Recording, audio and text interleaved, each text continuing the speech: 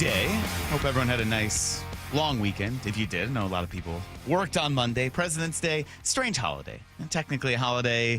A lot of people still have to work, so if you did, we are just starting the week now. Thanks for joining us here on Brock and Salk. Mike Lefko here with you. Brock will join us at 7, and maybe Salk will join also at 7. We might see him on TBD. camera. I don't know what's happening here. So he's out there for his daughter's hockey tournament in Colorado. He's, I believe, staying with the Huards, but Brock doesn't have like an extra setup there, so he's just in the home while Brock's going to be doing the show with you. Brock's going to loudly be doing the show to kind of cause Salk to wake up. Maybe he will just run in there and do a live, like, here's Mike Salk in his element, slumbering away.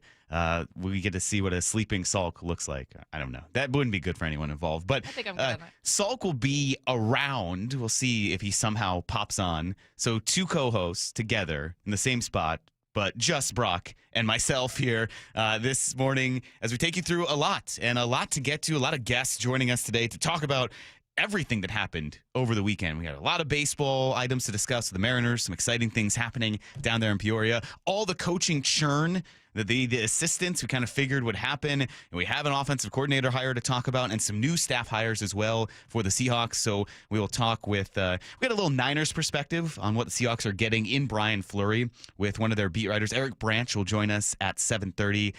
What will be a joyous segment, I'm sure, at 8:30 with Ryan Divish. If Divish, as he self-proclaimed, more on the grumpy side, is usually like that, I can only imagine what he's like in the morning. So we'll have the thrill of talking to him at 8:30. It's just like the right amount of still tired and grumpy, but we did realize that 8:30 is kind of like, we did 7:30 once, and that was too much. Okay. Well, 8:30 also, is the sweet spot. It's also 9:30 in Peoria. So give him a little leeway here. Maybe he's in his sweet spot. It'll be 9:30 there. He's fine. They have early morning workouts and press conferences in Peoria. So he should be fine. It'll be very entertaining as well at 8:30. Well, he looks forward to making fun of Lyle. Oh, okay. Shorts. Well, he has a lot to look forward to next week then. That's going to be a lot of fun for all of you. So great material for Divish. You guys will all be down there.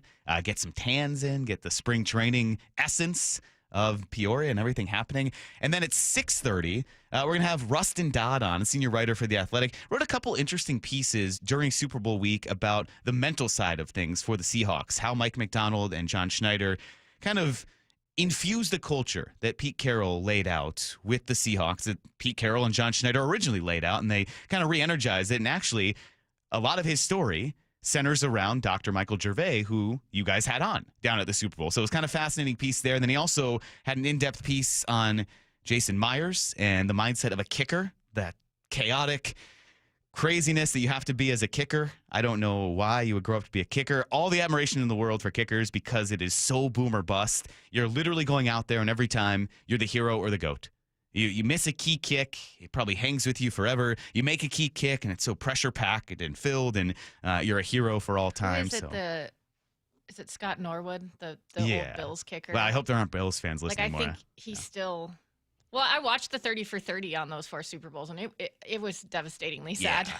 But Scott Norwood, he still isn't over missing that kick. I know. I'm sure none of Buffalo is either. So, yeah, I don't know. I don't know how you would live with it. It's very tough. It would probably haunt you for a long time. I'm haunted by high school athletic misses. So I can't even imagine on that stage, the biggest stage in sports, what happens there. So it'll be fascinating to kind of unpack a lot about what Rustin Dodd learned about McDonald and Schneider, and then about Myers as well. He joins us at 6:30. I also have a curious question for him about the Mariners. So he covered the Royals during their World Series runs. When they went to the World Series in 2014, lost. You want to talk about excruciating fashion. The Mariners encountered that certainly in Game 7 of the ALCS. The Royals had the game-tying run at third base in Game 7. Couldn't get him home. They lose. They win the next year. I'm curious what that mindset was like, and hoping that, hey, the Mariners suffer this heartbreak. Maybe this is what galvanizes them and pushes them over the top and gets them to a World Series. So we'll get Rustin Dodd's perspective on the Seahawks, a little bit of Mariners as well, and then Foley kind of vet out what the Seahawks staff looks like. Brian Fleury, he's the guy. We'll talk about that. Daniel Stern also hired, very interesting hire, the director of football strategy and assistant quarterback coach with the Ravens. Role still to be determined. And I guess kind of waiting to see which assistants still might leave. Obviously, the news, Andrew Janocko did go to the Raiders. Kind of dive into that and break down what it meant for this Fleury hire, what it means to the offensive coaching staff. And then it sounds like yesterday it was reported that Rick Dennison is going as well. Maybe not the biggest day-to-day loss, but it's a guy from the staff that is potentially leaving. The So run game all that to here, get to. right? Yeah, and then it sounds like, Brock can kind of give some more insight on this. Sounds like Justin Outen did most of the run game, especially when they made that change personnel-wise or coaching staff-wise late in the season. So Outen's still here. That'll help with the continuity. But, yes, it's definitely a loss. Big veteran. I mean, 30-some years in the NFL. You lose that wisdom there. But sounds like Mike McDonald has hired enough to make up for that. We have to churn through all of that. And then I guess technically, Maura, you and I were kind of remarking on this right before the show. There was the NBA All-Star Game. I mean, that happened, but we did not care. I just wanted to play that. It was perfect because the whole NBA All-Star Game happened, and I was a little oblivious to it. And then literally, I was like, oh, it's on. Could I watch it now? I really don't care. I don't care at all about the NBA All-Star Game. We're the old people on this show. Lyle, did you care about the NBA All-Star Game? Not the game and not the events, but there was one storyline I cared about.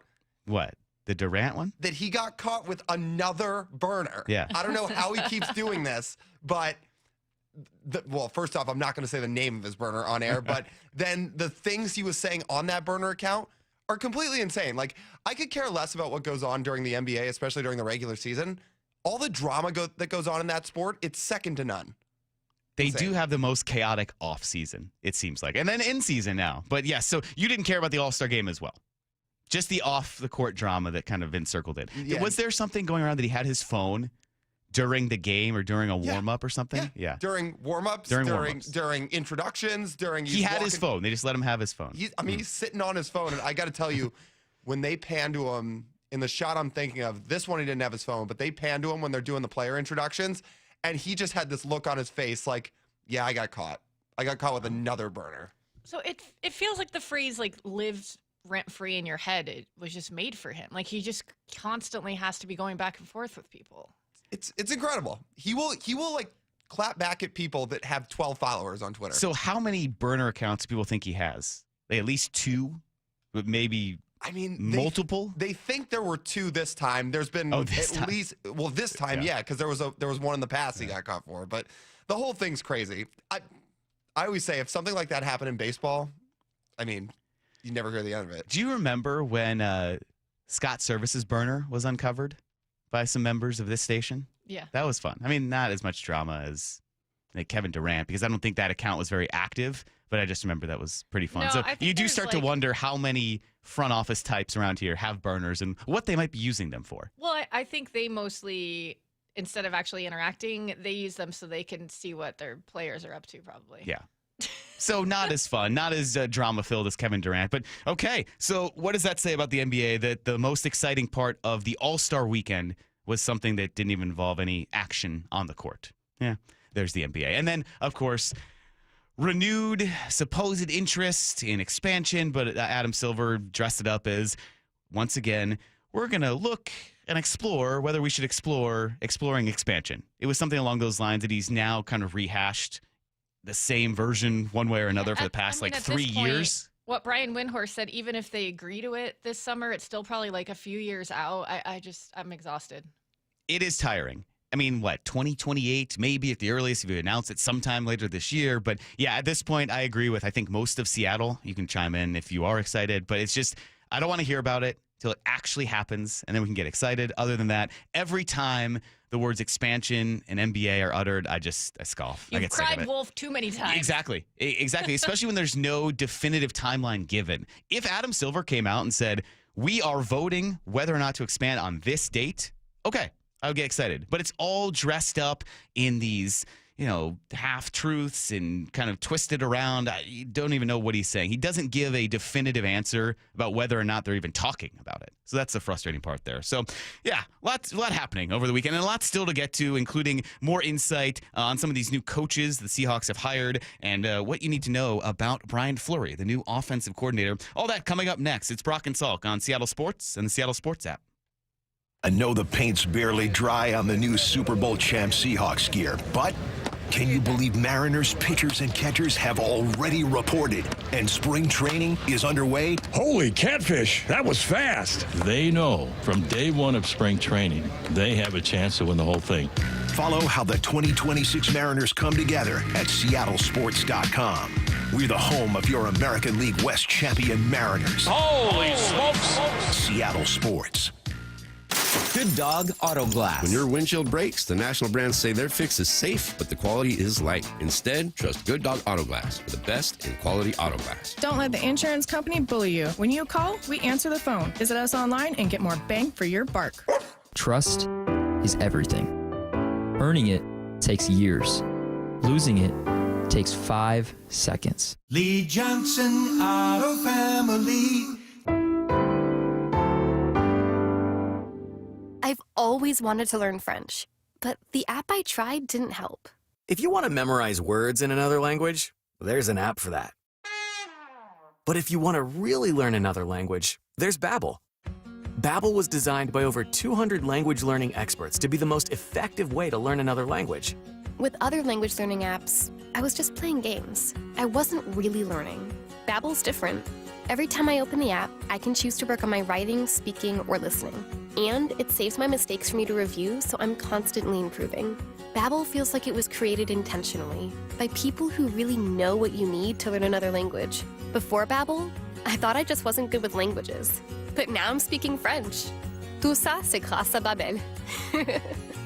Want to really learn another language? Save up to 50% on your Babbel subscription when you sign up at Babbel.com. That's Babbel.com to save up to 50%. Babbel.com. That same Louisiana flavor y'all love about our chicken? It's flawless. Yeah, we did that to crispy Alaskan flounder and butterfly shrimp too. We just couldn't help ourselves. But we didn't stop there. You can add lemon pepper or garlic Parmesan rub to that shrimp.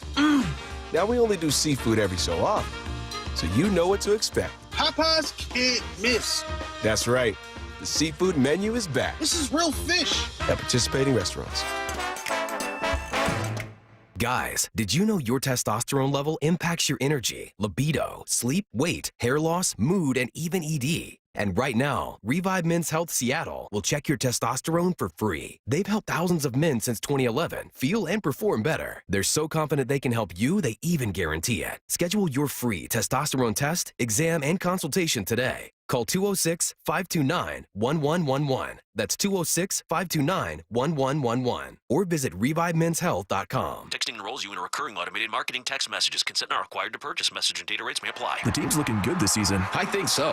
Man, I miss playing football. Ever since I turned 40, I just can't find that fire I used to have. Think it could be lower testosterone? What do you mean? I was feeling the same way. After 40, the body has less testosterone, and men lose their edge. That's why I take Nugenix Total T2. That's the testosterone booster, right? Yes, but Total T2 is their brand new formula that skyrockets nitric oxide levels in as little as 3 hours. Since I started taking it, I've been lifting like when we played for Coach Carter. My energy is way up, and it even spiced up things between me and the missus. Are they still giving out complimentary bottles? Yep, just send a text. Text HAWK to 321-321 for your complimentary bottle of Nugenix Total T2, the next generation testosterone booster. Text now and we'll include a bottle of Nugenix Thermo X, our newest, most powerful fat burner ever, absolutely free. Text HAWK to 321-321. That's HAWK to 321-321. These statements have not been evaluated by the FDA. This product is not intended to diagnose, treat, cure, or prevent any disease. The celebration continues.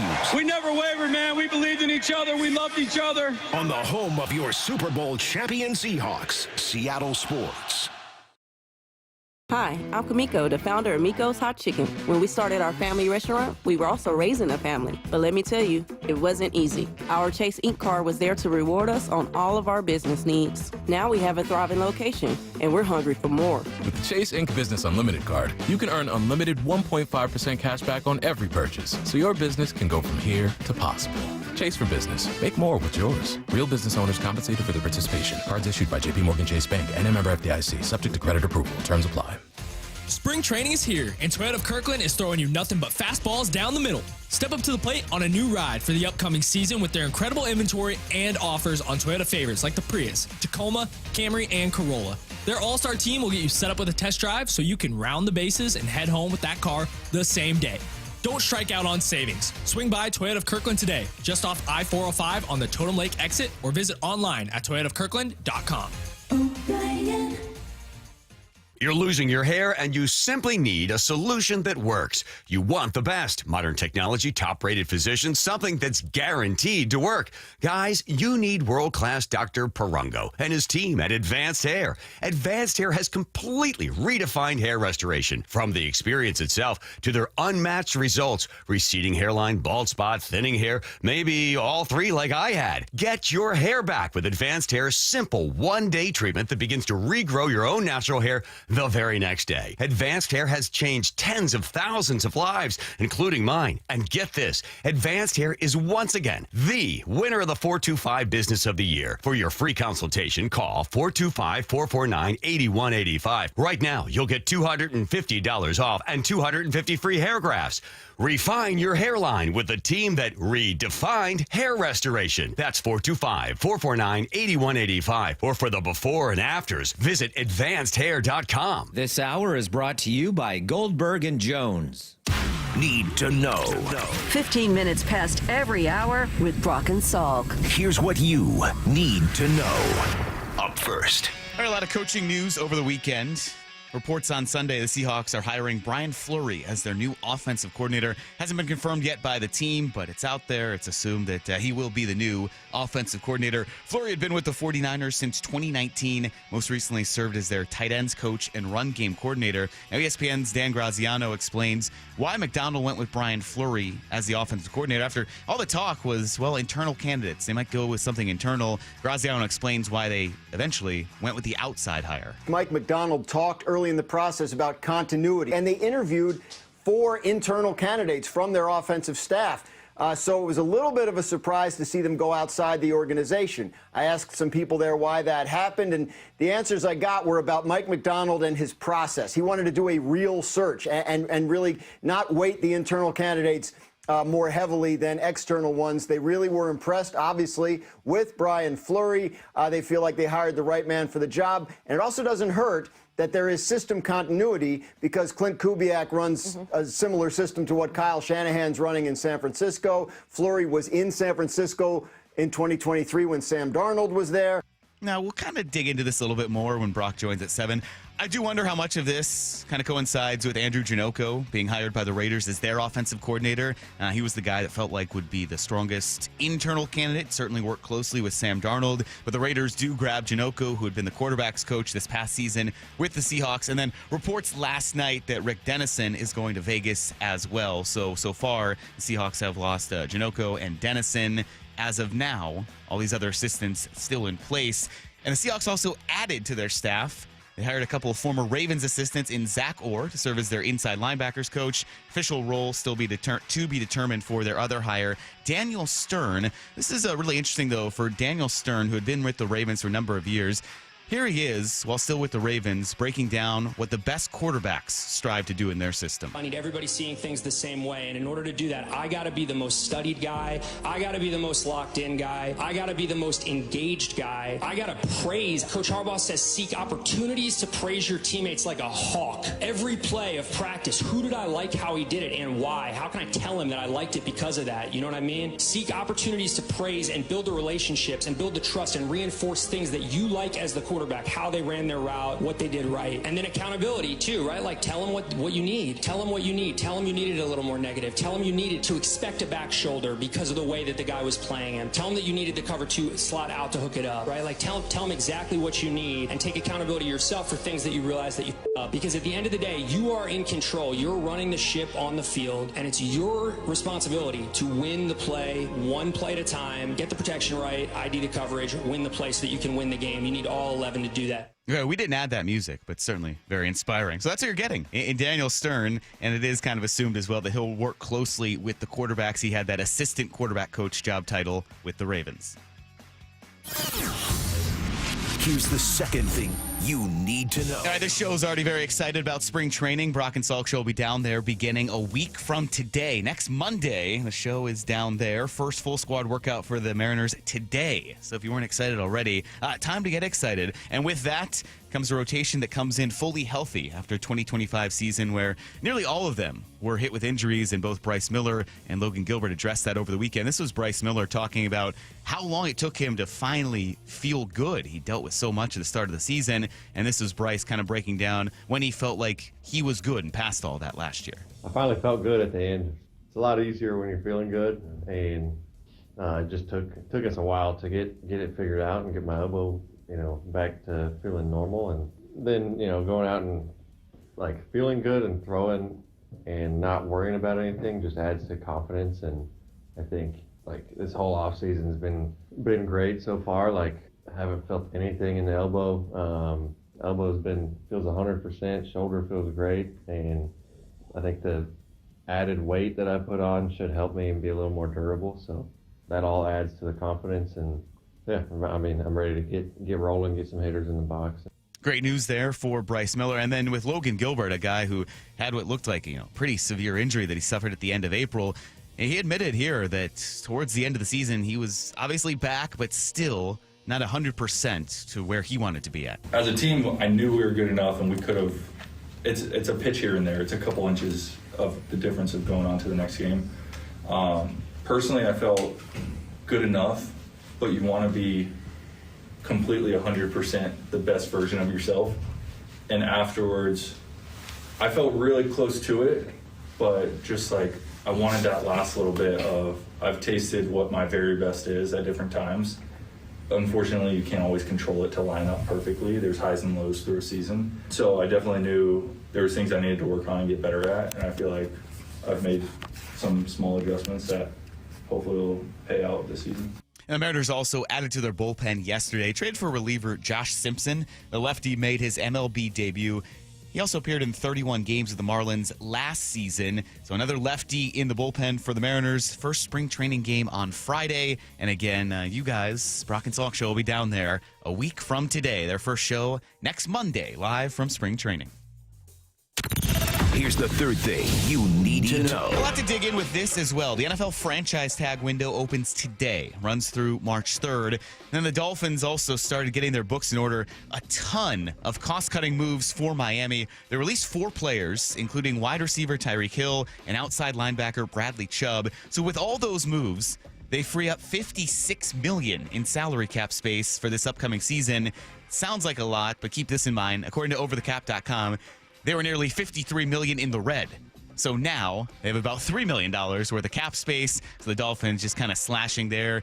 Some theories about potentially they might do something with Tua as well. For now, he's still on the roster, but with a new coach and a new GM there, a lot to watch for with Miami. That is everything you need to know. Yeah, with that franchise tag window opening today, Brock and I will dive into this a little bit more throughout the show about Ken Walker. We know it's rare the Seahawks franchise tag him.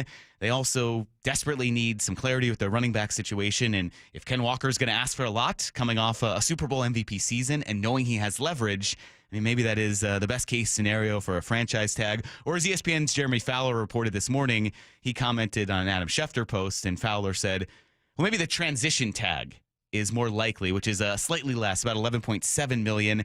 With the transition tag, though, if you tag them and then they sign elsewhere, you don't get that draft pick compensation. So if you put the franchise tag down on someone, they go elsewhere, you get a first-round draft pick. Very enticing. That's why a lot of teams, if they do it, they use it. So we'll see what happens there. We'll talk about it with Brock as well. Coming up, though, we're going to catch up with The Athletic senior writer Rustin Dodd. A lot of interesting pieces that he wrote, kind of on the mental side and the culture-building side for the Seahawks, what led to their Super Bowl run in just year 2 for Mike McDonald and John Schneider. He joins us next here on Brock and Salk on Seattle Sports and the Seattle Sports app. I know the paint's barely dry on the new Super Bowl champ Seahawks gear, but can you believe Mariners pitchers and catchers have already reported and spring training is underway? Holy catfish, that was fast. They know from day one of spring training, they have a chance to win the whole thing. Follow how the 2026 Mariners come together at seattlesports.com. We're the home of your American League West champion Mariners. Holy smokes! Seattle Sports. Every season is a little bit different here in Washington, but I'll tell you what, the amount of rain never seems to change in the winter, and we have sure gotten a ton of it this season. All that rain, all that water, it's all got to go somewhere. And if it makes its way into your crawl space, that's when it can create all sorts of problems, including real structural damage, which could really affect your home. But more importantly, for the health of your family, the water in that crawl space could create toxic mold, and that has serious health repercussions. Thankfully, we have Crawl Pros. They can come in and keep your crawl space dry, install a sump pump and drainage, and reroute that water back out and away from your home. They'll also take care of any mold that may have been created. Don't take the risk. It's too important. The best way to learn if you have any water is to ask Crawl Pros to visit your home and inspect your crawl space for free. Crawl Pros will go where you don't want to. So if you're worried about water damage, mold, insulation issues, or anything else related to your crawl space or attic, call Crawl Pros or visit crawlpros.com. Hey everyone, Rick Witters, owner of Cressy Door. At Cressy Door, we offer top-of-the-line garage doors, garage door service, and garage door repairs. From everyone here at Cressy Door, congratulations to the Hawks for winning the big game.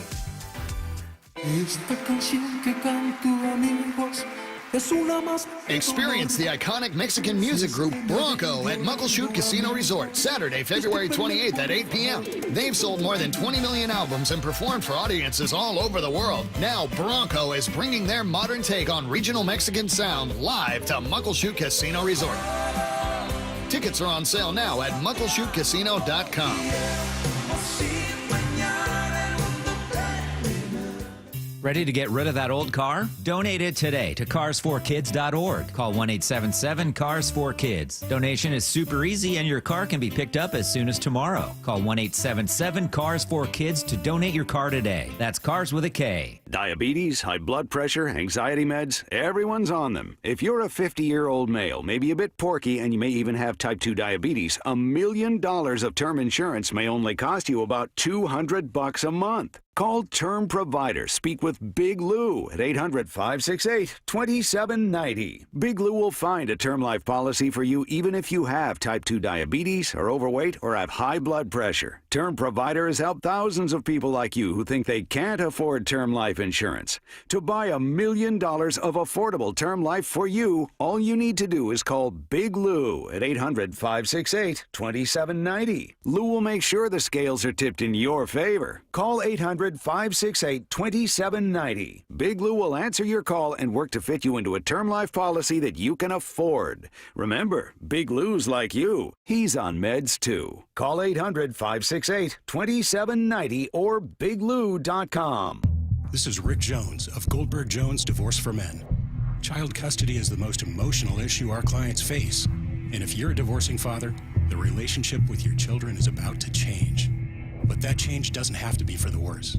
Kids already feel the stress of parents who don't get along, but they can thrive after a divorce. Kids trust their dads. Their dads trust Goldberg Jones. Go to goldbergjones.com to get your questions answered at no charge. goldbergjones.com. The Mariners fix you need during the offseason. Fans are on their feet. Listen to this. The Uncruise Adventures Hot Stove, Tuesday nights at 7 on Seattle Sports.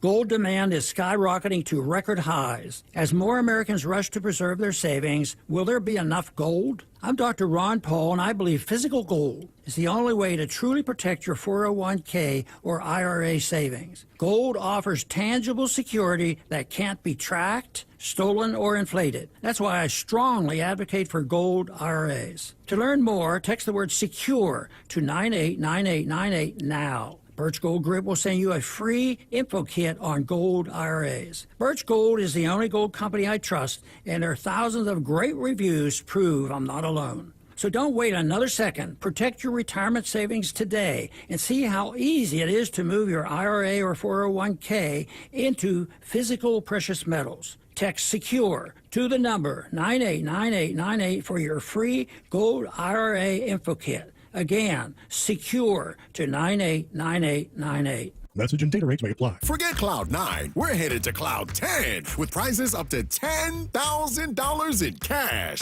Hearts will be racing every Saturday night in February as two lovely winners are drawn every hour from 6:30 till 10:30. Will you be one of Cupid's cash board winners? Visit daily to claim your free entry and find out.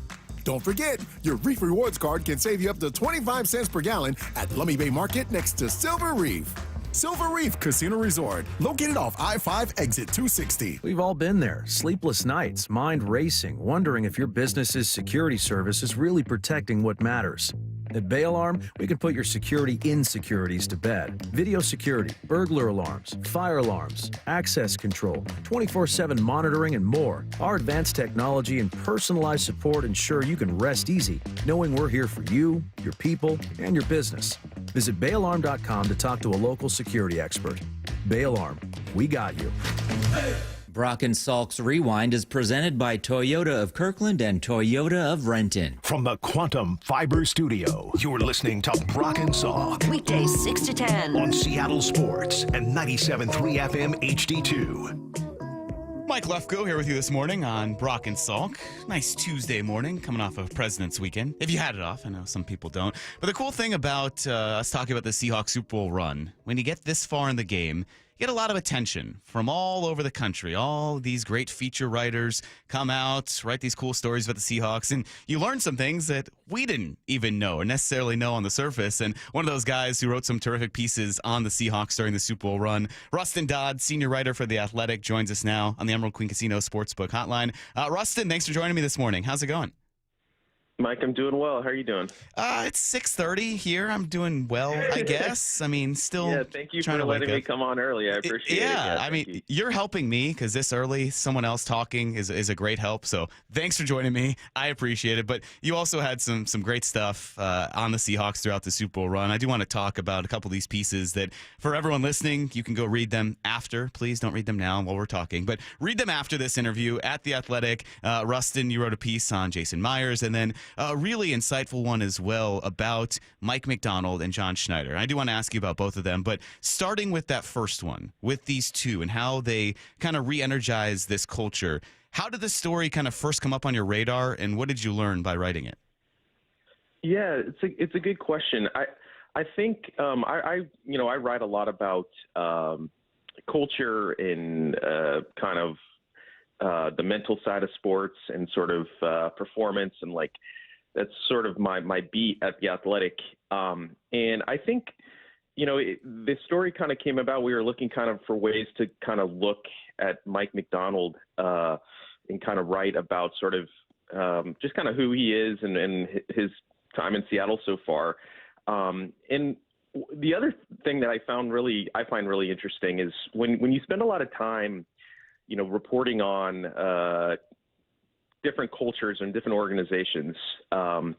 A name that just comes up time and time again is Pete Carroll. It can be any sport. It can be a college basketball coach. It can be the NBA. Steve Kerr, obviously, he's close with him and talks about this, but then he's influenced people. And so much goes back to sort of the way the Seahawks operated, 10, 12 years ago in building the culture that they did the first time around. And so those two things I found kind of really interesting. And then obviously I'm sure Seahawks fans know this, way better than I did as I was doing the story, but the way that the Seahawks were able to kind of thread the needle, were kind of starting this new era, but also really sort of retaining the culture that they had before, or at least not forgetting it, not like kind of just getting rid of it and pushing it aside and saying, hey, we're going to start anew, but really sort of building on what they had built before and trying to kind of take it in a different direction was really kind of what the story was about. Because I think, so oftentimes in sports, what do you do when you get rid of a coach? You do the exact opposite. You hire the exact opposite type of coach. You try to do everything that wasn't done before.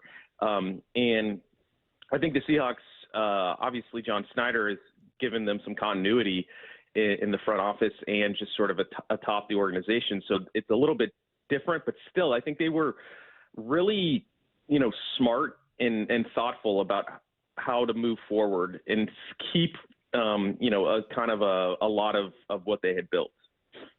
Now, Rustin, in writing this, is there anything that you learned about Mike Macdonald or anything that stood out? Because to me, he's fascinating. And from the point of, well, we're about the same age. So I'm so envious of how easy he has made it look. Of, all right, hey, I'll come in as a first-time head coach, year 2, win a Super Bowl, no big deal. But everything you kind of outlined about his leadership style, how he was willing to learn from John Schneider, and how those two have kind of worked together. What stood out to you in writing this piece about Mike Macdonald? Yeah, I mean, I think there's a couple things. It takes a little humility to come into an organization, when the controlling owner and the general manager say, hey, we want to sort of maintain this culture that we built, and we sort of want you to be a part of that, and we want you to kind of take it in your direction and kind of model it in your own image. But this is, but also sort of honoring kind of the past. I think that's as I said, it's kind of a difficult needle to thread. Mm-hmm. But I think Mike Macdonald, humility maybe is among like the top characteristics. I think he's the type of leader who understands his strengths and what he's really good at, and also understands what he doesn't know, and that he's one of the youngest coaches in the NFL. And so I think those two things stood out. I think having the sort of, this has been reported, and then, it was told to me as well, but, being honest with the players and saying like, hey, public speaking and, being that sort of front facing leader, that's not my strength. I'm going to grow into that and I'm going to get better at that, but that's not, that's not me necessarily, Yeah. And I think those kind of things of being, really kind of just honest with people. I think honesty is another theme that kind of came across, just talking to different people around the organizations, sort of really kind of leading with honesty and, being, upfront with players and telling them like, hey, I'm here to make you better, and I'm here to help you. And this is why, because we want you to have, like a great career and make a lot of money. And, but we're going to be sort of like, honest about why we're here. Those sort of things kind of came up again and again. I just think he has as somebody that doesn't know him personally and is really only just reported kind of on the edges and talked to a lot of people in the organization, I just think those were the themes that came up, again and again. Rustin, we often hear that whether it's sports or leadership, the most successful people make the elite or make the very difficult look easy. And I guess it's funny because you look at the Seahawks, you think, well, look, they just completely underwent this massive change, overhauled all their personnel, brought in a new coach, kept the continuity and won a Super Bowl. And everything you just reported here, well, it's like, well, why doesn't every organization do this? Why doesn't every organization have this good cohesive relationship between the GM and the coach and the way they communicate with their players? But I guess it feels like it's not as easy as these Seahawks make it seem. Is that kind of what you got in the sense of, we look around the NFL, there's a lot of dysfunctional organizations. It feels like it'd be really easy to say, oh, wait, the Seahawks did this. Why don't we just do that? Yeah, well, one of the reasons I love talking to people in sports about the idea of culture or like, organizations' culture is that oftentimes it seems like it should be so simple, right? And oftentimes we're talking to the organizations that are successful and you're like, it sounds so simple, right? And, if you're looking at it from a Seahawks point of view, you can say, well, they, it's talent, it's, X's and O's acumen from the kind of the genius of a coaching staff, and you've got a talented roster, and you've got these players. And so it's hard to sort of like, we can see that kind of stuff and we can say like, okay, this is how you sort of measure, how good they are. And this is how you kind of, figure out why they were successful. But the culture aspect of it is kind of mysterious sometimes, right? Like It's hard to really say like, okay, this is exactly how much, the culture impacted. And, you can say another team that doesn't have as much talent and, like, okay, well, that's really hard to build a culture when you don't have, the talent and the players around them. And so it's a messy thing to sort of try to understand in terms of saying like, okay, how important really was it, But I actually think that's why it's kind of fascinating. And I think the Seahawks in particular are a classic example because they've had this continuity. They've had this thing that has existed. And you could say, okay, well, why wasn't it? Okay, culture is great, but, they were kind of, around 500 for 2 or 3 seasons at the end of the Pete Carroll era. So was culture not working there? And it's like, well, yeah, it's a great question. Like maybe it was making them better than they could have been, but they didn't have the talent. It's like these things are sort of unknowable, I guess I would say sometimes. So it can make them frustrating, but it can also make them sort of interesting to look at. And I just think that the Seahawks have proven that they're an example of an organization that really has proven the value of it. Rustin Dodd, senior writer for The Athletic, is with us here on Brock and Salk. And another piece that Rustin wrote up on The Athletic right now, it's about Jason Myers. And I just love the headline here that you guys put out, Rustin. Before the Super Bowl, Seahawks kicker Jason Myers was so calm, he felt nervous. Here's why. That's the title of your article. I don't know personally how kickers do it. They are wired in such a unique way, but you kind of dove into that. So in writing about Jason Myers, what was unique about the way he's wired? Yeah, I mean, I think it's not a super original idea that, athletes thrive on routine and there's, a power in a routine. I think everybody knows that, in our own lives, right? Like we all have routines, we all get value out of them. So it's maybe not the most original idea, but if you really study Jason's, the way he goes about it to the ultra extreme. I talked to his sports psychologist and performance coach who lives down in Florida and works with like elite performers in business and medicine and in sports. And, they've had a relationship for over a decade. And he told us that, Jason, they've met basically Thursday night before every game his entire career. And he was like, he's been late, in that 11 years, he's been, late to our meeting 5 times. And he's just incredibly regimented and incredibly intentional and thoughtful about everything that he does during a week, down to the minute almost. Mm-hmm. And I think when you're thinking about, a kicker, it's, Jason's a golfer. And so it's an easy parallel to draw about sort of the repetitions in the structure and like all the things that you would go into being a great golfer. That's sort of how he plans out his week. And I also found this interesting because I have always, I think a lot of people understand that sort of parallel and thought about it, but like a kicker is a lot like a golfer and their stroke is, they're similar and they want to repeat it the exact same every single time. And one thing that I never thought about until doing this story is that, a golfer can go out to the driving range and, hit balls for 2 or 3 hours. You can't really do that when you're a kicker. Like there's a diminishing returns. You got to keep your leg fresh. So you only get so many reps. So there is a lot of like visualization and mental stuff doing when you can't do the physical stuff. And so the story is really just about everything that he goes into his mental side and his routine during the week. And I think it's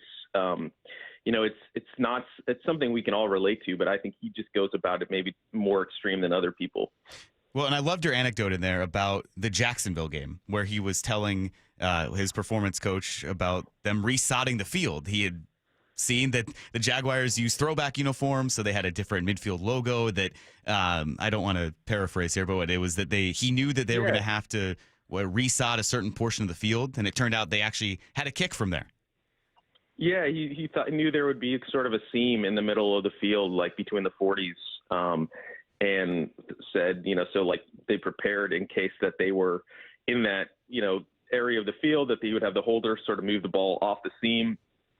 And, just thinking that far ahead, there were other instances where, early in his career, when he hadn't played in a stadium before, he would look up photos or have people try to get like photos from inside the stadium so he could sort of imagine himself in a place that he had never been before. So his visualizations could be detailed to the point of, being in a place where you'd never been before. And like that kind of attention to detail, I think is kind of, speaks to how much thought he puts into like every kick and every, moment, to the point where, on Super Bowl Sunday, he was watching some golf and kind of, relaxing, and felt so calm, that he got to the game and was, as the headline says, he was almost like, I'm almost too calm here. Like this is, you'd think there'd be some nerves, and he was so calm that he got a little nervous. Well, Rustin, in your reporting on this mental side of sports and what you wrote about with the Seahawks culture and with what Jason Myers does to get ready, do you get the sense that a lot of teams are investing enough in the mental side of sports, or it's still something where it's this unknown frontier because everyone kind of reacts differently? It feels like with NFL franchises in particular, any pro sports franchises, they try to find every little advantage. Is that something where you think some organizations are deficient and that might change, or is it just it's so individually based that it's tough to kind of enact some widespread, okay, this is how we're going to help you on the mental side of things?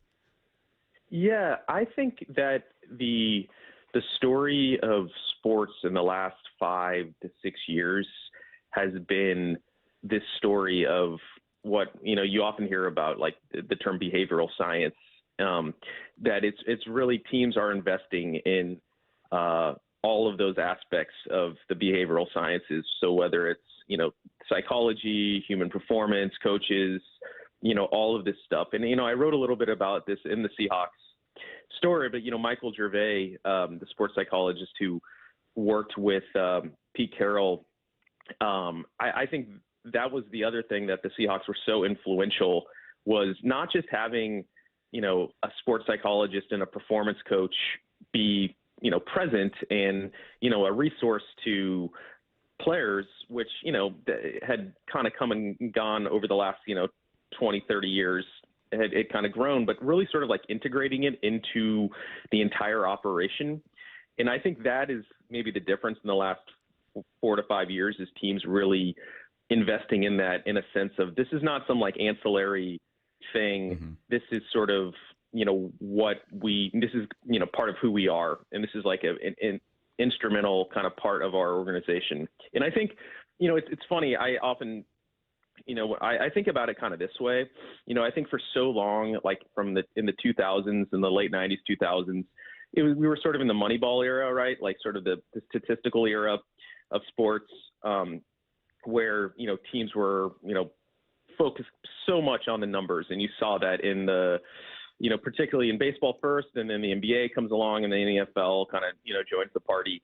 And now I think teams are really kind of tilting back the other way, where they really are trying to focus on the human side of things, the psychology, the different aspects of performance, but they are doing it in a much more rigorous scientific way, if that makes sense, right? Yeah. So it's like, in the 80s or 90s, it's like, okay, we really care about the people, and there's, this idea of makeup, that's a classic word in baseball, and, like the makeup of a guy, like the work ethic, all these things that are like kind of hard to judge, somebody's, like will, and they're, like all of these things that are like, oh, this guy's gritty, and like all these things. And I think teams are now kind of even pivoting back towards that, but trying to do it in a much more like scientific way.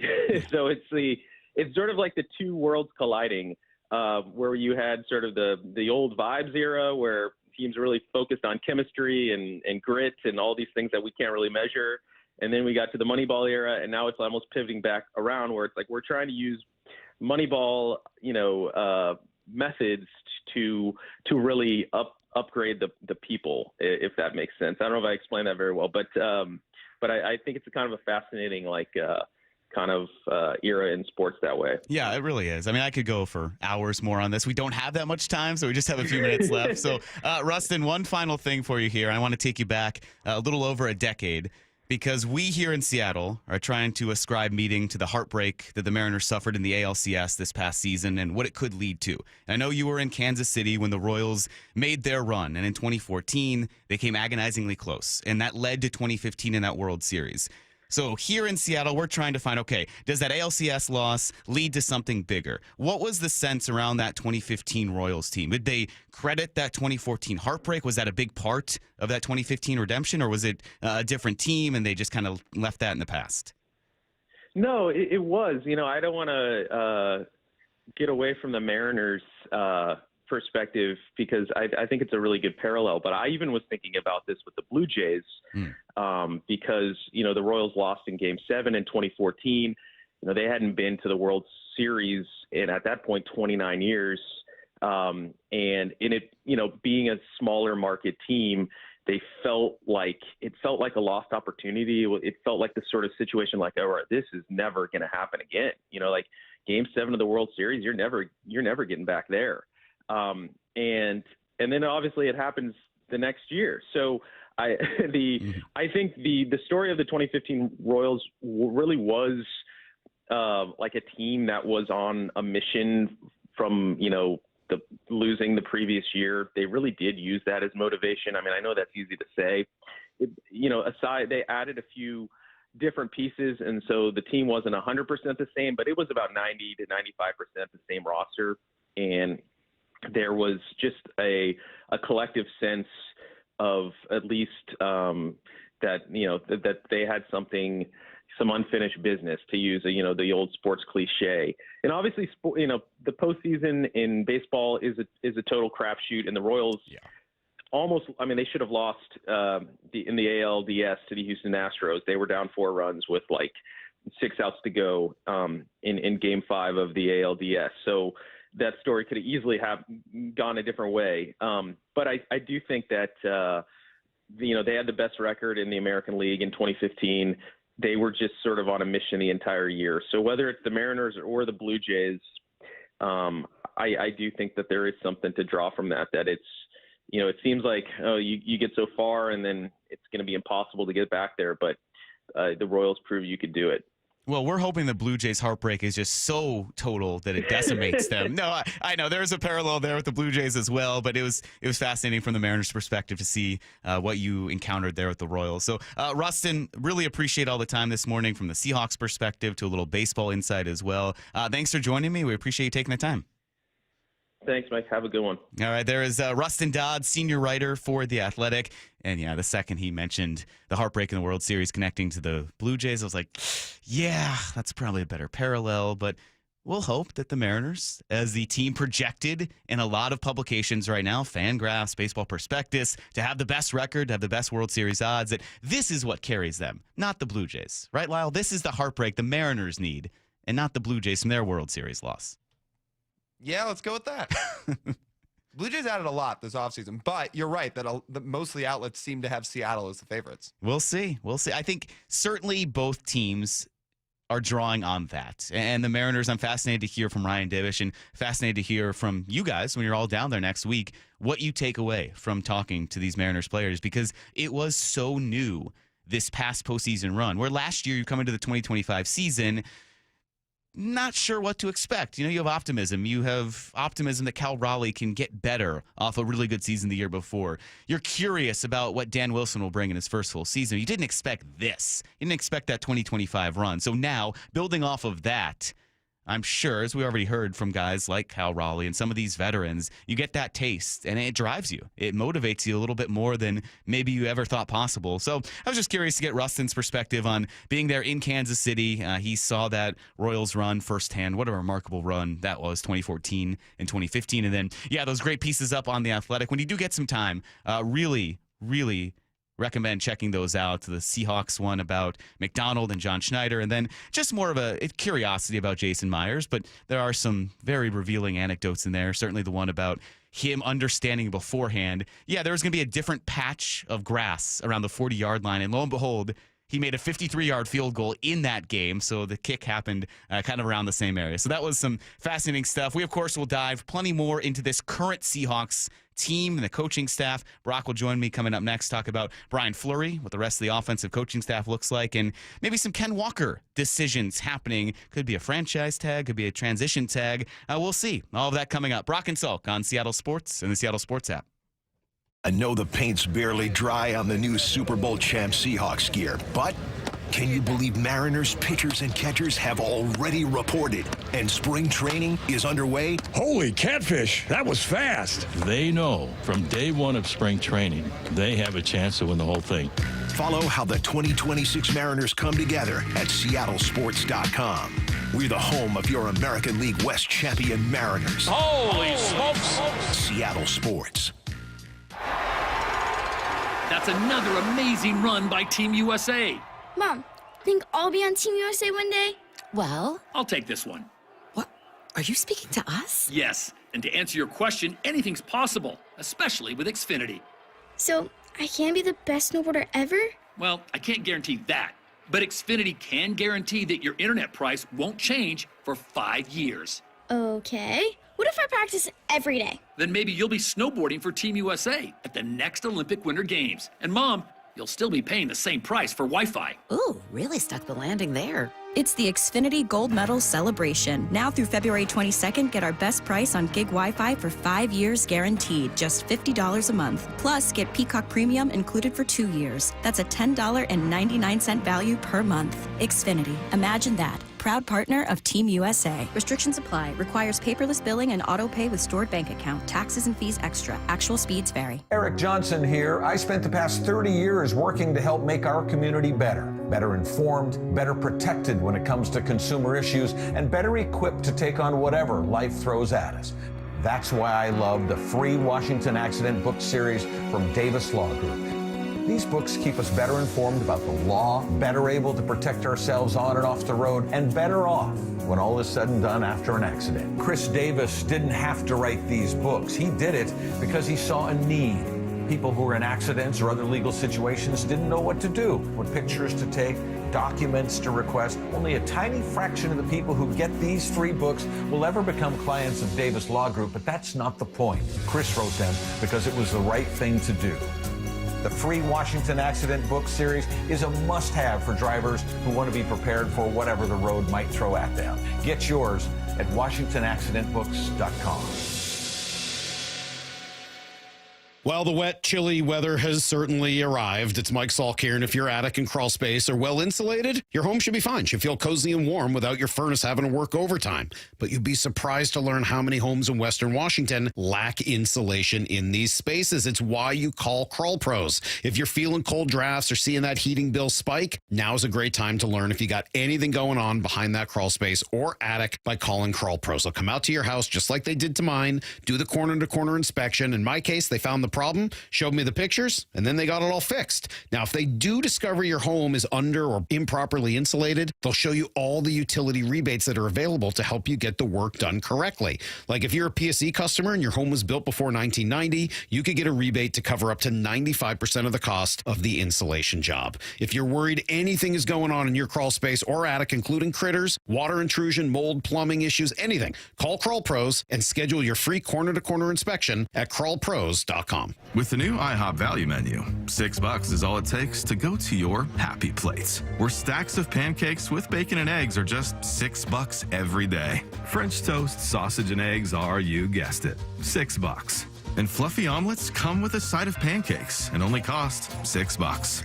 Go to your happy plates every day at IHOP.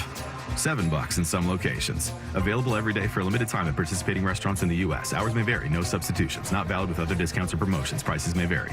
Need life insurance but have diabetes, high blood pressure, or on anxiety meds? If you're a 50-year-old male, even porky, or with type 2 diabetes, $1 million of life insurance may only cost you about $200 a month. For affordable term life insurance, call Term Provider and speak with Big Lou at 800-230-2777, 800-230-2777, or visit biglou.com. Remember, Big Lou's like you. He's on meds too. 800-230-2777. Ready to order? Yes. We're earning unlimited 3% cash back on dining and entertainment with the Capital One Saver Card, so let's just get one of everything. Everything? Fire everything. The Capital One Saver Card is at table 27, and they're earning unlimited 3% cash back. Yes, Chef! This is so nice. Had a feeling you'd want 3% cash back on dessert. Ooh, tiramisu. Earn unlimited 3% cash back on dining and entertainment with the Capital One Saver Card. Capital One, what's in your wallet? Terms apply. See CapitalOne.com for details. Whether you're building a single roof or a successful roofing business, roofing contractors like you need the right tools for the job, and software is no exception. Service Titan is on a mission to be the most powerful software platform for the trades, with purpose-built technology proven to maximize revenue, streamline operations, and deliver 5-star customer experiences. We are taking roofing companies like yours to the next level and beyond.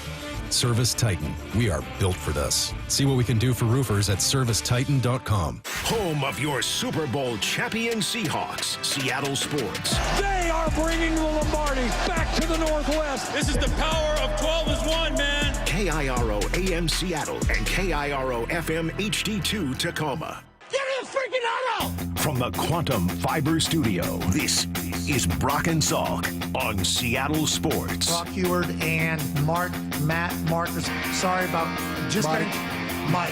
Huard, not exactly Joe Cap there in the pocket. Now here are your hosts, Brock Huard and Mike Salk. Okay, well, kind of. We have Brock Huard. We might have Mike Salk in some form. We have me, Mike Lefko here. So, good morning, Brock. How are you today? Good morning. I'm still basking in the highlights of this 20-page. Did you see this? Oh yeah, what are you paging through? Explain it to the listeners. Did you see this on Sunday? Oh yeah, I saw it. Yeah. Gosh, you know what I realized I loved being back in Washington and at the Salish on Sunday morning, waking up. They had the Seattle Times, and to have a 20-page spread, this was so well done. I know I'm not just doing this because Divish is joining us in 90 minutes or whatever from the Seattle Times. But this, honestly, I've already read this a couple times. Read it on the plane, read it that morning, back to the top. And it was just, 8 days ago, now 9 days ago, walking the Kirkland waterfront on Sunday, thinking at this time 1 week ago, we were hoisting this Lombardi trophy. Mm-hmm. And I'm going to do my very best, Lefko, to not do just the radio thing and just move on. And just move on to that. Oh, come by next week. Oh, free agency. Oh, franchise. No, I'm going to do my best to still, and I'm going to keep this right here on my little office desk. I'm going to keep this little 20-page beautiful spread they put together as a reminder of just what was 9 days ago. How about that? Good Tuesday morning to you. Good Tuesday morning to you. There is new news, though, to kind of talk about with the Seahawks. Even though we'll still bask in the past. Okay. They might have made a hire, reportedly, hiring Brian Fleury as their offensive coordinator. So some staff upheaval over the weekend, Brock. Yeah, interesting. Brian Fleury, what do you make of that? Yeah, but not as much. I saw a little layout. Now, Rick Dennison is also going to go with him, the run game coordinator, kind of the O-line coach emeritus. And Janoko is going to leave. The QB coach here is going to go, looks like, be the coordinator in Vegas. So a couple departures, but not the mass departure. And on top of Brian Fleury, also a couple other additions that I know we can get to and need to know and everything else. Here's what I make of them. And I think I have this right. And if I don't, Mr. Nordstrom, you can text me and say you screwed that up, Huard. Once again, you just screw a story up. But I think I have this right. You know, Mr. Nordstrom, who's been around the facility in years past and loves ball and was one of the original owners there in the late 70s and the early 80s. He wrote a book about his experience as with the Seahawks and in business and in Seattle and in Nordstrom's in particular, Mike. And the experience was, if you were going to work in the family business, you were going to start in the mailroom. You're going to start at the very bottom, and then you're going to work your way up so you can see every process of the business. And that's not unique in family business. I've had friends that are in different family businesses, and it's likewise. Like, no, you're going to start at the bottom, and you're going to see everything. And I believe it was in the book, he had a line about why they did that. And why they did that is so that you would know the ask. Like, the ask. So when you're in a different position of leadership or management and you ask somebody to do something, you know what it's like on the other end. I, in a roundabout way, tell that long-winded story because that's what I love about this guy's background. This guy's background is everywhere and anywhere in the realm of football. He was a quarterback in high school. He walked on at Maryland, finished his career at Towson, but he had a background. His dad was a coach at this powerhouse high school.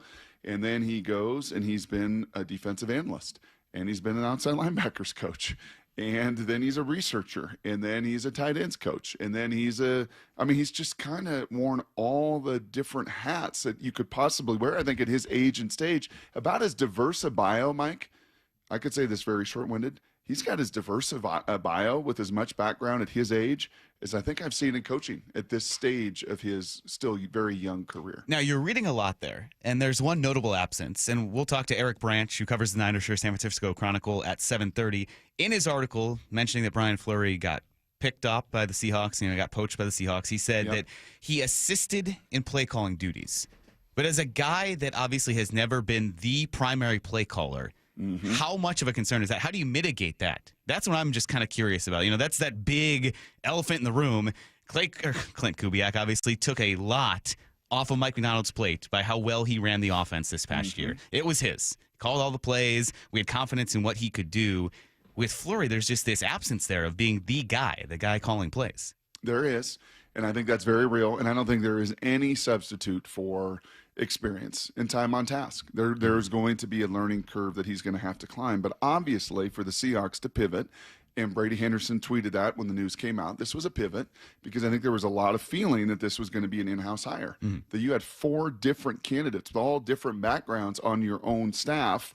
And I think the initial thought going into it was, yeah, we'd like to hire from within. I think even when we left the show on Friday, those interviews were ongoing. Yeah. And that was one of the things we said is, like, for continuity's sake, it sure be nice to keep one of these 4. But just like the Seahawks do and Mike Macdonald and John Schneider do, they pivot when the pivot is right. And this gentleman must have convinced him in that interview, yeah, I may have never worn the headset totally, but I know how to play totally complimentary, and you're going to hear that a lot. Totally complimentary coach, complimentary ball, complimentary coordinator, and oh, by the way, Otten and Pete's, let's hope these guys stay, because you know what they've done? They've called plays at certain stages of their careers. So to have that kind of institutional knowledge or that kind of experience or that kind of background stay with him, that'll be the next thing for me to watch. Yeah, I'm curious. Because if they stay, Mike, that tells me this wasn't just a background fit. This wasn't just a high football horsepower fit. This is a fit because these other guys are going to want to work with them and like them. And that's an important component of it as well. Yeah, Brock, I'm curious also how they fold Daniel Stern in, who has worked with quarterbacks before. I want to get your thoughts on this. As a quarterback, obviously, it's something that we played a little bit earlier in the show, but his mantra and what he's learned from John Harbaugh and the Ravens about working with quarterbacks. I need everybody seeing things the same way, and in order to do that, I got to be the most studied guy. I got to be the most locked in guy. I got to be the most engaged guy. I got to praise. Coach Harbaugh says seek opportunities to praise your teammates like a hawk. Every play of practice, who did I like how he did it and why? How can I tell him that I liked it because of that? You know what I mean? Seek opportunities to praise and build the relationships and build the trust and reinforce things that you like as the quarterback, how they ran their route, what they did right. And then accountability too, right? Like tell them what you need. Tell them what you need. Tell them you needed a little more negative. Tell them you needed to expect a back shoulder because of the way that the guy was playing him. Tell them that you needed the cover 2 slot out to hook it up, right? Like tell them exactly what you need and take accountability yourself for things that you realize that you up. Because at the end of the day, you are in control. You're running the ship on the field, and it's your responsibility to win the play one play at a time, get the protection right, ID the coverage, win the play so that you can win the game. You need all 11 to do that. That music going to get you run through the wall. I think the next time I coach, I'm just going to need that in my tight end room right there. Listen, as we're going to release here, I need you to outside swim that sucker. If he's going to give you inside release, just play that, remember the Titans music behind me, and everything I say sounds poignant. Yes, that sounds like that's going to be the new QB coach. Right, with Janocko moving on, Mr. Stern feels like you're bringing that. And I guess, honestly, and I listened to about an hour-long podcast of Fleury. It was fascinating, and listening to that guy, you know what it just strikes me as? Just more, as I said, horsepower. Just bring in some very bright guys. We're going to talk about the combine in 1 week, and we're going to talk about verticals and 40 times and explosiveness and all of the things that, Nicky Manwari and Torrey Horton and Gray Zabel and Arroyo and all those guys brought. Well, I think that you go into this with a staff and a personnel and John and a Mike, same thing. Just give me the young, give me the bright, give me the up and coming, give me just that horsepower to add to the rest of it. And oh, by the way, let's make sure we keep Mr. Benton. And these two have worked together, Fleury and Benton, in the past. I think that that's an important part to keep him here. By all accounts, it looks like the O-line coach is not going anywhere. And that might have been the most important piece of all, frankly, in the development of that group last year, and to keep that voice around is a big deal. So, yeah, young talent, man. Young talent. It's what this football team was built upon, and I would say that those are the two additions on this staff, the two words that come to my mind the most, young and talented. Or, Brock, the big key in hiring Fleury is that you weakened the 49ers. As George Kittle tweeted in response to Ian Rappaport posting that news, he said, sad. That's it. Very it's profound. Sad. Yeah. Yes. So Very Fleury deep. obviously worked with the tight ends, worked with Kittle closely. We'll learn more about his impact with the 49ers when we have Eric Branch join us at 7:30. But yes, a lot more to dive into around Fleury. We'll hear some of what Brock mentioned coming up in Need to Know, and some Mariners items to get you, Brock Huard, excited for a week from today. You'll be down there in Peoria. So all that coming up and more. Mike Lefko, Brock Huard with you. It's Brock and Salk on Seattle Sports and the Seattle Sports app. I know the paint's barely dry on the new Super Bowl champ Seahawks gear, but can you believe Mariners pitchers and catchers have already reported and spring training is underway? Holy catfish, that was fast. They know from day one of spring training, they have a chance to win the whole thing. Follow how the 2026 Mariners come together at seattlesports.com. We're the home of your American League West champion Mariners. Holy smokes! Seattle Sports. Imagine finding your dream home and moving in right away. No waiting to sell your old place first. Sounds perfect, right?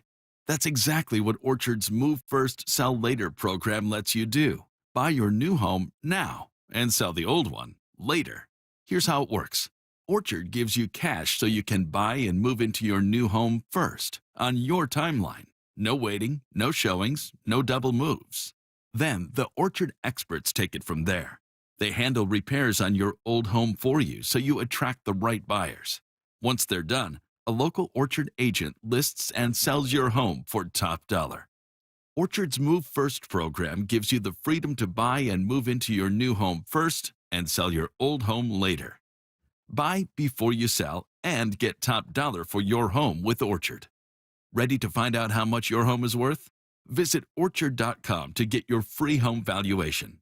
That's Orchard.com. Hey Hawk fans, Jake Bobo. Stormy weather is here. How's your roof holding up? Give Techline Roofing a call. With the strongest warranty in the business, Techline has you covered. That's Tekline, roofing.com. Trust Techline. Hey everyone, Rick Witters, owner of Cressy Door. At Cressy Door, we offer top-of-the-line garage doors, garage door service, and garage door repairs. From everyone here at Cressy Door, congratulations to the Hawks for winning the big game.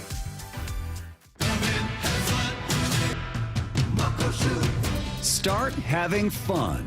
Caesar Sportsbook at Muckleshoot Casino Resort is your #1 place to eat, drink, watch, and have fun.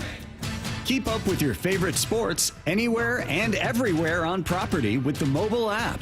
Visit muckleshootcasino.com today. Scan the QR code and let the play begin.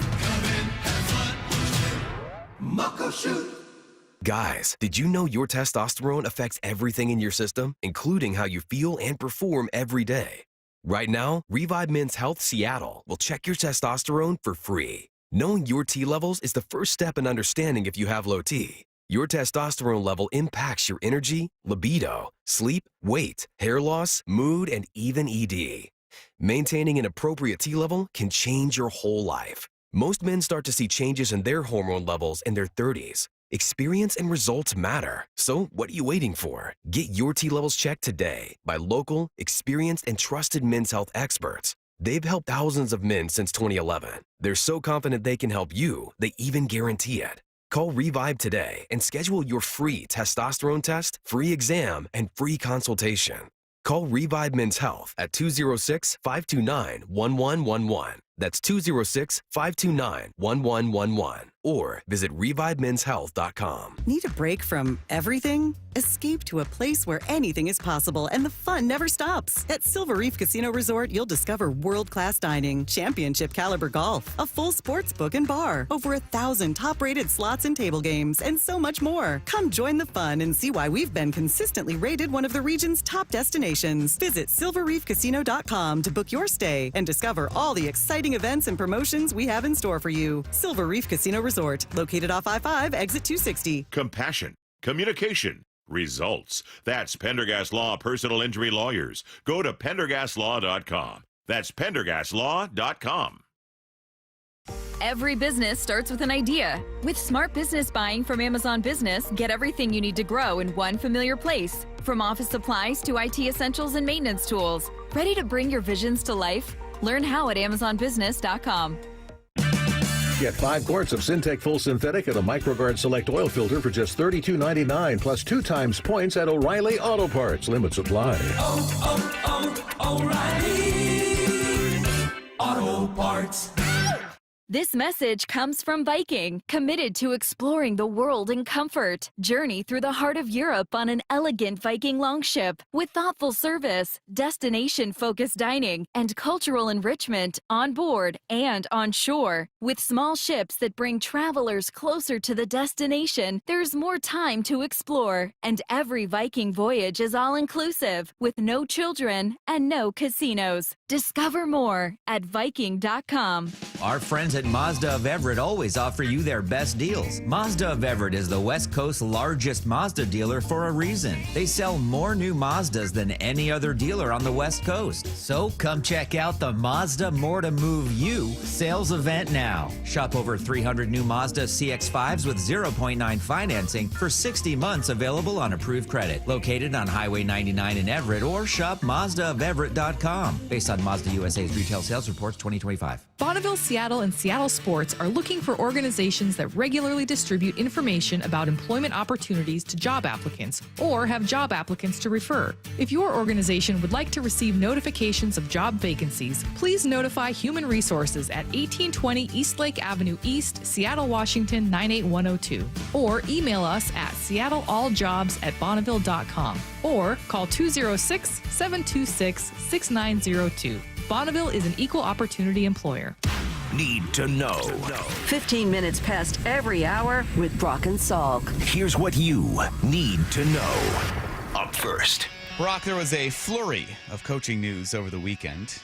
You hear what I did there? Everyone, all right. Don't mute my mic. That's the only time I'll bring that up. Yeah. Seahawks hire Brian Fleury as their new offensive coordinator. You mentioned listening to a podcast he was on. You want to hear some more from Brian Fleury? This was the Steel City Nation pod. He was talking about embracing every role he's had and wanting to learn all the things that would make you a good head coach somewhere down the road. It was frustrating at times, in Miami, because I just came up from having my own room of guys and I wanted to be a position coach. But in hindsight, it was a tremendous education, and I have to remind myself of that of every step along the way. That the current situation isn't the final destination, right? You got to take what you can out of all these experiences to build the breadth of knowledge. I've said for a long time, I want to be a head coach, but not right away. I'll be a way better head coach at 50 than I will be at 40, or even earlier than that. And when I do get the opportunity to be a head coach, I want that to be the end of my career. I don't want to be a guy who gets his dream job at 30 years old and fails and then never gets another opportunity again and is like, what are you working towards at that point, Right.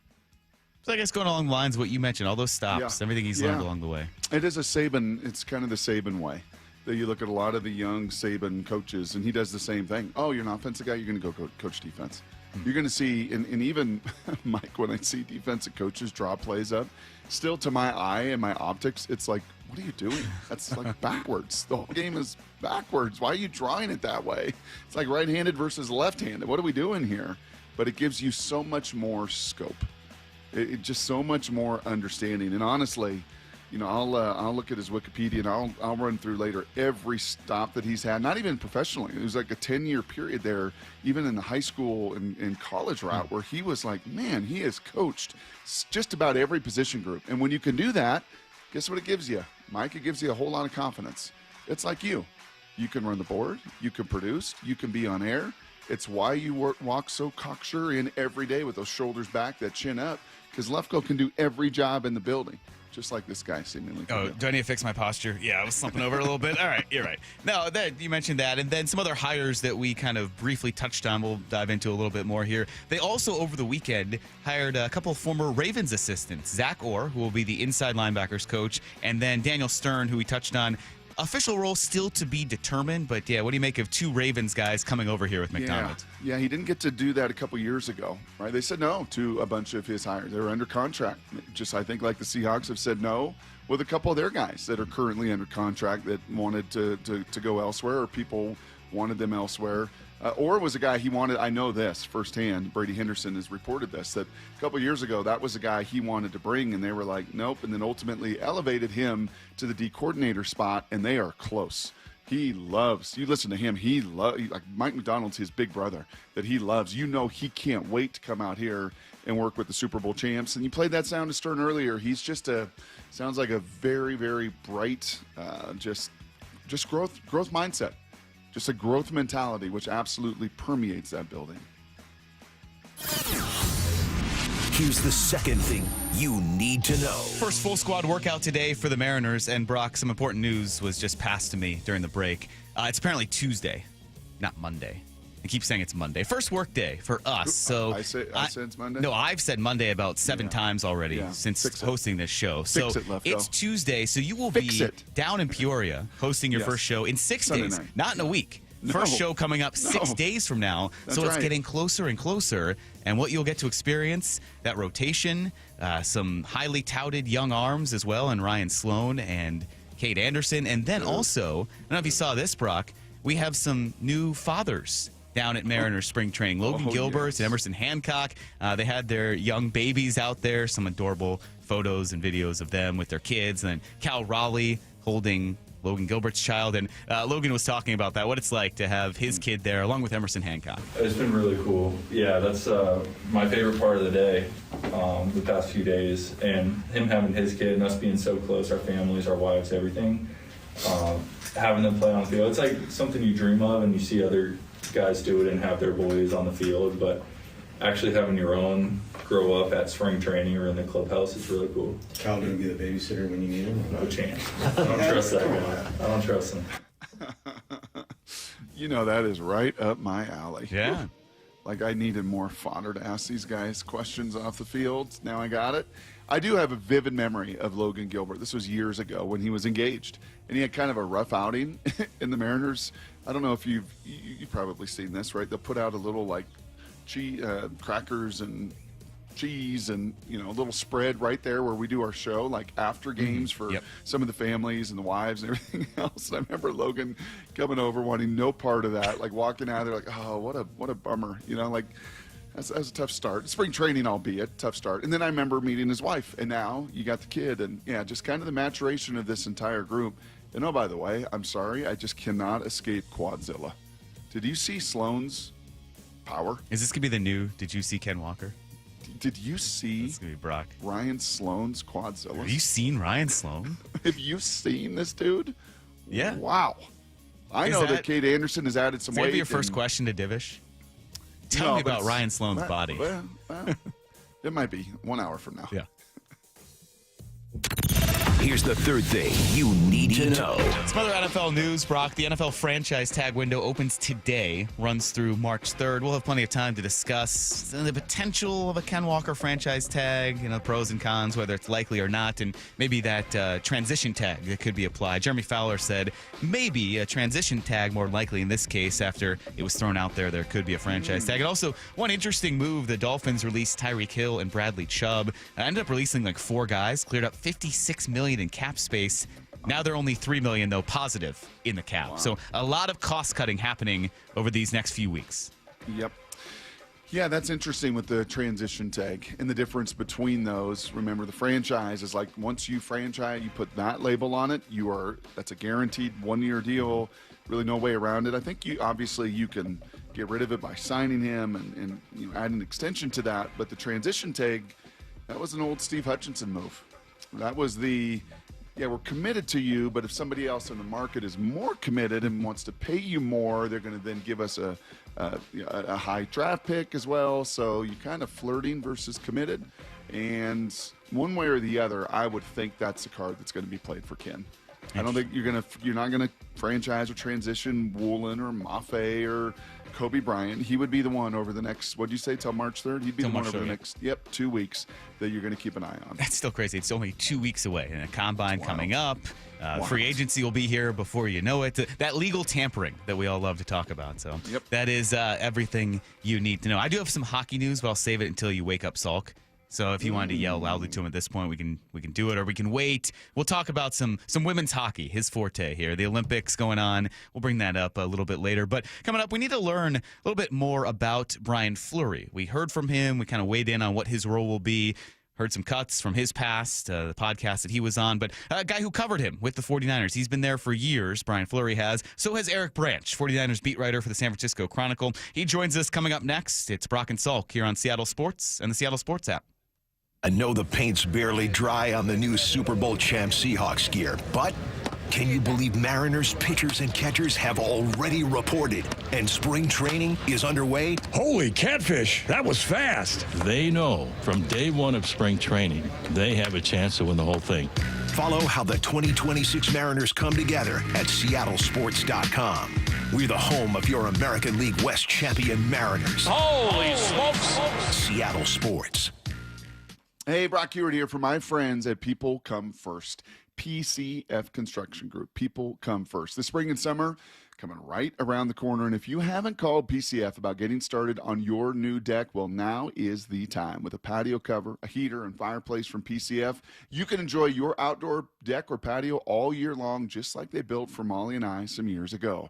And right now, you can get up to $6,000 off your entire project, plus no payments, no interest until 2027. Save an additional $1,500 when you bundle your deck and patio cover. Some restrictions do apply, but do what we did. Contact PCF for all the details and start planning and dreaming and designing your deck now, so you're ready to build by the spring. Planning and permits, they can take a little time, so don't wait a day longer. Get started today. Get all your project ideas, browse the photos, and find all the offer details at pcfgroup.com. That's pcfgroup.com. Making your outdoor space with People Come First. It took us 93 years to build this reputation, but it'll take just 5 minutes to ruin it. If you think about that, you'll do things differently. Lee Johnson Auto Family. What is that sound? Ugh, that sounds like a plumbing sound. Luckily, there's a company that fixes all the plumbing sounds across Puget Sound. That's All Sound Plumbing. Puget Sound's plumbing experts. Have a sound? Visit allsoundplumbing.com. At Uline, they know firsthand the road to success is an uphill climb. Uline started in the family basement, and through hard work is now North America's most trusted shipping and industrial supplier. They get what it means to have the support of reliable, hard-working partners. So they keep 41,000 items ready to ship. Whether your company is still in a basement office or expanding cross-country, Uline will be there on your road to success. Visit uline.com. I've always wanted to learn French, but the app I tried didn't help. If you want to memorize words in another language, there's an app for that. But if you want to really learn another language, there's Babbel. Babbel was designed by over 200 language learning experts to be the most effective way to learn another language. With other language learning apps, I was just playing games. I wasn't really learning. Babbel's different. Every time I open the app, I can choose to work on my writing, speaking, or listening. And it saves my mistakes for me to review, so I'm constantly improving. Babbel feels like it was created intentionally by people who really know what you need to learn another language. Before Babbel, I thought I just wasn't good with languages. But now I'm speaking French. Tout ça, c'est grâce à Babbel. Want to really learn another language? Save up to 50% on your Babbel subscription when you sign up at Babbel.com. That's Babbel.com to save up to 50%. Babbel.com. Heritage Mechanical reminds listeners suicide is one of the leading causes of death in our country, and we lose nearly 50,000 people every year. Signs include withdrawing from friends, extreme mood swings, or drug and alcohol use. If you or a loved one are feeling trapped, lonely, or hopeless, there is help available. Please call or text the 988 Suicide and Crisis Lifeline anytime to reach someone who cares. A heartfelt message from Heritage Mechanical and Auto Repair, family owned since 1998, in loving memory of Osha Hagen. Listen every day to the Bump and Stacy Show for headline rewrites. Powered by Bay Alarm Security Services. Security systems and fire alarms for every business. Bay Alarm, we got you. Wesley Financial Group is not a law firm. Ask yourself this question. Is it really worth holding on to that timeshare that you know you need to get rid of? Here's the truth. The average maintenance fee just went up over 17%. That could have been 117%, and there's nothing you can do about it. When you buy a timeshare, you give them a blank check for annual maintenance and assessment fees. I'm Chuck McDowell, founder of Wesley Financial Group. For 15 years, I've helped over 50,000 families cancel their timeshare. Not sell it, not transfer it, cancel it. Did you buy a timeshare because they told you it was a great investment and your maintenance fees would never go up? That's a lie. Are you ready to get rid of your timeshare once and for all? Simply call us and I'll send you our timeshare exit kit that explains all your options for cancellation. Call Wesley now for your free timeshare exit kit. 800-917-5151. 800-917-5151. 800-917-5151. I had pain. I had numbness in my feet. That pain and that numbness just got worse and worse and worse as time went on. This is Greg describing life with neuropathy. I went to 5 podiatrists, tried different treatments, tried different orthotics, tried different shoes, had cortisone shots in the tops and the bottoms of my feet. Saw a neurologist. All my medical doctors said, can't help you. Live with the pain. You're not going to be able to sleep. This is your life. And then I just gave up until I found Sound Pain Solutions. I'm Dr. Mark Shelley, a chiropractic physician and board-certified functional neurologist at Sound Pain Solutions. Our neuropathy treatments can rehabilitate damaged nerves. We use FDA-cleared, non-surgical, drug and pain-free procedures that help neuropathy sufferers like Greg find relief. I feel better. I mean, just feeling better is huge. If you experience numbness, shooting or burning pains, or loss of balance, call us. Sound Pain Solutions, 855-996-0025 or click soundpainsolutions.com. This hour of the Brock and Salk Show is powered by Star Rentals, preferred supplier to the West's best contractors. From the Quantum Fiber Studio. This is Brock and Salk. Weekdays 6 to 10. On Seattle Sports and 97.3 FM HD2. Mike Lefko and Brock Huard here with you. A lot to talk about. Brock, there have been a lot of connections with the 49ers for the Seahawks. We were just down there for about a week for the Super Bowl, and now we had the news coming out over the weekend that the Seahawks have reportedly hired former 49ers tight end coach Brian Fleury as their new offensive coordinator. So to shed a little more insight about who this guy is and why he was so valuable for the 49ers, Eric Branch, 49ers beat reporter for the San Francisco Chronicle, joins us now on the Emerald Queen Casino Sportsbook Hotline. Eric, thanks for joining us. How is it going this morning? I'm doing well. I'm sure you guys are still basking in the glow of the glorious home team. It was quite a trip down to San Francisco. What was that? I mean, you guys, I assume, covered that, right? It was happening in the city. What was that like for you to have the whole NFL world kind of descend on San Francisco? Yes, it was. I mean, just from a sports writer standpoint and everything, this was obviously the second Super Bowl we had here. I covered the first 10 years earlier. I thought this was they probably learned from some mistakes from a decade ago, but I thought the city of San Francisco came off really well. I think the perfect weather probably helped, and then just from an organizational standpoint, I thought it was a little more streamlined. So. Yeah, I thought it was a success from that point. Yeah, the weather was certainly beautiful there. Just want to drop that in, Brock. The weather was beautiful. The weather was beautiful. The food was amazing that day. It was glorious. It kind of felt like the Rose Bowl even, to see a Super Bowl start in sunshine like that. I am kind of curious, your bead with the fan base there in San Francisco, Eric, and I know you don't speak for all of them, but I am curious as you kind of feel your readership and your fanship there, or fans with the 49ers, what's their feeling about these Seattle Seahawks right now? They don't love them, No, they weren't happy for them celebrating and smoking cigars in their locker room. No, not happy. Yeah, I was in the Seahawks post-game locker room, and again, to be clear, it was like I didn't see any sort of disrespect. I mean, they're not thinking about the 49ers at that point anyway. They're thinking about they just won a Super Bowl. But, I saw, obviously fans get bent out of shape. Oh, they trashed our locker room and everything. No, they celebrated a Super Bowl, And so there's going to be spilt champagne, and there's going to be aroma that might be hard to get out of there for a few months. But, but to answer your question, I think there is, some, feelings of, do we have a real problem on our hands? The last, those two games, last month, 13-3 could have been worse. I don't know if it could have been 41-6, but then 41-6 happened. I do think Niner fans feel like, hey, that wasn't quite a fair fight. Let us get Bosa and Warner, and we didn't have Kittle, and on and on. Sure, there's definitely some merit to that, but I also think there's merit to the, thinking that the 49ers might have a problem on their hands. Brian or Eric, let's get to the big news here and why we're curious and learning a little bit more about this guy, Brian Fleury, who the Seahawks have hired as their offensive coordinator.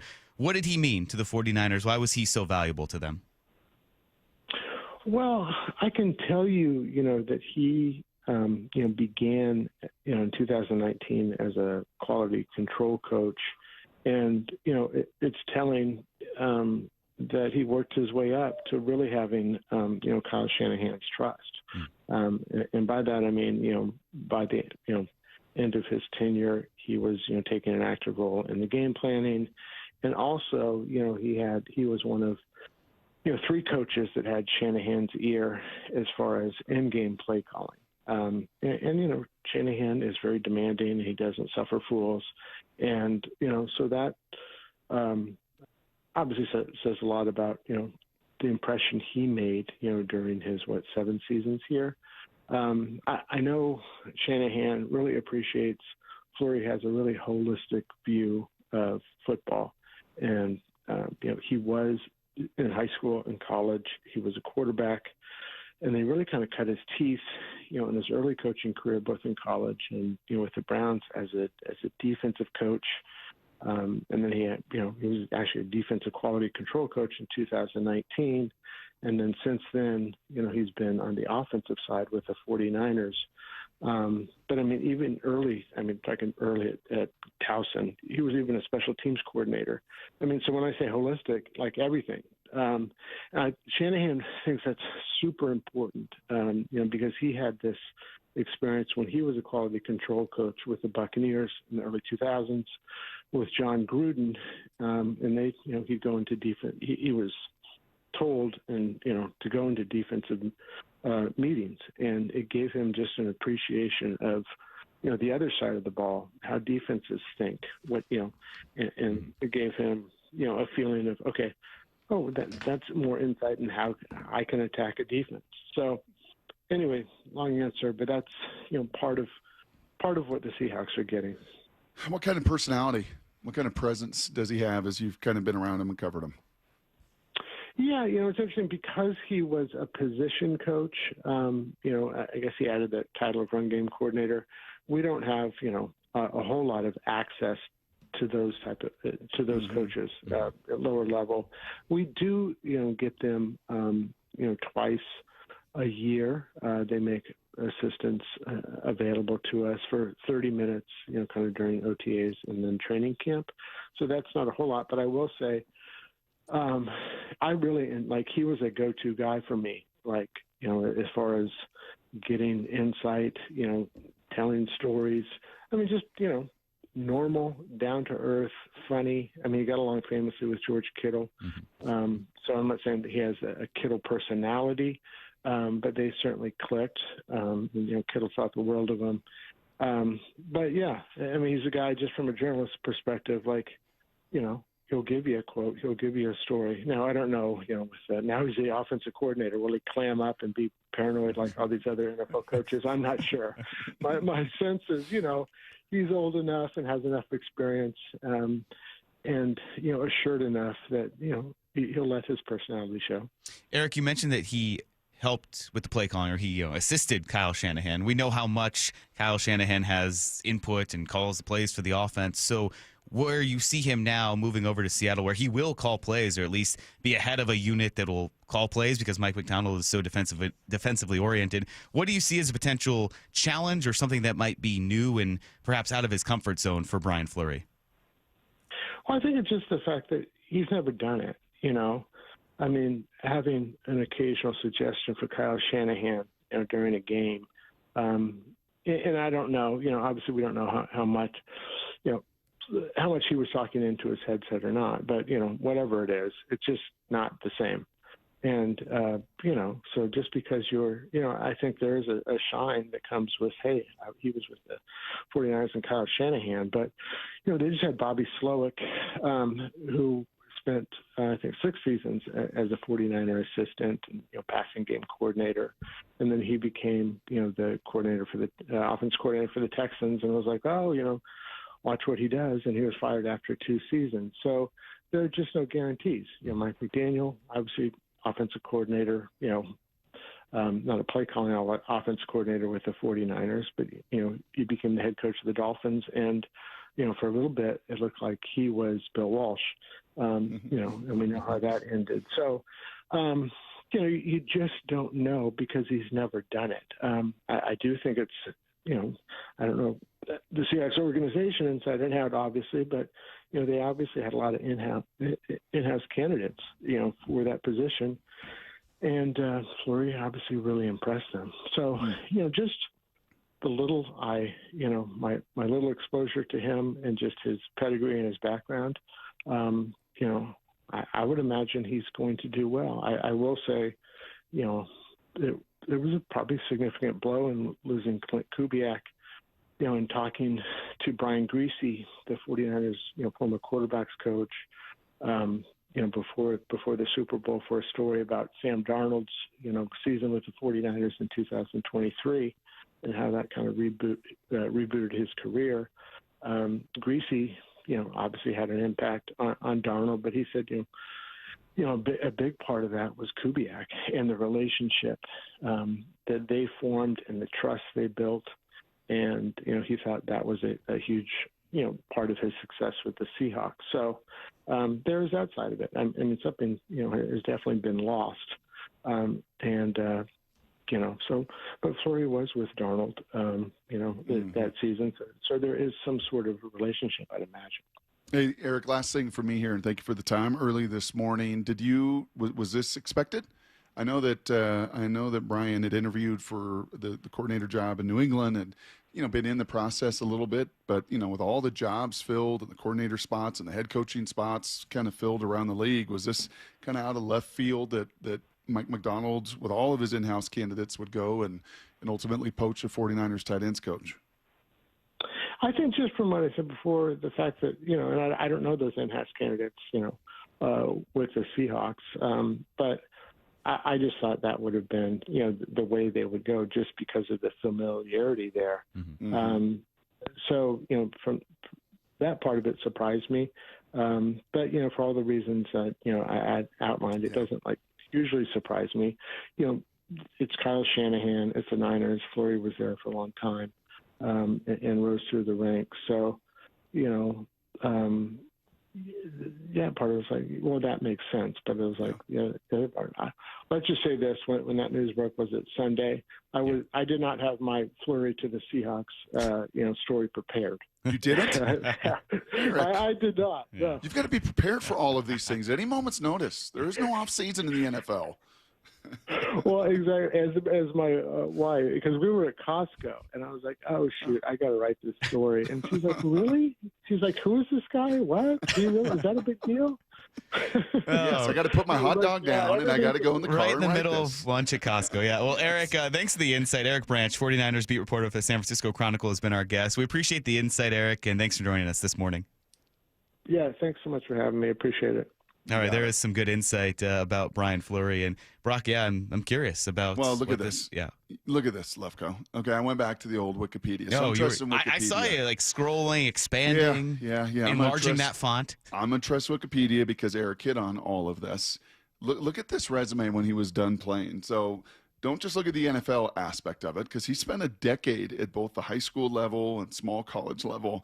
You're talking about starting out as a GA and an intern at Maryland, where he initially walked on. And then he became a secondary coach. Then he became a defensive coordinator. Then he was an outside linebacker coach. And then, as he even referenced, a special teams coach and DB's coach at the end of that run, that decade of high school and small college. And then he gets to the NFL with Cleveland. He's a quality control. And then he's a linebacker coach. And then he's an outside linebacker coach. And then he goes to the Dolphins. And you played that clip earlier from the podcast where he was like, gosh, I'd really like to be a position coach. I've kind of done that. I've had my room. And that's kind of the next step. And nope, he has to go take a step backwards and become a quote-unquote football analyst and researcher for a couple years there in Miami. And then to San Francisco, defensive quality control, offensive quality control, tight ends coach, and run game coordinator. This dude has paid his dues for 23 years in sport. And, you know, I always kind of chuckle at folks that are like, oh, man, these coaches, certainly at the top of the pyramid make an exorbitant amount of money. But the number of coaches like Brian Fleury that go so many years. Your favorite coach, Curt Cignetti, there at Indiana. I know you're a Hoosier. I know you're so proud of the Hoosiers lifting that trophy. Wow. All right, I'm going to go walk off the show right now. So thank you for that. Do you know that I had read that this last year he made like $12 million? And I was chatting with some coaches about this because they said, they're in this story that was as much as he had made in his first 40 years of coaching. And I was like, is that even possible? Really? And they're like, oh, yeah. Like these quality control positions and these GA positions and this guy's first 10 years, certainly in coaching, he wasn't making 30 grand, 40 grand.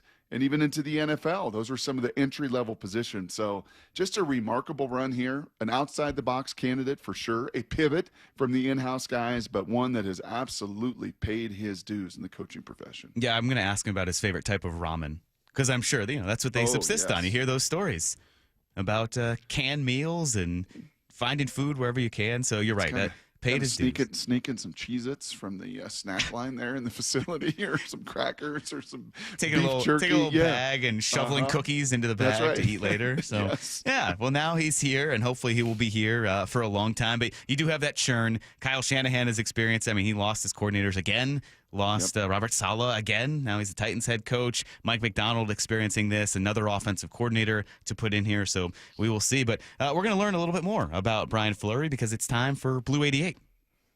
This is Brock and Salk's Blue 88, powered by Xfinity. We're going to go red, right, tight, close, sprint left, G, U corner, halfback, flat, on one. Ready? Brock Huard tackles 3 football questions as only he can. Blue 88. Now here's your hosts, Brock Huard and Mike Salk.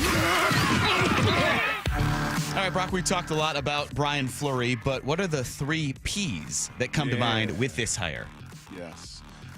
Daniel Jeremiah, before the Super Bowl, gave us the 3 L's as being the 3 big keys to that game. I remember 2 of them, long fields and limit Drake May's legs. There was one other L. Was it line of scrimmage? Oh, there you go. Yeah. Maybe it was just right there, simply put, the line of scrimmage. So alliteration and 3 points can be remembered. That's the way all of our brains can at times work. So I'm going to give you 3 Ps. And I'm going to start number 1 with Brian Fleury, and it is what I just talked about. It is a personnel prowess. That when you have coached special teams and offense and defense, you've coached a secondary, you have coached linebackers, you've coached tight ends, you have coached an awful lot of positions.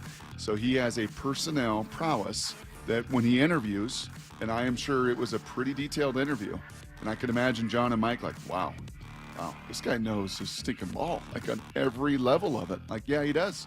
Because he's coached all those different personnel groups. So personnel prowess is number 1. Number 2, proximity to scheme. Right? I think a lot of us felt like, and you just even heard from a beat reporter from the opposing team, you got all these in-house guys. Like, keep the scheme the same. Like, wouldn't you want somebody for continuity's sake to keep the scheme the same? Well, this guy's had a proximity to that scheme. He has been and lived it. The language is the same. He was there with, obviously, Kubiak and Sam Darnold 2 years ago, like knows them and knows Sam, but knows the scheme. And there will be no language barrier. There's going to be no, hey, like you see sometimes with coordinators, especially in college football, Mike, where it's like, hey, you're coming into this scheme. I need you to learn our scheme. I don't want to make the whole team relearn your language. You're going to learn our language. Well, this is a language that he speaks very fluently because he's been versed in it the last 6-7 years in San Francisco. And then lastly, and this is what we're going to all discover, because this is important to Mike Macdonald, presence. So personnel prowess, proximity to scheme, and that last one is presence. There had to be something as he sat with those guys, because Mike Macdonald talks about presence a lot. That it's like, yeah, this guy's ready to be an OC. I felt that. I felt that in decades of being on the road, sitting in production meetings, and like, oh yeah, yep, this guy, this D coordinator, he's going to be head coach. This OC, yep, he's going to be head coach. You feel it. You know, it's sometimes hard to define and quantify or qualify exactly what that is. But there's probably 6-7 times, Mike, in my career, walking out of a production meeting, saying to Bo and to Jason and to Allison, like, yep, that guy you watch. In the next year or two, yep, that dude's going to be a head coach. Manny Diaz was one of those guys. There have been a number of them. Mike Norvell was one of those guys. Like, yep, that dude's going to be a head coach. And I bet you as we get to know this guy and get to meet him and talk to him, there's going to be something about his presence that all of us go, oh, yeah, this guy's an offensive coordinator. He's ready for this level of command. All right, number 2. Brock, why was Bill Simmons right but so wrong with his commentary before the Super Bowl? Oh, yeah. Can we play this? Yeah, I'll play it right now, and then I'll let you just go to town on this one. So here was some Bill Simmons commentary that we all can enjoy. It's not like the defense, when we've seen defenses just win a Super Bowl, like our favorite example, the 2000 Ravens. I think the Seahawks-Broncos Super Bowl is a good one. There's been a couple where the defense just crushed it. Yeah. The Seahawks don't get like a ton of sacks. Like I was going through their box scores, like they had like 1 sack in the Rams. Like they'll get pressured. They're good at like bend don't break. They're good at getting stops, but they're not like overrunning you the way like I think the Texans would or something. Oh, bless your heart, Billy. At least he knew. He referenced that time the Broncos-Seahawks Super Bowl. He forgot about that one in one of his other podcasts that they had never been to the Super Bowl. Oh, that's right. They played the Broncos and beat them. You know, the one area that he is somewhat right is Mike Macdonald doesn't believe and he doesn't call plays and he doesn't coordinate to just be the number one defense. Like that's not his mindset. His mindset week in and week out is to stack wins and stack games and whatever the game plan calls for. And so against Matt Stafford, he wasn't trying to sack him 5, 6, 7 times. He was trying to make him earn it. He knows the numbers. He knows all the matchups. He knows the way he wants to play each and every game. Mike, there's a lot of coordinators, and I'm sure, again, this was some of the convincing process with Fleury. There have been a lot of coordinators I met in my life, play callers, that are like their goal, they want to be stat hounds. They want to be stat mongers. They want to, we got the number one offense. Number one scoring offense. I don't really care what the defense does. Mike Leach was very much a stat monger and a lot of the air raid, right? There's not a lot of complimentary ball, though. And there's not a lot of championships that come with that. So in one degree, Bill's like, yeah, Bill, they don't just call the defense to lead the league in sacks and lead the league in this and lead the league in that. No, they call everything in a complimentary way to win ball because he doesn't hunt stats. And I think that's going to be important here for Mr. Fleury as well. Kubiak had that exact same mindset. I don't need to throw it 35 times. I don't need to keep throwing it. I don't need to keep playing add-on. We got this game secured. Your defense is so suffocating and so overwhelming, Max Brosmer. I'm gonna tune it down. We're gonna play the style it takes to win each and every game. And it just so happened, Mr. Simmons, that defense did suffocate and suck the life out of the Patriots, turn them over 3 times. Pick 6, we're one of the most dominant defensive efforts we've ever seen in the Super Bowl. Well, I love that the depth of his knowledge was coming from, I looked at the box score. Yeah, sure. Yeah, that's going to be very revealing. Yeah, hasn't watched a single tape of the Seahawks season, but, the box score says not a lot of sacks in this game, so you're right. It's fun to poke fun at old Bill Simmons there, especially with his lack of Seahawks ball knowledge. All right, number 3. Brock, how does the top 100 talent in this upcoming draft correspond to possible areas of need for the Seahawks? Yeah, we're starting to get there. We're starting the Daniel Jeremiahs of the world, the Dane Bruglers of the world, the guys that we like to talk to of the world, the Matt Millers, are starting to kind of put some hay in the barn as the combine is now less than a week away. As they'll all travel to Indy, and at this time next week, we'll start to see this new crop of players on the field. And just kind of reading the tea leaves and talking to some of them a little bit, I think there's 3 position groups that are kind of the strength of this draft. It's going to be edge guys, it's going to be wide receivers, and it's going to be cornerbacks. Those are the top 100 players. Those are probably the 3 position groups that got the most depth. So if you're looking at, man, we got to replenish some spots in the first, second, third round. You do have 3 top 100 picks: defensive end, wide receiver, cornerback. And is that important for these Seahawks? Well, you're kind of looking at Mafe, Rashid Shaheed, Wool, and Job, right? I mean, you're looking at 3 positions of need. And not that they're going to go into this and draft in need. They've learned that we draft the biggest, best, most talented player, period. But those are 3 areas where it may very well align when you do pick or you do trade down, that, you know, the supply chain is a little more rich in those 3 areas, and I think that's a positive for the Seahawks. So is that informing, you know, us weighing in on, and certainly the Seahawks, when you're considering, you know, Reek Woolen, whether or not to extend him, Oboye Mafe, whether or not to extend, because they know about what's coming in this draft? They do. They know what's coming. I think that's why they traded a 4th and 5th as well, because after the top 100, the fall off is very real. There's not going to be much difference between a 5th rounder and a 7th rounder from a grade standpoint in this upcoming draft. In talking to folks with the Seahawks, why did they give up at that point? Some said, wow, so much. A 4th, 5th for Shaheed, a special teams, and yeah. And he was worth every single one of those value points of those 2 picks.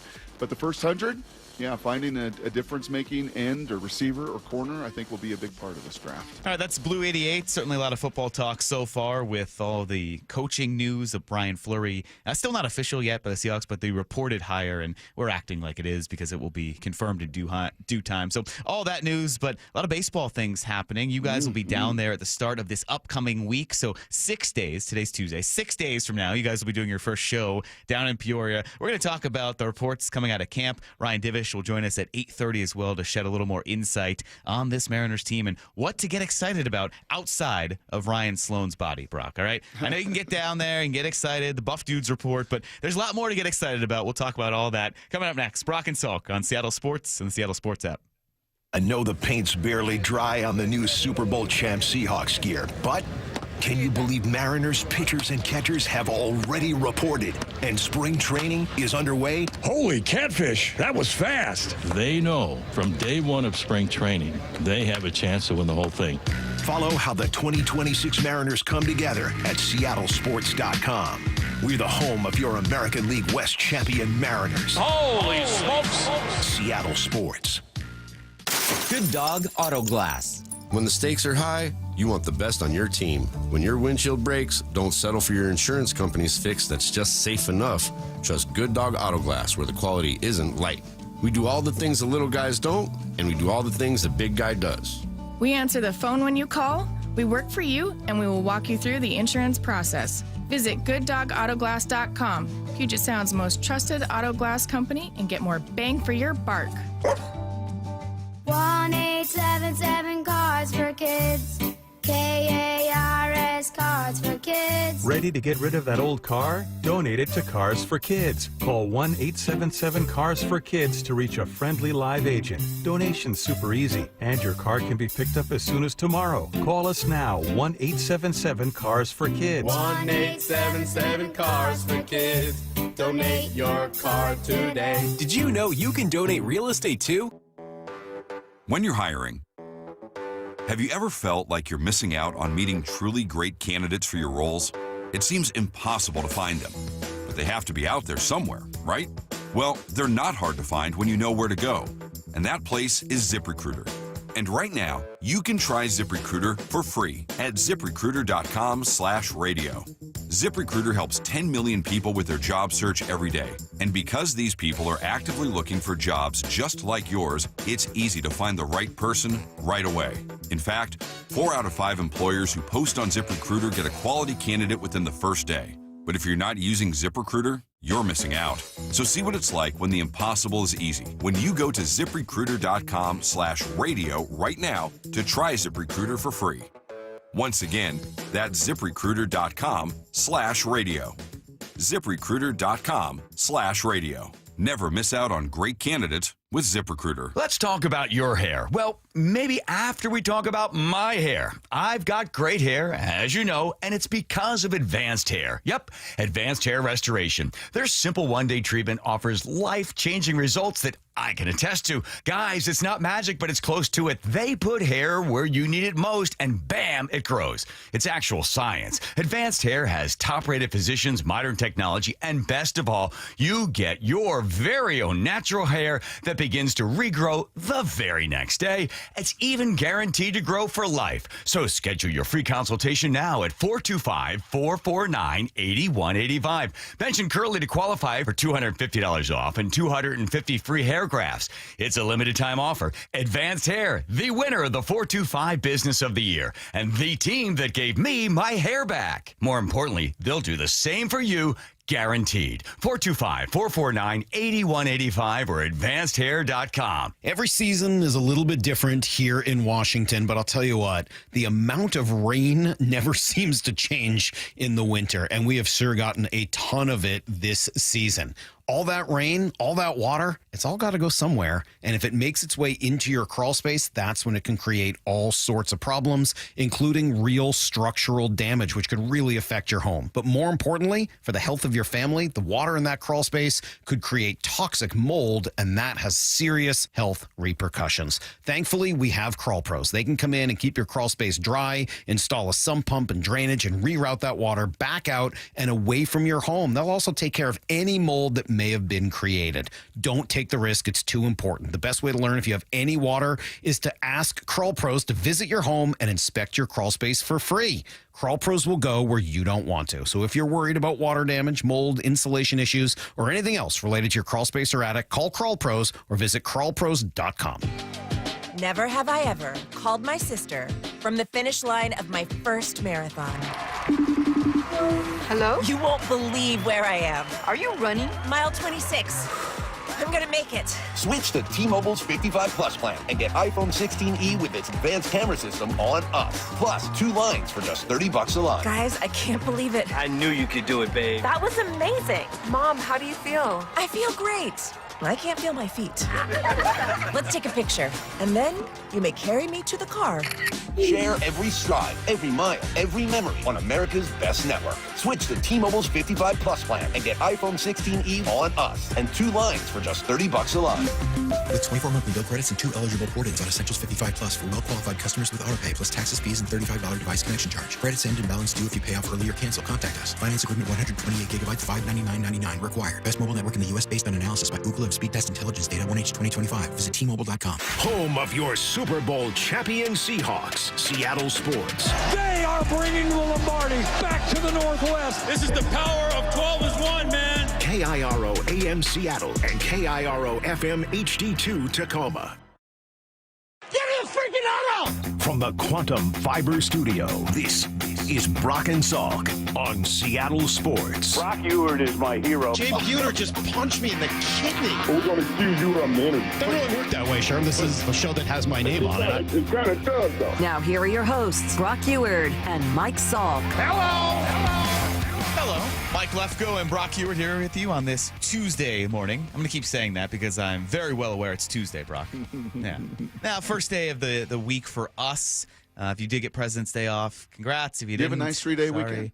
Yeah. Do you have a nice 3-day weekend? Yeah. You lose all sense of space and time and what day of the week it is, clearly. But no, it was nice. Did you listen to G's top 10 that he gave you? Did you feel like, as you were on your date with your lady this weekend? I feel like naturally I already do that, so I don't know. I mean, I knew you were taking the notes. So you nailed every one of those, did you? You didn't send them to me, which I thought you were going to. So I don't know. I don't know if I hit all 10. I think enough because we're still together, so probably did enough to get the job done there. Over Valentine's Day weekend. There were no breakups if you want to hear about that. Oh, good. Yeah. Very good. Are you looking for the notes? Did you follow all 10? I mean, sounds like you had a good Valentine's Day weekend. Let's see. Do I would have lost if we did an over-under on when Brock was going to bring up Valentine's Day. Yeah. Effort is sexy. That was a big one. Know your personnel. Stop comparing. Flowers and chocolates. Don't overspend. Did you overspend? Yeah, probably. No, That's you're okay. Probably okay. No, that's right. I don't take that. I don't agree with that one. I don't think overspending's a Presentation bad matters. thing. How was your presentation? Good presentation, good all around. Leave it to the professionals. That's why you go Did you out put your to phone eat. down? Did you leave your phone down? Of course. Okay, good. Yeah, you did check off a bunch of those. Way Did to you go. get the dog a Valentine's Day? I did. Mora, see, G on his list. Mora had the best advice of all. Way to go, Maura. So we need Mora's Well, list. as a fellow dog owner, I know my boyfriend won me over partially by winning over my dog. Fantastic Take care, bro. advice. So I don't need G's 10 points. I Okay, just need all right, Maura fine. Dooley's advice, and she had the best of them all. Were you scrolling at dinner and watching Ryan Sloan's bullpens? I was Kade about to Anderson's say, yeah. live BP. Were I you was doing just that? locked into Lyle's reaction about Kade Anderson and then Ryan Sloan a day later, and all the excitement coming out of Mariners spring training that we'll talk about with Ryan Divish coming up at 8:30. Oh, by the way, 9:45. Answer the question, jerk. So I don't think we've thrown that out there yet. If you have questions, we are jerks, I guess. So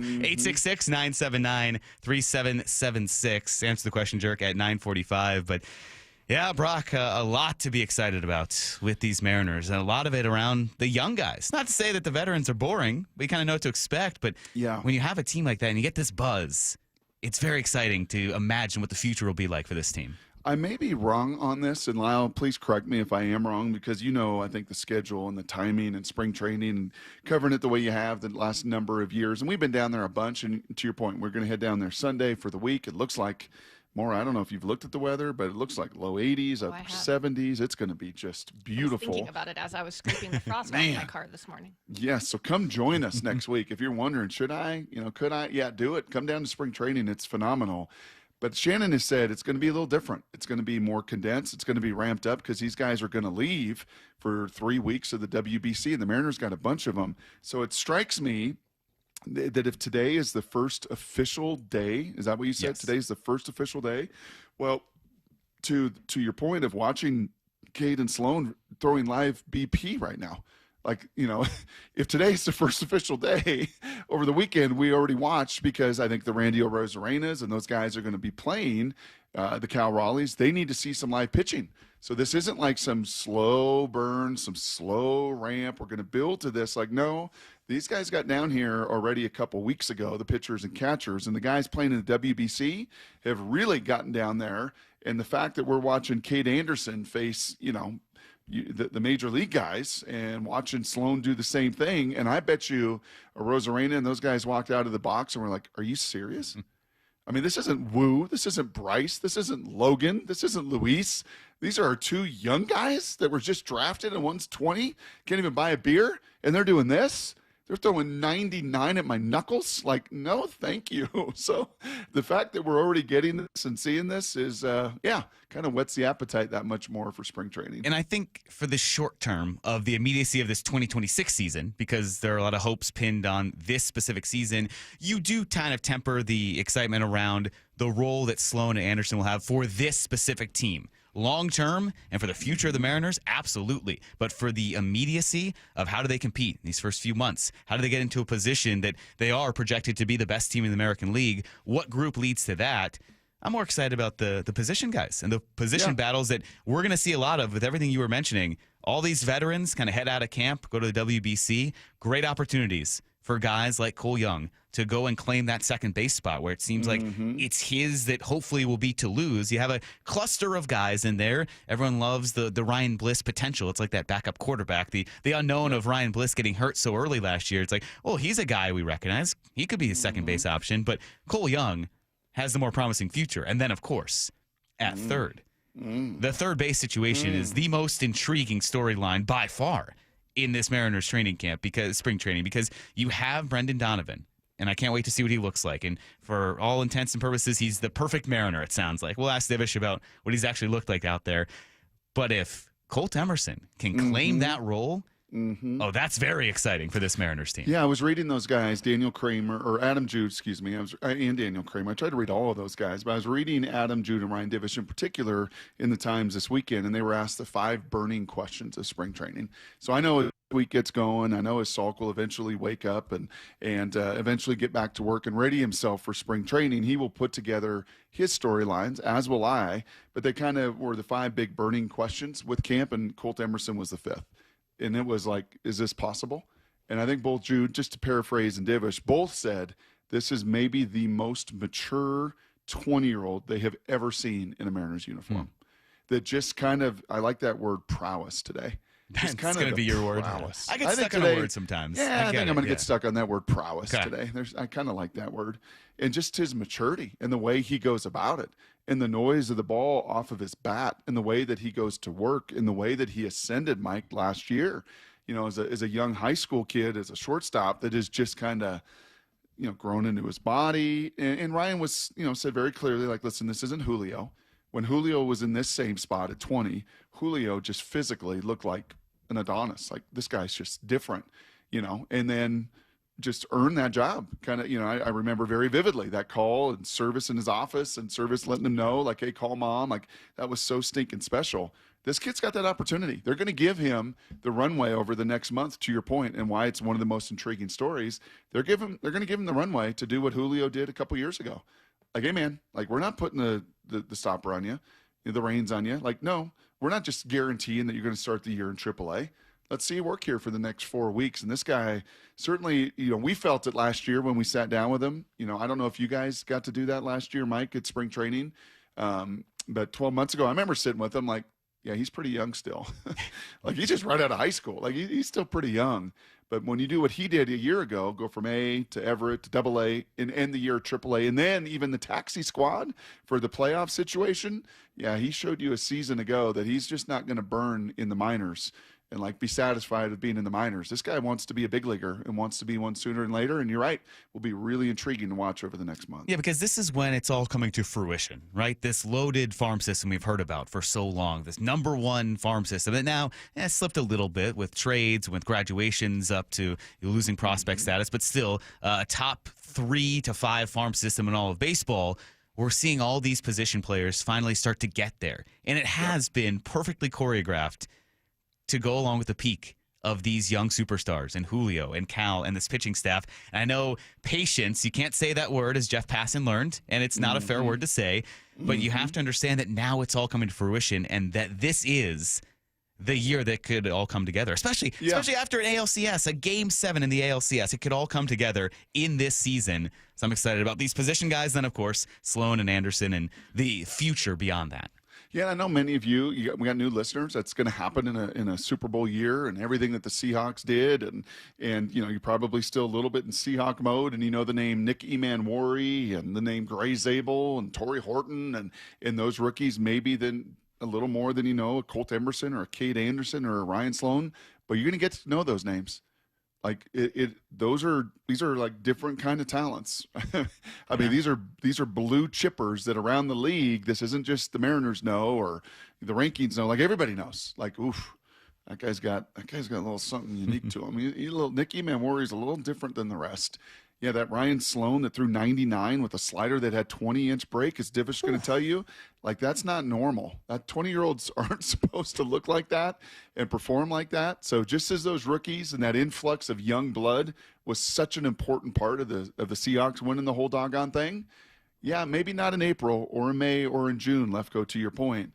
But if these Mariners in August and September and into October and November are going to lift that World Series trophy, wouldn't surprise me at all that some of this young difference-making blood's a big part of it. Well, Brock, in mentioning things that you need to know about this Mariners team, there's a lot more you need to know about this Mariners team, about the Seahawks, and about a potential decision for Ken Walker. We'll get into that up next. Mike Lefko and Brock Huard with you. Brock and Salk on Seattle Sports and the Seattle Sports app. I know the paint's barely dry on the new Super Bowl champ Seahawks gear, but can you believe Mariners pitchers and catchers have already reported and spring training is underway? Holy catfish, that was fast. They know from day one of spring training, they have a chance to win the whole thing. Follow how the 2026 Mariners come together at seattlesports.com. We're the home of your American League West champion Mariners. Holy smokes. Seattle Sports. Hey, Brock Huard here for my friends at Tila Mortgage. If you're hearing my voice this morning and you find yourself in this situation, you're 62 or older, you got a ton of equity in your home, and you want to pull some cash out, what is the best play to call? As we're talking about coordinators and calling plays, well, you don't need to live at a lower standard than you deserve. I'll tell you that first and foremost. And to me, you really got 3 options. Number one, you can go about selling your home. Number 2, you can get a HELOC or a refinance. Or number 3, you can dig into a reverse mortgage. TILA's done the analysis, and they believe that a reverse mortgage is the most cost-effective way for seniors to get cash out of their home without selling and having the option of no monthly mortgage payments. Too good to be true? Too good to play call? I don't think so. Give them a call today and compare. TILA, spelled T-I-L-A, is a name you can trust for truthful, honest, and ethical advice for all your mortgage needs. They're ready for your phone call this morning, Mr. Duffy and crew. 206-766-8888. That's 206-766-8888. Insurance, property taxes, or borrower's responsibility. TILA Mortgage LLC is a mortgage broker. MLS 247-2046. Lee Johnson Auto Family, the LJ way. When you buy a new vehicle from Lee Johnson, you'll get a lifetime powertrain warranty included. This is Chris Davis with the Davis Law Group. Did you know that a pedestrian does not have to be crossing the street on a marked crosswalk to have a successful legal claim against the driver? Pedestrians can even be partially at fault for a collision and still have a valuable claim. Call us today for a free consultation or get my free book on pedestrian accident law at WashingtonAccidentBooks.com. That's Davis Law Group, better service and even better results.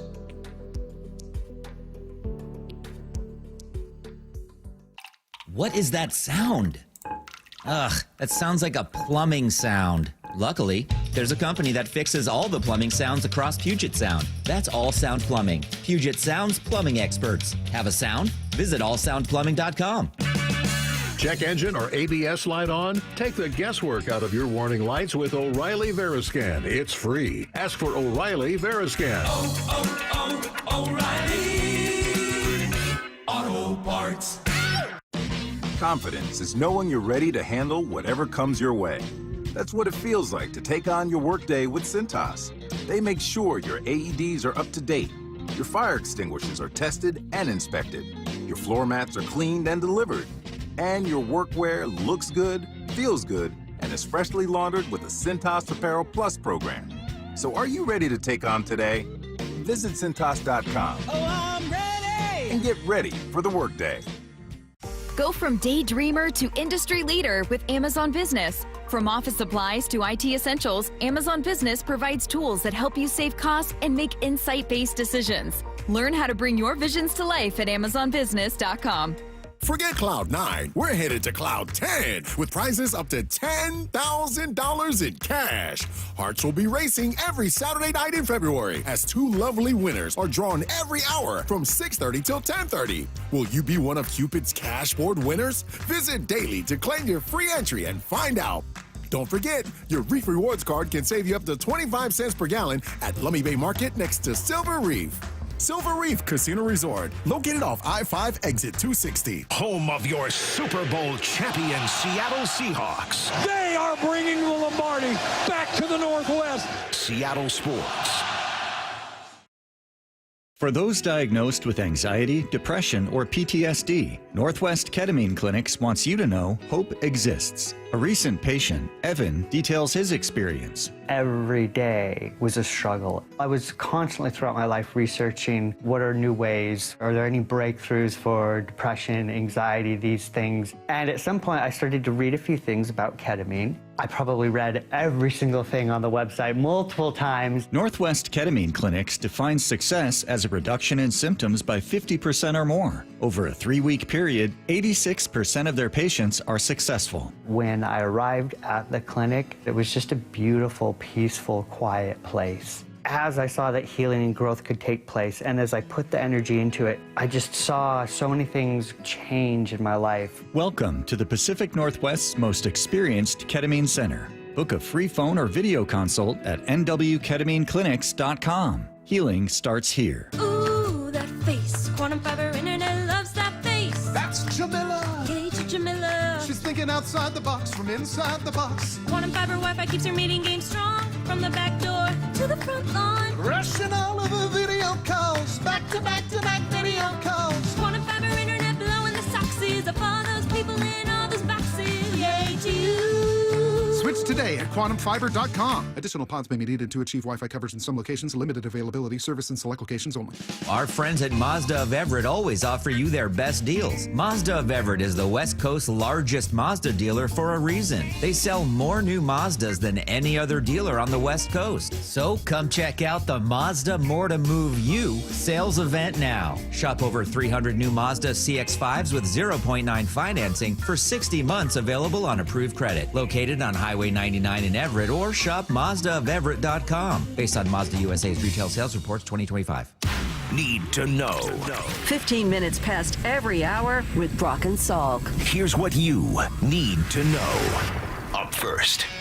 Brock, the NFL franchise tag window opens today, and it runs through March 3rd. A lot has been bantered around about, the Seahawks using on Ken Walker. What might happen? Could it be a franchise tag or a transition tag? ESPN's Dan Graziano weighed in on that very topic. The running back Kenneth Walker, who just won Super Bowl MVP for the Seahawks, was an interesting case. The franchise tag would be about $14.5 million, which is around the level of guys like Derrick Henry. The transition tag would be about $11.5 million, which is more in line with kind of what Kyron Williams got from the Rams last year when he signed an extension. So this is one worth watching. Seattle would like to keep Kenneth Walker. He's only 25, Super Bowl hero, obviously. But it's going to come down to the price. Is he going to want to see if he can max out his market off that monster Super Bowl performance, or is he willing to work with Seattle on a deal that keeps him there? They haven't used the tag very much in their history, so I think they would only use it if they felt like they were close to getting a contract done. Brock, this seems like a unique situation, though, because you do need Ken Walker at the start of next season. There's really no other option, but you might not beyond this upcoming season. I mean, what could you see the calculus being with this? Yeah, and then these systems, I was just chatting with Lyle Mora there, these systems, over the years, Kyle Shanahan's system back to Mike Shanahan, like Terrell Davis was a fifth rounder. Like, this system has been one where you can find the diamond in the rough. Kyron Williams, I think, was a mid-rounder down there in L.A. So, that plays a role. You know what else plays a role in Ken Walker's favor? There's not a very good running back class. I mean, a couple years ago, it was the greatest running back class in the history of the draft. I mean, it was unbelievably deep, really rounds 1 through 7. That's not the case in this draft. This is not loaded in any way like that. So advantage Ken Walker. Advantage Ken Walker that, even in the free agent class, there's nobody with his track record and his resume and his age and his health. So there's some positives there. Good news for the Seahawks, as you said. Today is the start of the franchise period for the next 2 weeks. They're going to get a feel. They're going to go to Indianapolis. John's going to get a sense. There's going to be the legal tampering period. He's going to have a pretty good feel for what the market will be for Ken Walker. And, yeah, they've got cap space to spend as well. Here's the second thing you need to know. My favorite phrase, by the way, legal tampering. What's that? I know. Legal tampering period. It's great. It's got to be a better word for that. But, hey, it's fun. It's stuck. And that's what happens during free agency. So, yeah, that's some Seahawks stuff. For some Mariners items to talk about, I guess. They did add to their bullpen yesterday by trading for reliever Josh Simpson. Now, he's a lefty arm, made his MLB debut, and appeared in 31 games with the Marlins last year. I think the more interesting news, Brock, coming out of spring training, just hearing from these starters. Bryce Miller talked over the weekend. Logan Gilbert did as well. And Logan admitting that he knew he wasn't 100% during the playoffs. Not that it was impeding him, but that he could have, and in his words, felt like he could have delivered a little bit more. As a team, I knew we were good enough, and we could have. It's a pitch here and there. It's a couple inches of the difference of going on to the next game. Personally, I felt good enough, but you want to be completely 100% the best version of yourself. And afterwards, I felt really close to it, but just like I wanted that last little bit of I've tasted what my very best is at different times. Unfortunately, you can't always control it to line up perfectly. There's highs and lows through a season. So I definitely knew there was things I needed to work on and get better at, and I feel like I've made some small adjustments that hopefully will pay out this season. Two things come to my mind as I hear that, Mike. Number one, what will that experience mean for this season? When expectations truly are World Series. I know they talked about it a few years ago after the playoff drought ended and everything else, and they used that, and I think even Mr. Stanton said that with Stacey and Bump on the first day of the season, like that is our expectation. But now that you are 9 outs away and you've gone even further up that climb, it is realistic. This is a World Series contending team. Their odds tell you that. one of the odds-on favorites in the American League, in fact, to get to that point. And I wonder what that experience of that long, arduous journey last year and how that will carry over into this year, mentally, physically for those guys. And then number two, just a reminder that they got to that point without the strength of their team flourishing. Mm-hmm. It'd be like the Seahawks won the Super Bowl without their defense. Or like, they won that Rams game and it was Sam Darnold. That's what last season was. The strength of last season's roster was their starting rotation. And 60% of it went through significant injury and didn't pitch anywhere near the level they did the couple years that preceded it. So you get your strength back to being the strength. You added on with who they added on. World Series expectations are very much in play. Here's the third thing you need to know. We certainly talked a lot about the reported hiring of Brian Fleury as the Seahawks' new offense coordinator. Brock, some more news just in the assistant churn. Now, the Seahawks did officially lose Andrew Janocko to the Raiders as the offensive coordinator. Reported last night that Rick Dennison's going over to Vegas as well. And then some hires that the Seahawks made over the weekend. Zach Orr, he'll be the assistant linebackers coach, or the inside linebackers coach. And then an official role still to be announced for Daniel Stern, who was an assistant quarterback coach and kind of had a role in game planning for the Ravens. Kind of sense that he's going to step into that QB role. I don't know, maybe it's Jake Peets, who's been the passing game coordinator. And if he sticks around, does he get the QB title? What does that all look like? I know this. I think of all of these different moves, both people in and out, I think the one guy that the players are going to love is Orr. The former D coordinator in Baltimore that was with McDonald, that I think those inside linebackers and Ernest Jones and Tyrese Knight and Drake Thomas are going to be like, we got who? Oh, I love this dude. I mean, players have just loved that guy. He was a great player himself, still very, very young, and I know that Mike loves him, and just as much so, that's reciprocated, and Zach Orr can't wait. I bet he took the first flight out of Baltimore. Get me the heck out of here and let me get back with my buddy and get to go coach a great position room on a Super Bowl winning team. That sounds pretty good. Some more news you need to know. We'll ask Ryan Divish about this as well. News coming out this morning that MLBPA Executive Director Tony Clark is resigning. Yeah. Not great when you already have very uncertain labor issues beyond this upcoming season and the looming threat of a lockout. So we'll get Ryan's thoughts on that and plenty more. This, by far, Brock, is one of the most entertaining parts of spring training and the Mariner season. Yeah. Conversations with Ryan Divish and how cheerful he is in the morning to go along with his naturally rosy demeanor. So Ryan Divish will join us up next here. Brock and Salk on Seattle Sports and the Seattle Sports app. I know the paint's barely dry on the new Super Bowl champ Seahawks gear, but can you believe Mariners pitchers and catchers have already reported and spring training is underway? Holy catfish, that was fast. They know from day one of spring training, they have a chance to win the whole thing. Follow how the 2026 Mariners come together at seattlesports.com. We're the home of your American League West champion Mariners. Holy smokes! Seattle Sports. You're losing your hair and you simply need a solution that works. You want the best. Modern technology, top-rated physicians, something that's guaranteed to work. Guys, you need world-class Dr. Perungo and his team at Advanced Hair. Advanced Hair has completely redefined hair restoration. From the experience itself to their unmatched results. Receding hairline, bald spot, thinning hair, maybe all three like I had. Get your hair back with Advanced Hair's simple one-day treatment that begins to regrow your own natural hair the very next day. Advanced Hair has changed tens of thousands of lives, including mine. And get this, Advanced Hair is once again the winner of the 425 Business of the Year. For your free consultation, call 425-449-8185. Right now, you'll get $250 off and 250 free hair grafts. Refine your hairline with the team that redefined hair restoration. That's 425-449-8185. Or for the before and afters, visit advancedhair.com. I've always wanted to learn French, but the app I tried didn't help. If you want to memorize words in another language, there's an app for that. But if you want to really learn another language, there's Babbel. Babbel was designed by over 200 language learning experts to be the most effective way to learn another language. With other language learning apps, I was just playing games. I wasn't really learning. Babbel's different. Every time I open the app, I can choose to work on my writing, speaking, or listening. And it saves my mistakes for me to review, so I'm constantly improving. Babbel feels like it was created intentionally by people who really know what you need to learn another language. Before Babbel, I thought I just wasn't good with languages. But now I'm speaking French. Tout ça, c'est grâce à Babbel. Want to really learn another language? Save up to 50% on your Babbel subscription when you sign up at Babbel.com.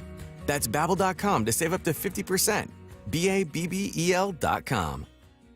Well, the wet, chilly weather has certainly arrived. It's Mike Salk here, and if your attic and crawl space are well insulated, your home should be fine. Should feel cozy and warm without your furnace having to work overtime. But you'd be surprised to learn how many homes in Western Washington lack insulation in these spaces. It's why you call Crawl Pros. If you're feeling cold drafts or seeing that heating bill spike, now's a great time to learn if you got anything going on behind that crawl space or attic by calling Crawl Pros. They'll come out to your house just like they did to mine, do the corner-to-corner inspection. In my case, they found the problem, showed me the pictures, and then they got it all fixed. Now, if they do discover your home is under or improperly insulated, they'll show you all the utility rebates that are available to help you get the work done correctly. Like if you're a PSE customer and your home was built before 1990, you could get a rebate to cover up to 95% of the cost of the insulation job. If you're worried anything is going on in your crawl space or attic, including critters, water intrusion, mold, plumbing issues, anything, call Crawl Pros and schedule your free corner-to-corner inspection at crawlpros.com. Eric Johnson here. I covered a lot of accidents over the past 30 years or so, but I never got to say much about what to do after a crash. Be honest, do you know what evidence to collect, what pictures to take, what documents to request, or what you shouldn't say to your insurance company? The Washington Accident Book Series is a must-have for drivers who want to be prepared for whatever the roads throw at them. Know your rights and how to avoid common mistakes after an accident by getting your free copy at WashingtonAccidentBooks.com. The celebration continues. We never wavered, man. We believed in each other. We loved each other. On the home of your Super Bowl champion Seahawks, Seattle Sports. At Les Schwab, we've been changing the tire game for more than 70 years. We design our own exclusive tires to give you more tires made for the roads you drive, less compromise. All backed by America's best tire warranty included in every tire we sell. It's more unbeatable tire warranty, less charging you extra, like the other guys. It's all about you getting more from less. Stop by or book an appointment at leschwab.com. Finding great candidates to hire can be like, well, trying to find a needle in a haystack. Sure, you can post your job to some job board, but then all you can do is hope the right person comes along, which is why you should try ZipRecruiter for free at ZipRecruiter.com/radio. ZipRecruiter doesn't depend on candidates finding you. It finds them for you.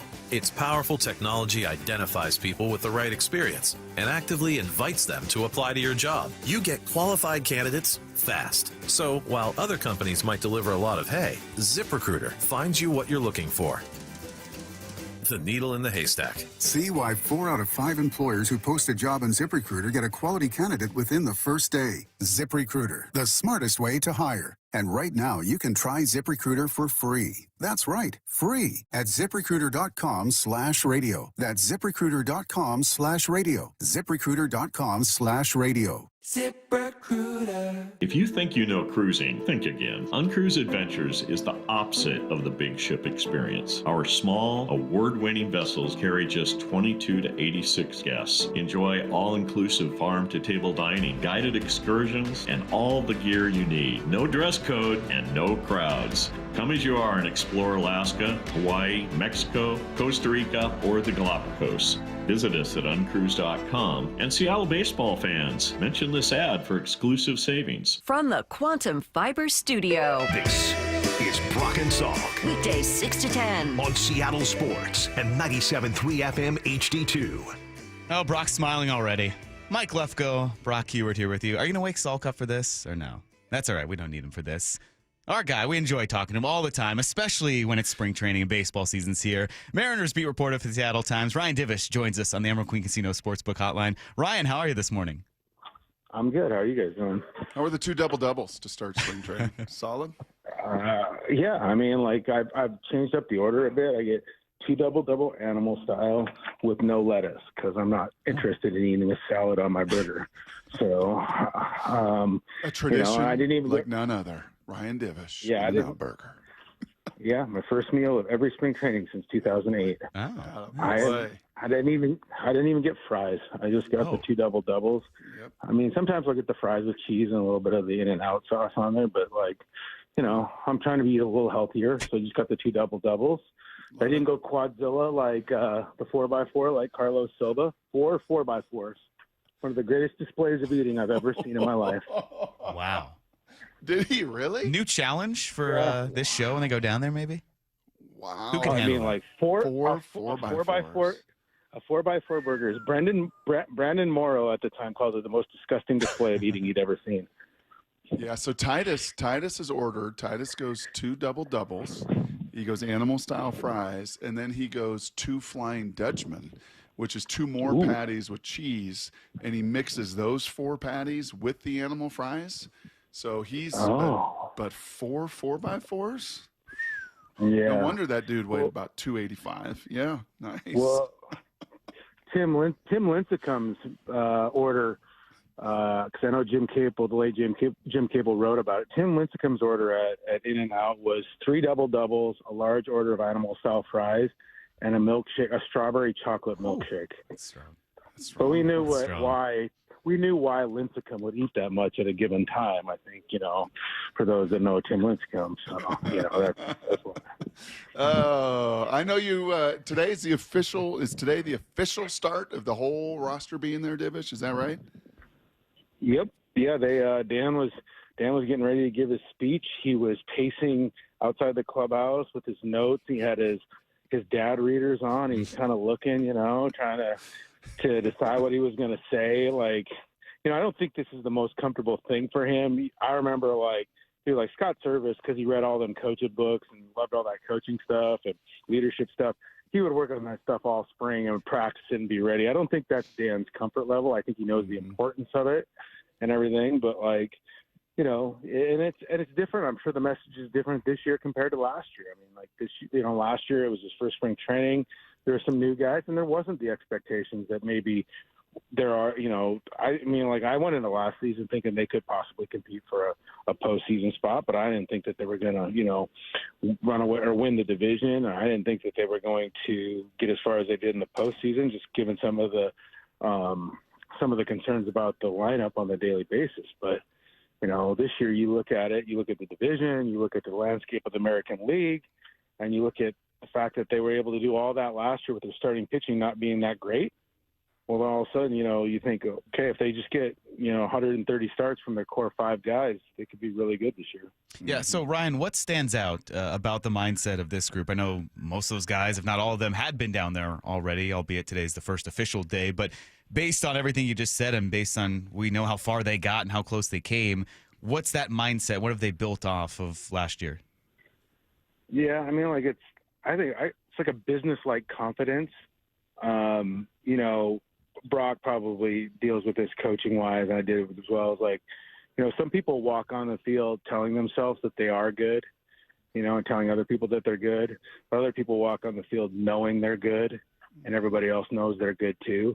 And that's where the Mariners are at. They know they're good. They know that they're a really good team, and they've got good players, and everybody else knows it, and that's kind of how they do it. But, part of that comes with the idea, these guys, they're so work-oriented and process-oriented. They're all like mini Mitch Hanigers out there rolling around. Everything is so serious, and they get after it so much. It's very different than when I first started covering in 2008, and they had Richie Sexton and Jose Vidro, and I don't even remember who else, Jeremy Reed and those guys, where there wasn't that level of daily work that I see now. Mm-hmm. Kind of the other thing, Ryan Divish here of the Seattle Times with us. You mentioned kind of coaching, and yesterday we just had a Monday President's Day little practice, right? And got to see some of the freshmen and the steps some of the freshmen have taken in being a sophomores. You're like, oh, that's kind of cool. Oh, that's kind of fun. We had with the Seahawks, Ryan, same deal. You see Gray Zabel drafted, and you see Nicky Mamori drafted, and you're like, oh, Torrey Horton drafted. I gotta watch these guys in OTAs and training camp. Oh. Man, that is really fun. It sure feels like in the first week or so here, and I don't know if this is just the headline, but it sure feels like Kade Anderson, Ryan Sloan, Colt Emerson. It's like, oh, man, Oh, geez, that step from when I saw them last year, or I watched even Kade in the World Series of college, to now watch him in a Mariner uniform. It feels from afar, you're there, your feet are on the ground. It feels from afar like, dude, these guys just got some unique skill sets and talents. Yeah, I mean, I was just talking with Emerson Hancock today a little bit, and he just said, he goes, I can't believe how mature these guys are. Like, you know, he goes, they're 20 years old. 2 of them are 20, and the other one's 21. He's like, they're so mature, and they act like, you know, they've been professional players for so long. You know, the way they go about their business, the way they handle everything. Brock, you're probably going to need a restraining order from Ryan Sloan. I know. Because of his lower half. His solid base of athleticism. I know. I may or may not have already sent a picture to a Mariners brass. There was an amazing shot. I don't know if it was yours or somebody else's, where Sloan is finishing and the ball is in the frame, and you see his just massive quadzillas. You see the unbelievable symmetry and form of his face, like finishing right at the glove in his bullpen. And Hollander is just standing right there on the wall behind him. I'm like, I wonder what he is thinking watching this horse. I mean, what an absolute specimen. Yeah, Brian Wu called him a centaur because his legs are so big, like a horse. Like, I mean, honestly, like it is not normal. Like, his face looks like he's 12, and as Callie later said, that's a grown ass man on the mound. Like, he is. Yep. I asked him how much he deadlifts. He goes, I haven't maxed in a long time, but he goes, I can move some weight. Yeah, I like that. I mean, and then Centaur is a great nickname. Anderson. I think you should get that started, Centaur. I'll do my part when I get down there. I like that nickname. That fits. Yeah, I mean, I know they call that one figure skater the quad god, but this guy might be the new quad god. You know, like I don't know, like this, like Anderson is left-handed. He's kind of slight, and I know everybody gives him the Max Fried comparison because of the breaking ball, but man. And I don't know if you remember, but like the efficiency at which way he pounds the strike zone, it reminds me of Cliff Lee so much. Just like attack, you know, and got that kind of feel to him. So yeah, I mean, and then Colt Emerson, I mean, that kid must have come out of the womb like a 30-year-old. I mean, honestly, like he takes everything so seriously, like with the right amount of just kind of perspective. I had a fan ask me the other day, hey, is Colt like Jared Kelenic? I go, no, not in any way. Like, we talked to Colt the other day, and when he talked about being 20 years old and being at a good spot no matter where he's at, what happens this spring, like, he meant it. Like, when with Jared, everything was, there was just this anxiety and this edge of like, I got to get here, I got to be this guy. Like, Colt understands the process more. Like, this whole, I swear to God, I feel like I'm straight out of an Andy McKay lecture, but talking about the process and process over results and stuff like that. But in a game like baseball, where it's so skill-oriented, you need to have that mindset. And I think Colt talked about it, Sloan talked about it, having 3 bad starts in a row, something he never had, and getting back to that idea of the process. And I think because like guys like Julio and Cal and Brendan Donovan, who has forearms bigger than Ty France, I mean, his forearms are the size of one of Lefko's thighs. I mean, they're freaking gigantic, and he'll break your hand when you shake his hand. So, like, it's just the way that the mindset around here, it's really different, you know. And I was talking, you know, like we talked with Cal, and he was talking about how Mike McDonald asked them all about their process, you know, and McDonald's a former college baseball player, so he's just enamored with pro baseball players and their process. But it's like, it can be the same. I mean, I always hate the Seahawks and Mariners comparisons to performance. Remember, they always say compete every day for spots. It's different when you have guaranteed contracts. Yep. But the daily preparation for your craft can be the same, and that's what you're seeing is that, like, these guys just get it, you know. And when your best players are your guys that prepare the most and work the hardest, you can't be a rookie or some other kid and think that you can get away with doing what you want to do. So you mentioned Kelenic there. You know, the word that comes to my mind when I think of Jared and some of these guys, and again, you see it, you saw it, I'm sure, even coaching last year and managing, performative. It just felt like at times this is just putting on a like this is the way I'm supposed to act. Like it's a performative rather than just kind of a DNA competitive. Is that a kind of fair way in optics to look at that, you think? Yeah, I think so. I just think, like, you know, how you go about your business and how you do every little thing gets measured and gets analyzed at this level.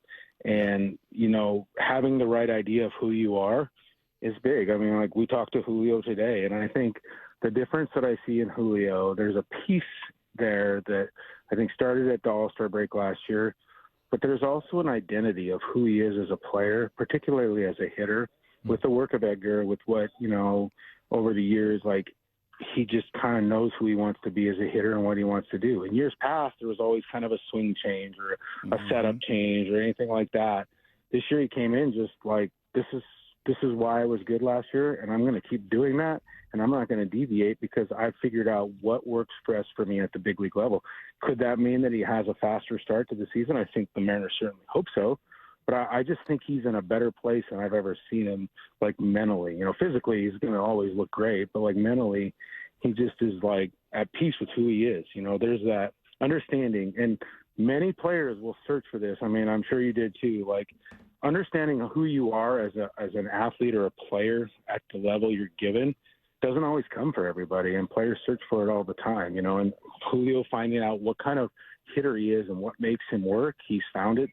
And I think that clarity is really kind of got him in a good spot. Ryan, what's your sense of how second base will shake out, at least to start the season? I think it'll be Cole Young, as far as I can tell. Like, honestly, Cole looks great. He might go in the best shape of his life award this year.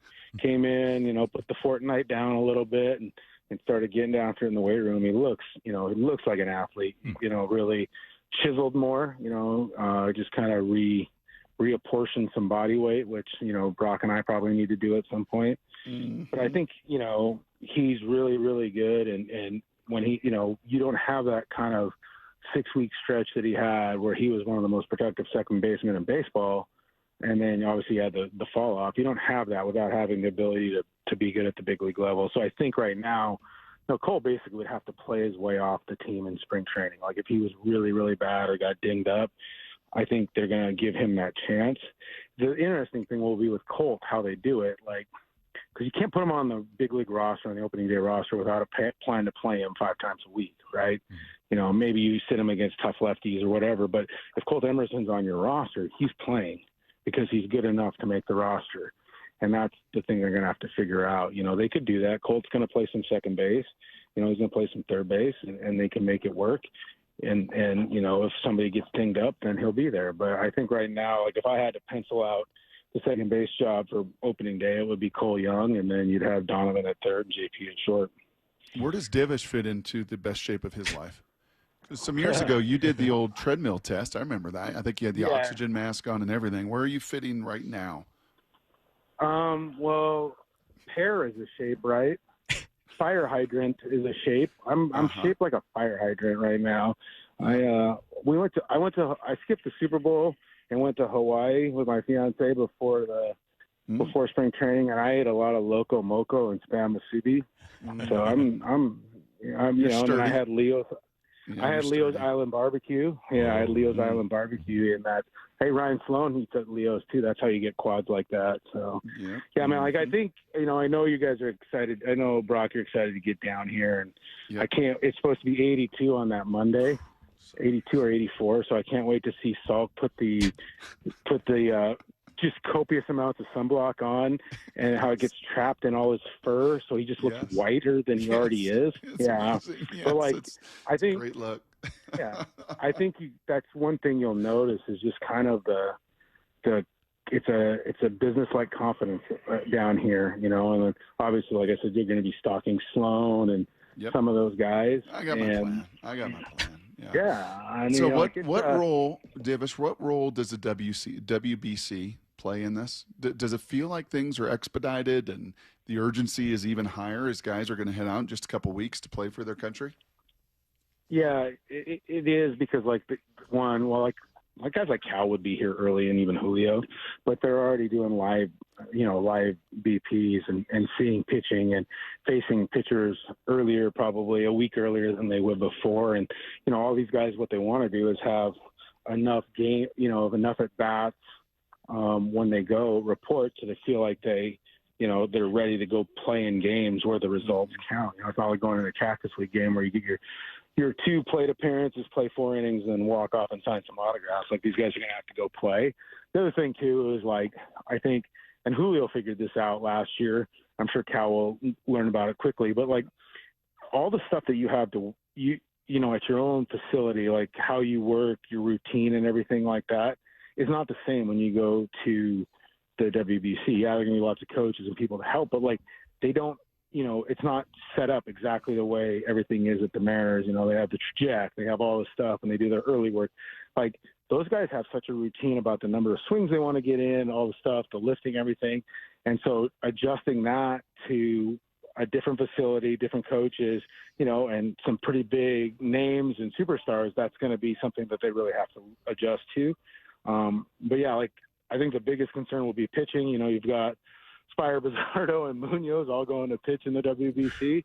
They're already, like, getting after it. And then I don't think Castillo's going to end up pitching the WBC, but, he's on the taxi squad as well. So, I mean, I don't think that the Mariners are really sad that Brian Wu turned them down, and Logan Gilbert kind of gave them Logan Gilbert's agent gave Team USA the immediate, no, we're not interested, to later in the offseason. Like, because I think it messes with the starters more than the relievers. But I remember a few years ago, Eddie Diaz really struggled coming back from the World Baseball Classic because he got out of his routine. So I don't know. I think it's a little bit better setup than before, but it's definitely going to be different having those guys. But the one thing is people will notice when they get down here for Cactus League games, guys like Cal and Randy, and they're going to play 6-7 innings right away because they want the at-bats and they need to get kind of game ready.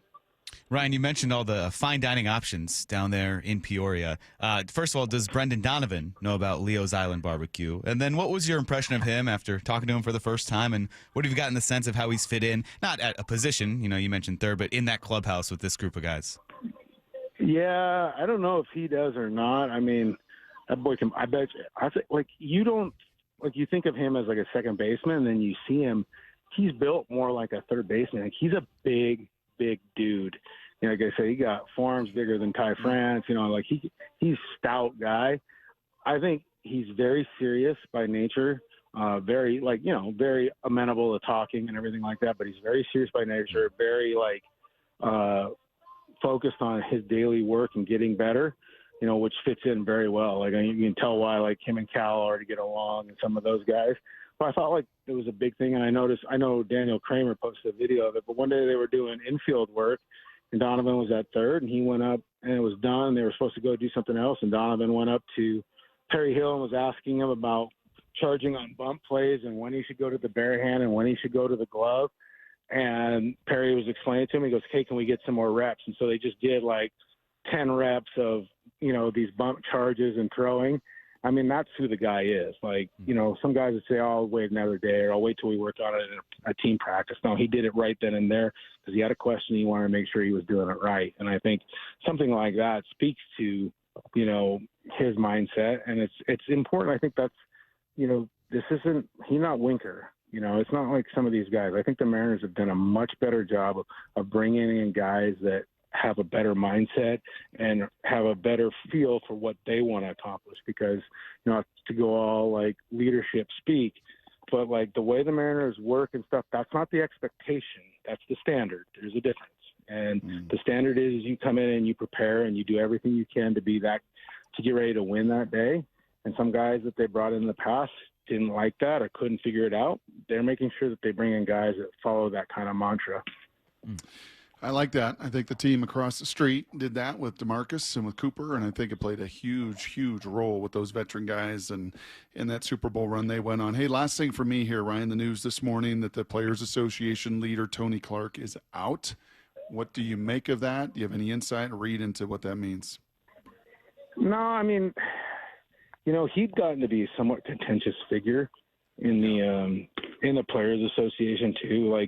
Some of the bigger names and guys that with a lot of pull within the Players Association, like Bryce Harper and some of those guys, didn't necessarily always see eye to eye to him with stuff. And then I know that for a fact that some of the other players that maybe aren't the superstars or at the mid-level or lower level major leaguers felt like Tony always just cared about what the the Stars thought, because really they do control a lot of it. But, I'm not surprised. I don't think it's going to affect the negotiations really in one way or the other. Maybe it makes it better because I know Rob and Tony could get pretty heated. But, it would stun me if there's an extended – do I think there'll be a lockout for the offseason? Yeah, but it would stun me if there was, work stoppage to the point of games missed.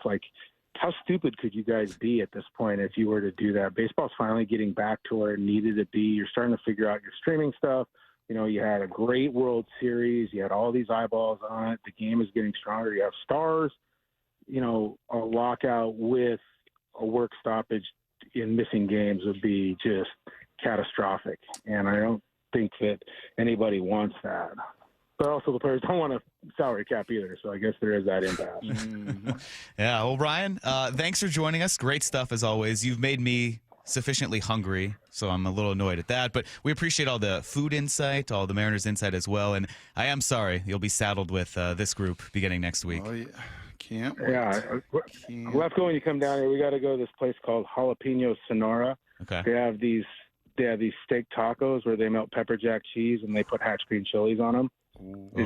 And they're $3 a piece, and a beer is $4 at that place. It's amazing. Is there a limit? Because I might eat them out of business. That's my first question. No, I had 6 the other day. All right, you're speaking my language there. All right, now I'm excited about spring training. Ryan, thanks for the time. We'll catch up again soon. All right, see you guys. Ryan Divish, the Seattle Times, the fantastic Mariners beat writer, food reporter as well. I think I'm gonna have to cleanse this week. It's been a lot of eating. Okay. This weekend. Are you not in best shape of your life season? I'm not in best shape of my life. Okay. No. I think 2 years ago at spring training I was. I think I was down. I was really did the 30-10. I think I was in the teens, like 2 teens. And no, not there now. And based on knowing what we're going to eat with the Hawaiian food and the In-N-Out, and those steak tacos sounded kind of good. Might be a smart week to kind of cleanse. What shenanigans are you going to get Mora into? Because I've heard every year there's a thing that happens. That comes out of spring training rabbits, that happens there's tomorrow. Lemon trees. There's all sorts of fun stuff. So we'll do something. She says right now nothing. There's exaggerations. She says right now nothing. She says nothing is going to happen. It's going to be all straight and narrow. But we get down there in that sunshine and look out. Absolutely look out. Wild times ahead. All right. Well, right, Maura? Right? No, it'll be normal. She just said. All right. Okay. There you go. It'll be a nice, normal. Anything you heard there spring new training. in particular? Anything jump out there from Divish? The Donovan insight was interesting. Yeah. We still don't know a lot about him, so I'll be curious when you guys get down there and talk to him. When we get down there with Wyman and Bob, catch up with him as well, just to learn how he fits in. Just kind of building on the hype of these young prospects and the work ethic, and that stood out. I think it was kind of known, but we can get into this a little bit more as well. But just the way they're approaching this season and that buy-in and the comparisons that even Divish made about Seahawks over to Mariners and how these two franchises are embracing what that means. Standard versus to be a expectation, contender. right? Yeah. Standard versus expectation. I'm expected. No, this is what you do. This is how you work. This is how. Watch Cooper Kupp. Watch Sam Darnold. Watch your best players. Watch Cal Raleigh. Watch Julio. This isn't some expectation. That's the standard. That's where we start. And then from there, we take that next step. And, I think we're going to feel that very much. And not that we've got to comp everything, and not that one team's the other, and not that we're going to, football-eyes, baseball. They're totally different games. But I do think from an approach standpoint and the leadership and the stars of these teams, they do go about it very, very similarly. Well, we can footballize football because the Seahawks have a massive decision coming up this offseason. We'll get into that coming up next. Brock and Salk on Seattle Sports and the Seattle Sports app. I know the paint's barely dry on the new Super Bowl champ Seahawks gear, but can you believe Mariners pitchers and catchers have already reported and spring training is underway? Holy catfish, that was fast. They know from day one of spring training, they have a chance to win the whole thing. Follow how the 2026 Mariners come together at seattlesports.com. We're the home of your American League West champion Mariners. Holy smokes! Seattle Sports. Start having fun. Caesar Sportsbook at Muckleshoot Casino Resort is your #1 place to eat, drink, watch, and have fun. Keep up with your favorite sports anywhere and everywhere on property with the mobile app. Visit MuckleshootCasino.com today. Scan the QR code and let the play begin. Muckleshoot. Spring training is here, and Toyota of Kirkland is throwing you nothing but fastballs down the middle. Step up to the plate on a new ride for the upcoming season with their incredible inventory and offers on Toyota favorites like the Prius, Tacoma, Camry, and Corolla. Their all-star team will get you set up with a test drive so you can round the bases and head home with that car the same day. Don't strike out on savings. Swing by Toyota of Kirkland today, just off I-405 on the Totem Lake exit, or visit online at toyotaofkirkland.com. Hey everyone, Rick Witters, owner of Cressy Door. At Cressy Door, we offer top-of-the-line garage doors, garage door service, and garage door repairs. From everyone here at Cressy Door, congratulations to the Hawks for winning the big game. Dealing with divorce and custody issues can be terrifying and very lonely, but you don't need to face it alone. Goldberg Jones has been helping Northwest husbands and fathers for more than 30 years. Thousands of men have put their trust in us. You can too. Learn more at goldbergjones.com. When you're hiring, have you ever felt like you're missing out on meeting truly great candidates for your roles? It seems impossible to find them, but they have to be out there somewhere, right? Well, they're not hard to find when you know where to go, and that place is ZipRecruiter. And right now, you can try ZipRecruiter for free at ZipRecruiter.com/radio. ZipRecruiter helps 10 million people with their job search every day. And because these people are actively looking for jobs just like yours, it's easy to find the right person right away. In fact, 4 out of 5 employers who post on ZipRecruiter get a quality candidate within the first day. But if you're not using ZipRecruiter, you're missing out. So see what it's like when the impossible is easy. When you go to ZipRecruiter.com/radio right now to try ZipRecruiter for free. Once again, that's ZipRecruiter.com/radio. ZipRecruiter.com/radio. Never miss out on great candidates with ZipRecruiter. Guys, did you know your testosterone affects everything in your system, including how you feel and perform every day? Right now, Revive Men's Health Seattle will check your testosterone for free. Knowing your T levels is the first step in understanding if you have low T. Your testosterone level impacts your energy, libido, sleep, weight, hair loss, mood, and even ED. Maintaining an appropriate T level can change your whole life. Most men start to see changes in their hormone levels in their 30s. Experience and results matter. So what are you waiting for? Get your T levels checked today by local, experienced, and trusted men's health experts. They've helped thousands of men since 2011. They're so confident they can help you, they even guarantee it. Call Revive today and schedule your free testosterone test, free exam, and free consultation. Call Revive Men's Health at 206-529-1111. That's 206-529-1111. Or visit ReviveMen'sHealth.com.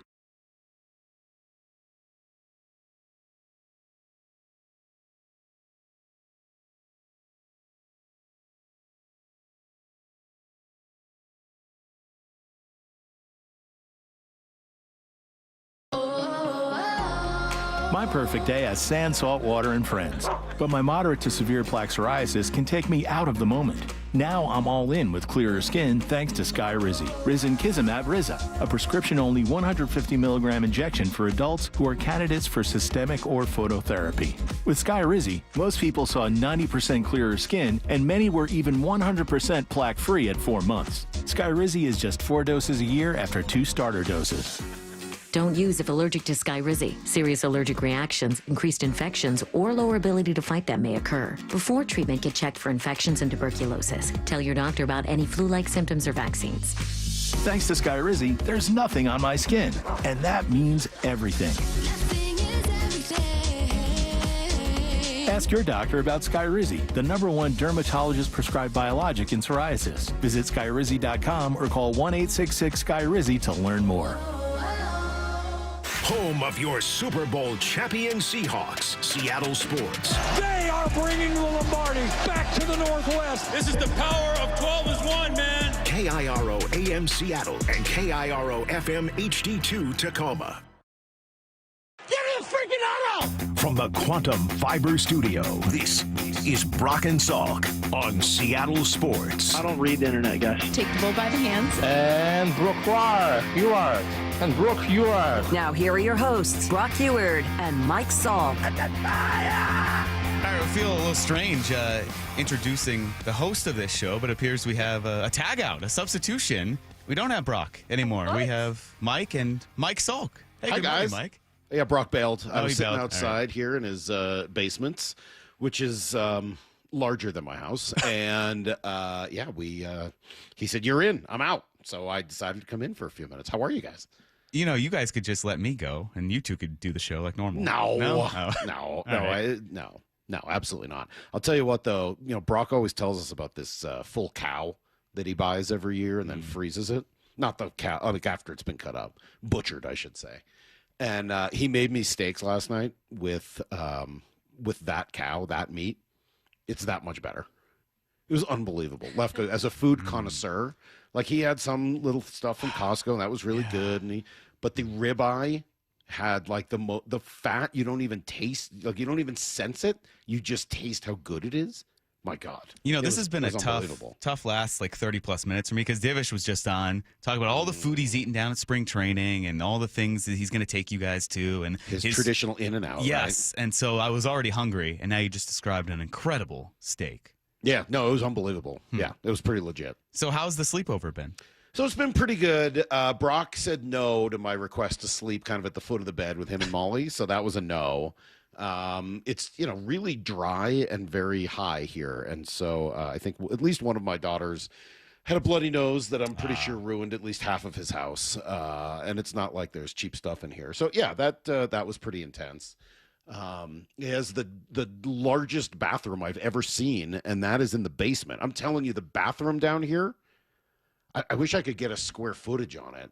It's like a basketball court, essentially, but it's just the guest bathroom in the basement. So it's you very haven't even intense. seen the infamous tub that he does his tub time in. I asked, and Molly said that it's not that big, that it's actually not very impressive, and that if she was, you know, a nicer wife, she would get him a bigger bathtub.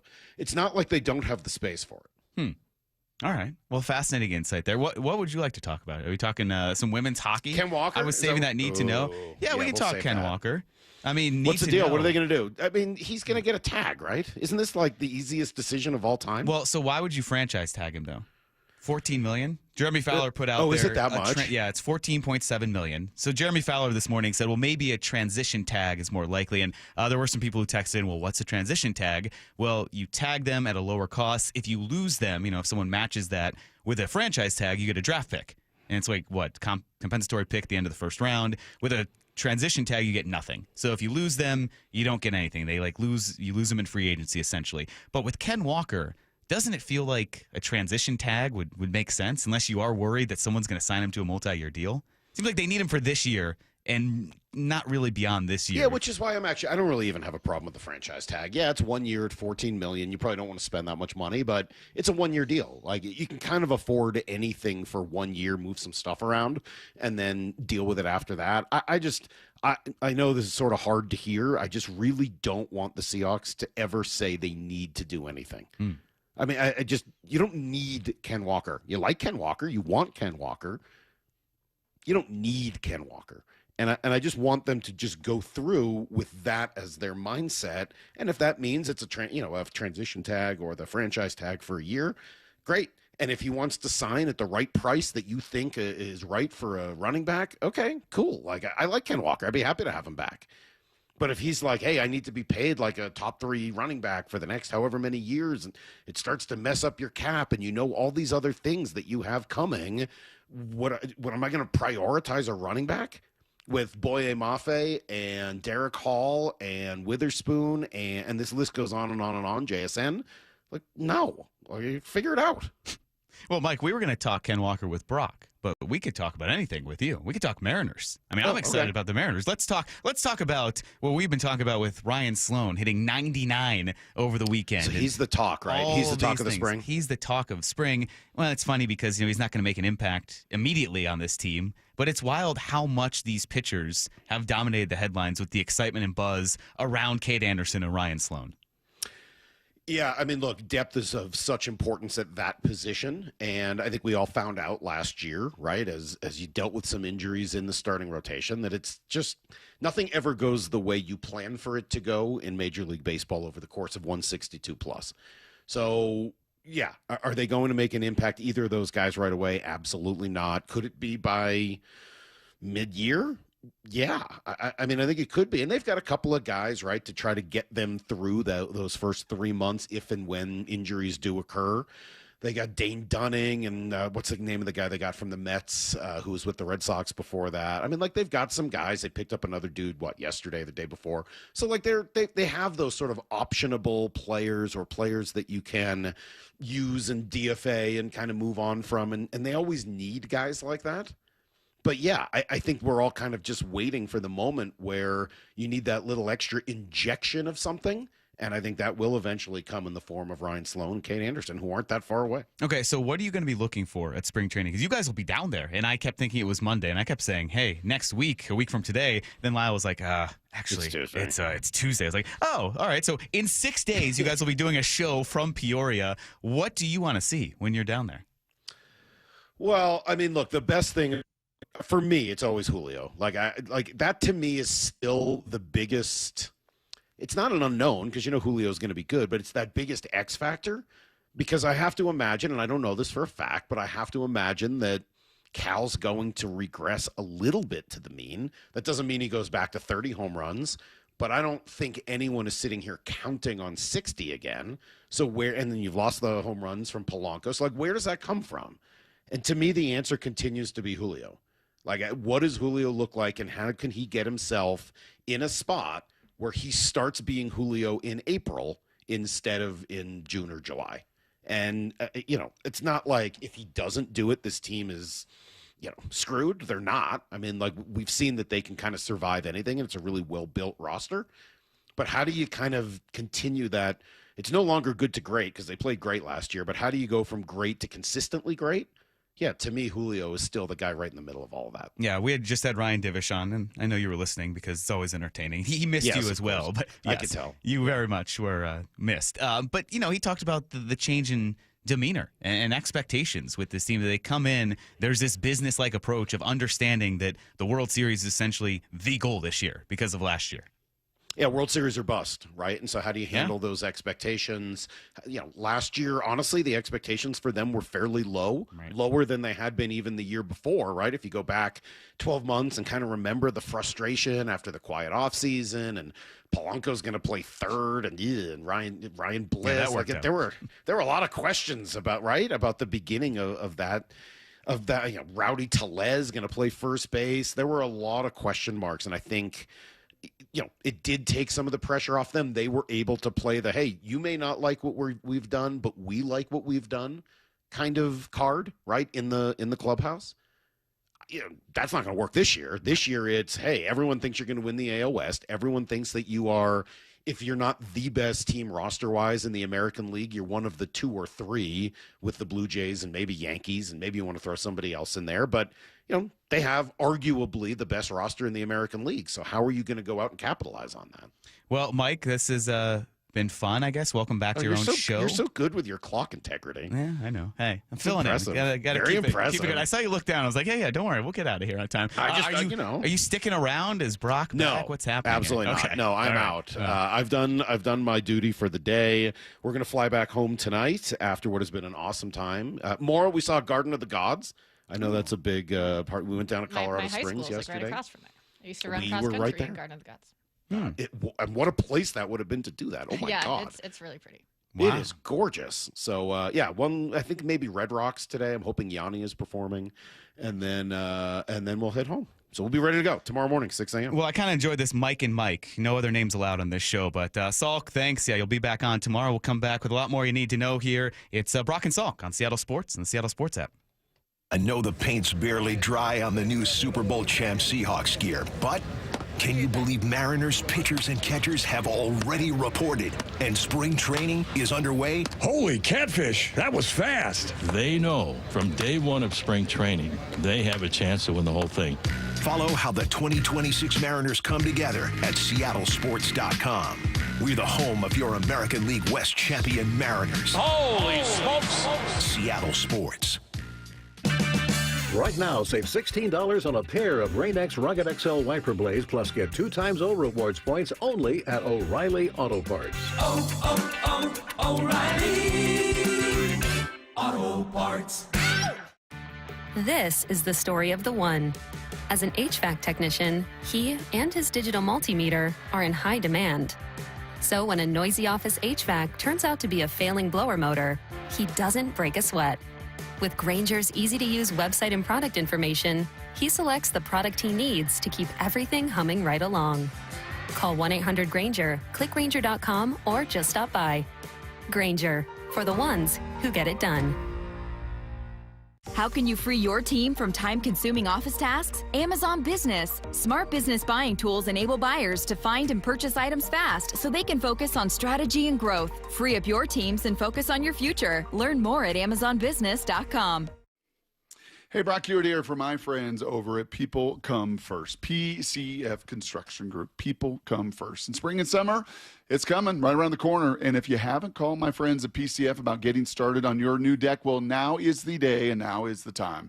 With a patio cover, a heater, and fireplace from PCF like they built for Molly and I, you can enjoy your outdoor deck or patio all year long. And right now, you can get up to $6,000 off your entire project. That's right, up to $6,000 off your entire project, plus no payments and no interest until 2027. You can save an additional $1,500 when you bundle your deck and patio cover. Some restrictions apply, but do what we did. Contact PCF for all the details and start planning and designing your dream deck right now so you're ready to build by the spring. Planning and permits, they can take a little bit of time, so please don't wait. Get started today. Get all the project ideas, browse the photos, and find the offer details at PCFgroup.com. That's PCFgroup.com, making your outdoor space with People Come First.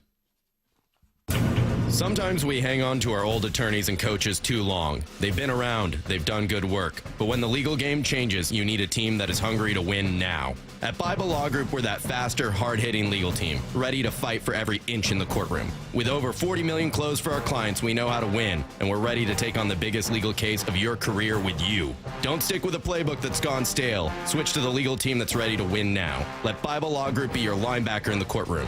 Find us online at BibleLawGroup.com. With Progressive's Name Your Price tool, you can choose the best coverage option for you. Because you know you. Like, you know you can't cook. You're not one of those people who say that they can, but when people come over for dinner, they find out the hard way, you can't. You can't even microwave popcorn, and that's literally just one button.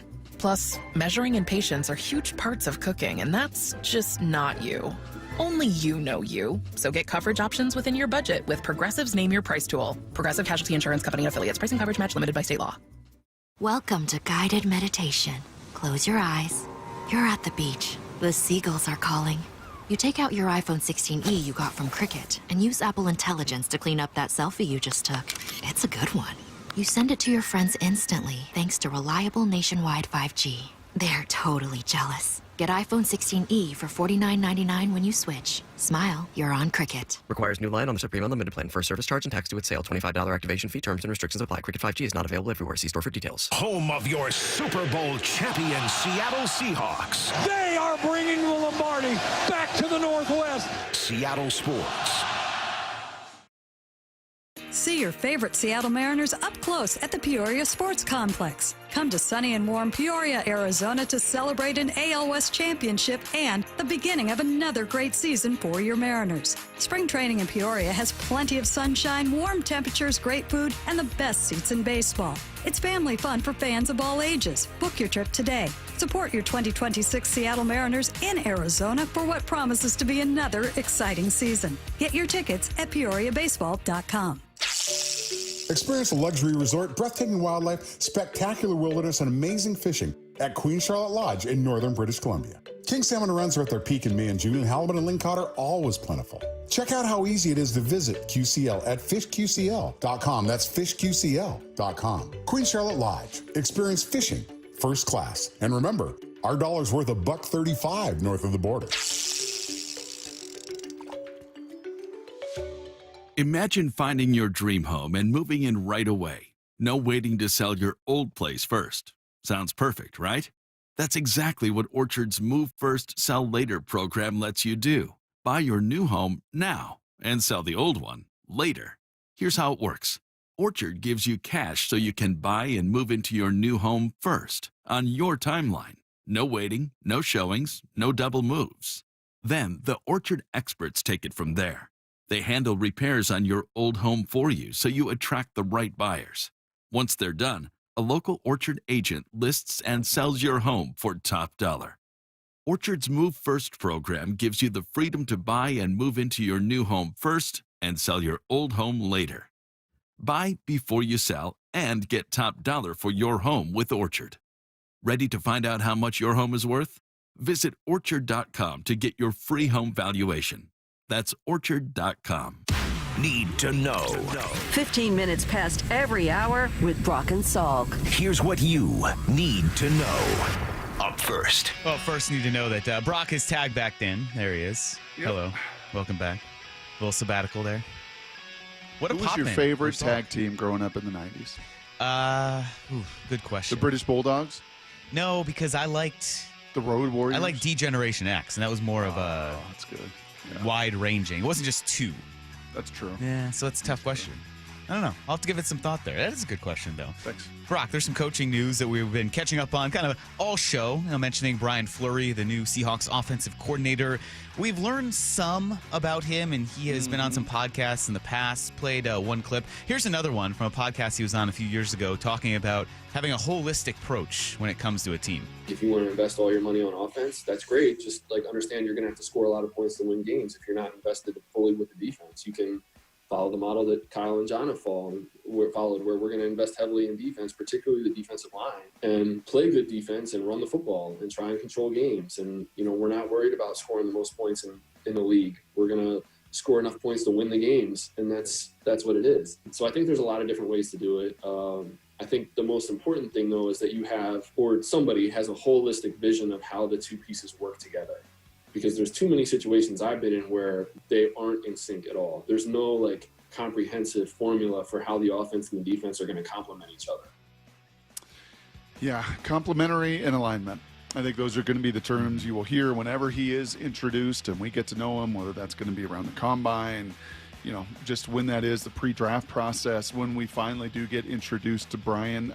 I just keep looking at this resume, Mike. I mean, a little over 20 years, and I've seen a lot of different resumes over the years, a lot of guys that have moved a lot of places, but they typically are kind of in one position or personnel group. Not Brian. From GA to secondary to defensive coach to outside linebacker to special teams coach to quality control to a football researcher, and then ultimately and lastly a tight end coach there with George Kittle in San Francisco and run game coordinator. Yeah, the guy's worn a lot of hats. I think holistic would fit pretty well. Here's the second thing you need to know. Brock, we got a good primer on the Mariners from Brian Divish, Seattle Times. You guys will be seeing that, I guess, at the end of this week, flying down Sunday, first show coming up on Monday, 6 days from your first show. But one thing you're going to encounter is, at this point, a healthy rotation, which they did not have for most of the season. I guess at any point, we're all five healthy. And Bryce Miller, a guy that dealt with a lot of injuries early on in the season, he was talking about how long it took him to finally feel like he was fully healthy last season. I finally felt good at the end. It's a lot easier when you're feeling good, and it just took us a while to get it figured out and get my elbow, back to feeling normal. And then, going out and feeling good and throwing and not worrying about anything just adds to confidence. And I think this whole off season's been great so far. I haven't felt anything in the elbow.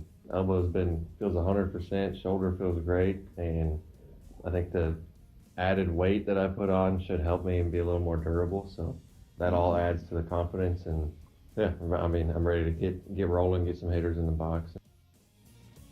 I'll be curious to watch that elbow. He did not have surgery, right? He had the loose body / bone frame, whatever it was. That he took a couple cortisone shots, and eventually the last one seemed to stick, as he talked about there at the end, finally feeling good. But that'll be a watch. And it was during spring training last year, right, where George Kirby, had the shoulder, and and that slow played it, and then it was Logan's elbow, and then it was Bryce's elbow, and then it was Woo's hamstring. Like, there was a whole lot of stuff over the course of the marathon. We were down there last that season. day. The George Kirby news happened. It was very grim. You could see a change in demeanor. He was being a little evasive the whole week we were down there. Like, okay, well, maybe they're locked in. And then I think it was a Thursday. He was in the training room. Was it a shoulder? It was the shoulder, yeah. Yeah. So I think he was in the training room for most of that day, and then that news came out.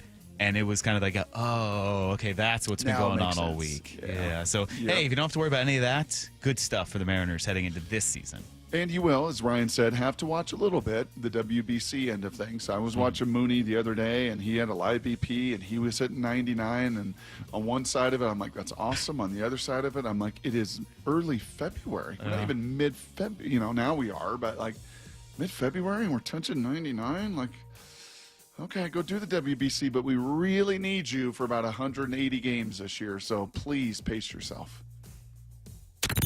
Here's the third thing you need to know. Another thing that we were going to dive into a little bit more at 9. Brock decided to, take a little vacation. It's all right, we got Salk on. It was a very entertaining segment. The first Mike and Mike segment here on this show.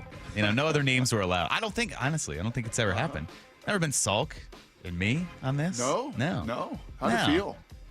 Felt like a lot of mics. Mike and Mike feel Felt good off the lips? Yeah. Does it feel good off the lips, Mike and Mike? Felt weird, to be honest with you. But no, we're going to talk about Ken Walker, the franchise tag. That window opens today, and it runs through March 3rd, so we will see what happens. We know, of course, with the Seahawks, it always gets brought up, only 2 franchise tags used since John Schneider has been in charge, Olindo Mare and Frank Clark. The only 2, but some murmurs around there that maybe a transition tag for Ken Walker. That would be, someone asked about this a previous hour. So a transition tag, lesser costs, it would be around $11.7 million. You don't get the benefits of a franchise tag, whereas you were mentioning you get that protection if a team matches, that you would then get a first-round pick in a franchise tag. Transition tag, nothing. You would just lose them to free agency, essentially. You don't get the benefits if they go somewhere else. So something to watch for Ken Walker and the Seahawks. Yeah, and that did not work out real well with Steve Hutchinson a couple decades ago. So it may have been a little different terms, some of the details of all of that. But they tried to do that transition, and Minnesota came in and then wrote a poison pill into it and just X'd the Seahawks out. And that was a bad deal. That was one that really unfortunately burned Tim Ruskell and crew. They will have a plan. They will have an approach. They will know the market. They're not going to put anything, I think, until after this combine. It's a 2-week period. It just opened today, but they'll go down to Indy, and John will do what he always does, and that's get a good read on the room and where the market is going and do the absolute best thing for the organization. That is everything you need to know. And then one little brief side note that Brock, you brought up to Ryan Divish when he joined us last hour. MLBPA Executive Director Tony Clark is resigning. And Divish kind of weighed in on what that could mean. Maybe actually good news for the union, but a lot of uncertainty in a time where the threat of that lockout looms over this season. So for all the excitement of 2026, you do have what seems like a very protracted and bitter labor dispute happening the second the 2026 season ends. That's right. And he mentioned how Tony and Rob Manfred just do not get along. It is not a healthy working relationship. So can there be somebody that the Bryce Harpers, the big power brokers in the players union can elevate that has maybe a better relationship? Ultimately, how are you going to find some common ground? Because we know what this is all about. Those owners are looking at every other league and saying every other league has a salary cap and floor, and we're going to have one. And this for the betterment of the whole, this is the direction we're going to go. The players are going to dig their heels in and say we are not doing that. We're going to be the outlier that we have always been, and going to stand our ground, and ultimately rubber will meet the road, as you said, in a lockout, as Divish said, and I would have to believe, come on, boys, on both sides. Like, we're just gaining momentum back. You're competing against a sport that has 150 million people watching. Like, come on now. Like, this is not a time to shut it down. It's a time to continue to build on the momentum. Yeah, hopefully this is more 2022, where a lot of people forget, because of that excitement of the season, that was a lockout for about a month into spring training, and not on the side of losing a full season. Hey, by the way, we got to answer questions, too, in 20 minutes. So I don't know if any have popped in, 866-979-3776. You got some? Good. You want to talk about Lefko's dating, G. Scott's principles behind it? Yeah. You want to talk sports? You want to talk food? You want to talk spring training? You want to talk anything? Fire those questions our way, and we'll answer them in 20 That minutes. coming up, and then next as well. There was one thing that became obvious that was motivating the Seahawks this past year when they won the Super Bowl. What will be the thing that drives them this upcoming season? We'll dive into that coming up as well. Mike Lefko, Brock Huard with you. Brock and Salk on Seattle Sports and Seattle Sports app. I know the paint's barely dry on the new Super Bowl champ Seahawks gear, but can you believe Mariners pitchers and catchers have already reported and spring training is underway? Holy catfish, that was fast. They know from day one of spring training, they have a chance to win the whole thing. Follow how the 2026 Mariners come together at seattlesports.com. We're the home of your American League West champion Mariners. Holy smokes! Seattle Sports. Well, the wet, chilly weather has certainly arrived. It's Mike Salk here, and if your attic and crawl space are well insulated, your home should be fine. Should feel cozy and warm without your furnace having to work overtime. But you'd be surprised to learn how many homes in Western Washington lack insulation in these spaces. It's why you call Crawl Pros. If you're feeling cold drafts or seeing that heating bill spike, now's a great time to learn if you got anything going on behind that crawl space or attic by calling Crawl Pros. They'll come out to your house just like they did to mine, do the corner-to-corner inspection. In my case, they found the problem, showed me the pictures, and then they got it all fixed. Now, if they do discover your home is under or improperly insulated, they'll show you all the utility rebates that are available to help you get the work done correctly. Like if you're a PSE customer and your home was built before 1990, you could get a rebate to cover up to 95% of the cost of the insulation job. If you're worried anything is going on in your crawl space or attic, including critters, water intrusion, mold, plumbing issues, anything, call Crawl Pros and schedule your free corner-to-corner inspection at crawlpros.com. Hey Hawk fans, Jake Bobo. Stormy weather is here. How's your roof holding up? Give Techline Roofing a call. With the strongest warranty in the business, Techline has you covered. That's Tekline, roofing.com. Trust Techline. If you actually are the person that will take care of them after the fact, if you actually will be there for them, if you will pick up your phone, then they come back to you. Lee Johnson Auto Family, the LJ way. We've all been there. Sleepless nights, mind racing, wondering if your business's security service is really protecting what matters. At Bay Alarm, we can put your security insecurities to bed. Video security, burglar alarms, fire alarms, access control, 24/7 monitoring, and more. Our advanced technology and personalized support ensure you can rest easy, knowing we're here for you, your people, and your business. Visit bayalarm.com to talk to a local security expert. Bay Alarm, we got you.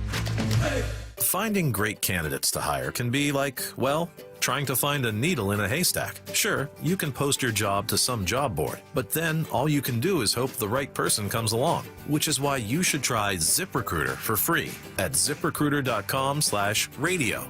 ZipRecruiter doesn't depend on candidates finding you. It finds them for you. Its powerful technology identifies people with the right experience and actively invites them to apply to your job. You get qualified candidates fast. So while other companies might deliver a lot of hay, ZipRecruiter finds you what you're looking for. The needle in the haystack. See why 4 out of 5 employers who post a job on ZipRecruiter get a quality candidate within the first day. ZipRecruiter, the smartest way to hire. And right now, you can try ZipRecruiter for free. That's right, free at ZipRecruiter.com/radio. That's ZipRecruiter.com/radio. ZipRecruiter.com/radio. ZipRecruiter. Are you curious about who offers the best deals on top-rated Samsung, LG, and Sony TVs? The answer is surprising. It's not online, and it's not the warehouse clubs. The best deals on top-rated TVs are at Video Only. Don't believe it? Then check out the trade-in deals at Video Only. How about $500 for your old TV? Try doing that online. Before you buy that new TV, drop into Video Only. If you don't, you'll be sorry. The Mariners fix you need during the offseason. Fans are on their feet. Listen to this. The Uncruise Adventures Hot Stove, Tuesday nights at 7 on Seattle Sports. That's another amazing run by Team USA. Mom, think I'll be on Team USA one day? Well, I'll take this one. What? Are you speaking to us? Yes, and to answer your question, anything's possible, especially with Xfinity. So, I can be the best snowboarder ever? Well, I can't guarantee that, but Xfinity can guarantee that your internet price won't change for 5 years. Okay. What if I practice every day? Then maybe you'll be snowboarding for Team USA at the next Olympic Winter Games. And Mom, you'll still be paying the same price for Wi-Fi. Ooh, really stuck the landing there. It's the Xfinity Gold Medal celebration. Now through February 22nd, get our best price on gig Wi-Fi for 5 years guaranteed, just $50 a month. Plus, get Peacock Premium included for 2 years. That's a $10.99 value per month. Xfinity. Imagine that. Proud partner of Team USA. Restrictions apply. Requires paperless billing and auto pay with stored bank account. Taxes and fees extra. Actual speeds vary. My perfect day has sand, salt, water, and friends. But my moderate to severe plaque psoriasis can take me out of the moment. Now I'm all in with clearer skin thanks to Skyrizi. Risankizumab Riza, a prescription-only 150 milligram injection for adults who are candidates for systemic or phototherapy. With Skyrizi, most people saw 90% clearer skin, and many were even 100% plaque-free at 4 months. Skyrizi is just 4 doses a year after 2 starter doses. Don't use if allergic to Skyrizi. Serious allergic reactions, increased infections, or lower ability to fight them may occur. Before treatment, get checked for infections and tuberculosis. Tell your doctor about any flu-like symptoms or vaccines. Thanks to Skyrizi, there's nothing on my skin, and that means everything. Ask your doctor about Skyrizi, the #1 dermatologist-prescribed biologic in psoriasis. Visit Skyrizi.com or call 1-866-SKYRIZI to learn more. This hour is brought to you by Davis Law Group. From the Quantum Fiber Studio, you're listening to Brock and Salk. Weekdays 6 to 10. On Seattle Sports and 97.3 FM HD2. Mike Lefko and Brock Huard here with you up until 10 o'clock. A little under 30 minutes left, a little under 15 minutes left, Brock, till answer the question, jerk. Got some good ones coming in. There's one I'm very excited to read. Oh, good. Yeah. I just gave some hugs. The house guests are blowing out. They're on their way back. Brock and Salk will be back tomorrow morning, locked and loaded, and he's got all sorts of fun stories, I'm sure. What was the final review? You going to get a good Yelp review? Good host? Yeah, I think I give good host. I really enjoy cooking. You know, it's a real bummer, Lefko, that we don't get to be down in the desert together, you know, because I think you would enjoy I enjoy it. Like, I love prepping and cooking. And, you know, I was telling Heather and Mike last night that, like, when I was playing early in my career without kids, that was, like, one of my real passions. I got into cooking and would go to the Pike Place and get all the ingredients. I get Uli sausage. I get the fish. I got to know Tom Douglas and some of the other chefs in town. And I really do enjoy entertaining and cooking. So in an alternate universe, could you have gone chef post-playing career? Yeah, alternate universe. Right. Like if, you know, the Lord did not give us kids or whatever, and I had to, like, would the business, and I know restaurant is a tough business, tough business, but Molly even said that at times, like, you love cooking so much, why don't you open a restaurant? I'm like, we'll let the John Howies do that. Like, it's a hard row. I know what I don't know, but I certainly do enjoy entertaining and cooking. Well, Brock, before we get to answer the question, jerk, there was something that's kind of been,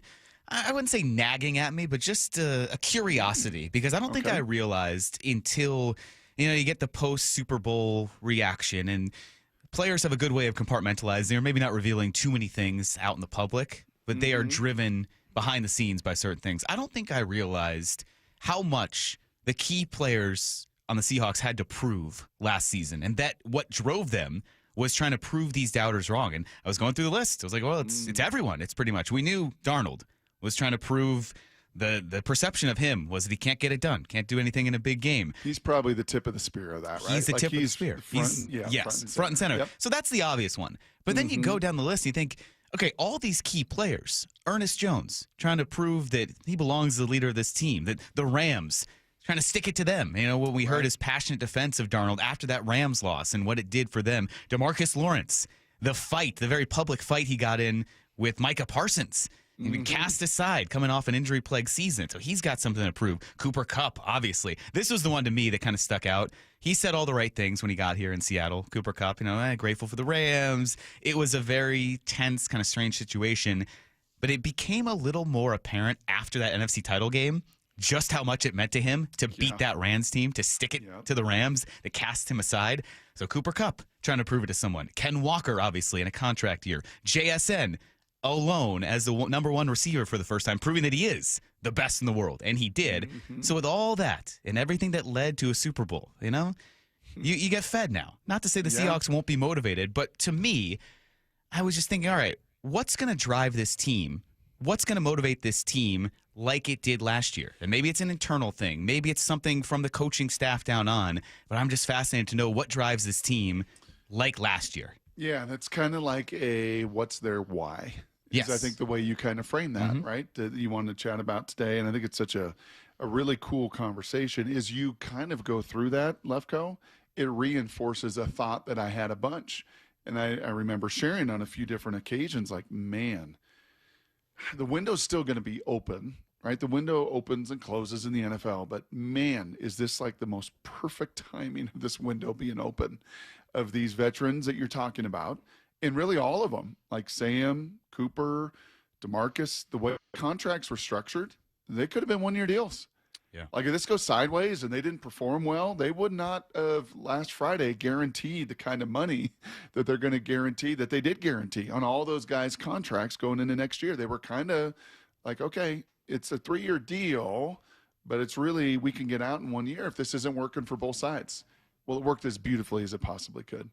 All of these players, and not just Ken, but Boye and Reek, that are in contract, Rashid Shaheed, who you traded for. Like they're all in contract years. Like they are incentivized to be at their absolute best, their best behavior, their best buy-in, their best everything, because they want their payday, right? I mean, you time that up. And then you got these rookies that are, man, really prominent positions that have enough runway to go earn a job. There's no one like Nicky Manwari on this roster. You needed a left guard. Gray Zabel, we drafted you. You're going to be our left guard. Like, holy cow. Like on every part of the, the age spectrum, it couldn't have been better. Like it just couldn't have been better. And as you stack wins, you kept thinking, okay, take advantage of it. Keep taking advantage of it. I know it feels early. I know it feels out of nowhere. I know you weren't on the odds-on favorite, and I know you're 60-1, but my gosh, are all of these things stacking and aligning in such a way that, man, this window is awesome. And this cycle is just perfect timing. So what now? What now? Yeah. What is going to be your motivation? What is going to be your why? The obvious, and you've already heard it and from a few of them, is to repeat. Mm-hmm. To repeat. Do something never done before. It was close. It was to like the 1.5 yard line. You nearly did it the last time around. But to go repeat and to really prove.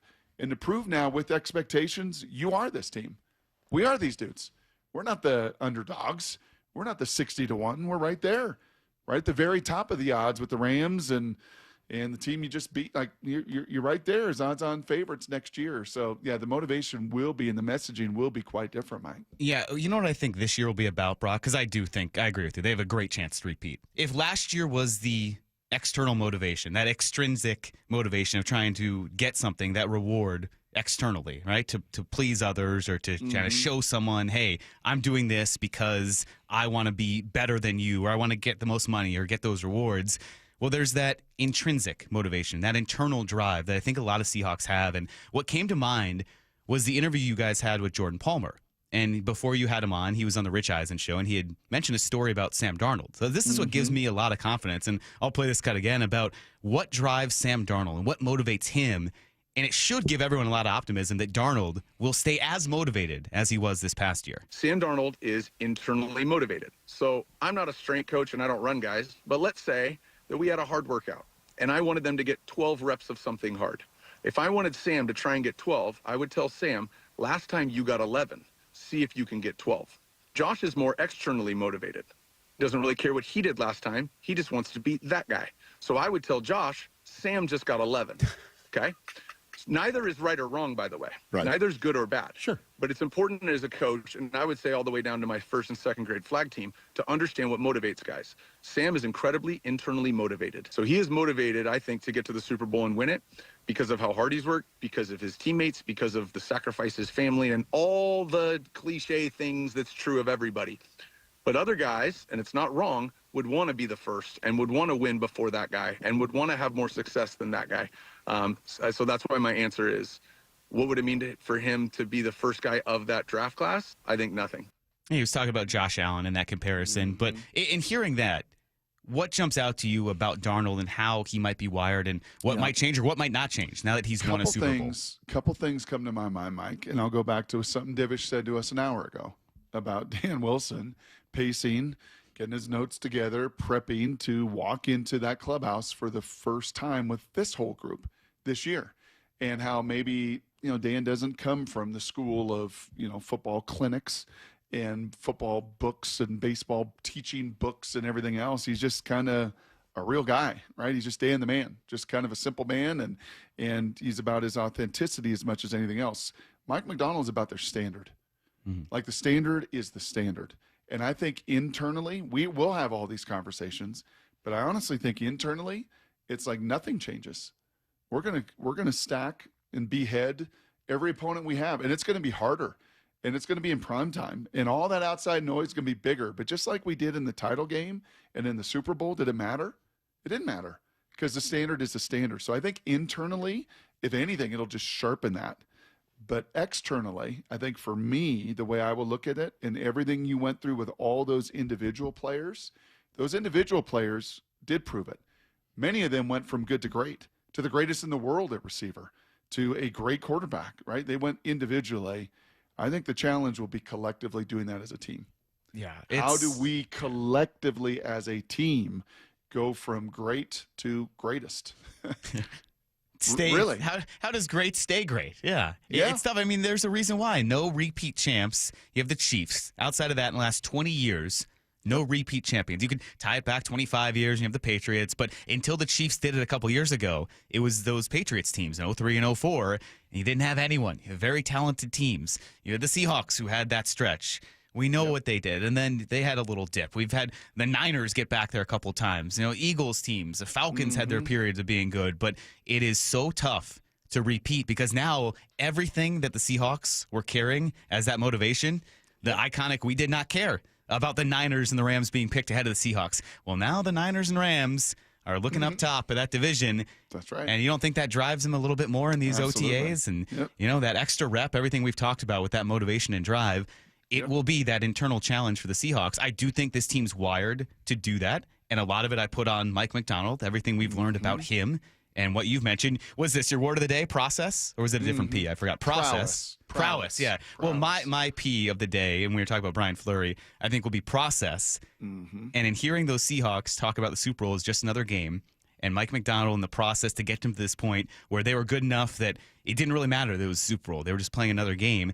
If that carries over, I like their chances. Now the challenge is, okay, how does that carry over with all these changes on the offensive coaching staff of these Seahawks? Yep. Jim Collins wrote that book, and it is good to great. And I don't know if you've ever read it, Mike, or if you enjoy those kind of books, but it has been a book that so many teams at all different levels, professionally, collegiately, have used. How do you go and take your business, in this case, it was a business book, from good to great? That is the hardest step. And now for the Seahawks, because that really was a lot of the conversation, right? Can JSN, he's good. Can he be great? Yeah. Ken Walker, he's good, but when the moment calls, can he be great? Yeah. Sam Darnold, he's good, but when the moment calls, can he be great? Yeah. Spoon, go through the whole list, the whole D line, they did. They went from good to great individually, and then it turned into collectively. Well, now all the expectations of the world are on you. Now the target is that much bigger. Now you're no longer the hunter. You're going to be the hunted by all those people. Now you're going to have one of the most difficult schedules in the NFL. Now you don't have a top 10 pick. You got the 32nd pick at the bottom of every round, right? All of those things. So how do you maintain that greatness? That'll be certainly an immense part of the dialogue. And, oh, by the way, we just played a 20-game season. And for some of our rookies, like Zabel, he played a 22-game season. He played, in essence, 2 college seasons. So how do we make sure to take care of all of those guys so they can do it again? Because that is a long, long, arduous journey, as we know. Now, we know teams are good at finding ways to get motivated, perceived slights of that nature. For me, if I was in that locker room, I would say, hey, look, you might not be starting the season as game number 1. We talked about this on Friday. There you go. You're looking for some motivation, some external motivation. The NFL might be putting your 2 rivals as the season opening game. All right, but that's for another day. That would be me if I was going to be externally motivated. So that's for another time. But right now, we got to answer some questions. Time for Answer the Question, Jerk. This is Brock and Salk's Answer the Question, Jerk. Keep asking questions. Come on, I'll answer them. Come on, I'm here. I'm going to answer your questions, dang it. Answer my question! The question, jerk! Well, don't just stand there. Answer the question, jerk! Brock, I have one for you and Maura, and I guess Lyle. This one jumped out right away. Okay. 570 says, Jerks, I need to know if Maura plans to get tipsy and yell at Lyle to go pick lemons off the lemon tree. She gets so See why I'm not drinking around you ever again, bro? Oh, that was so fun. That was such a great night. I don't think we have a lemon tree this year. We stay at different houses every year. Yeah.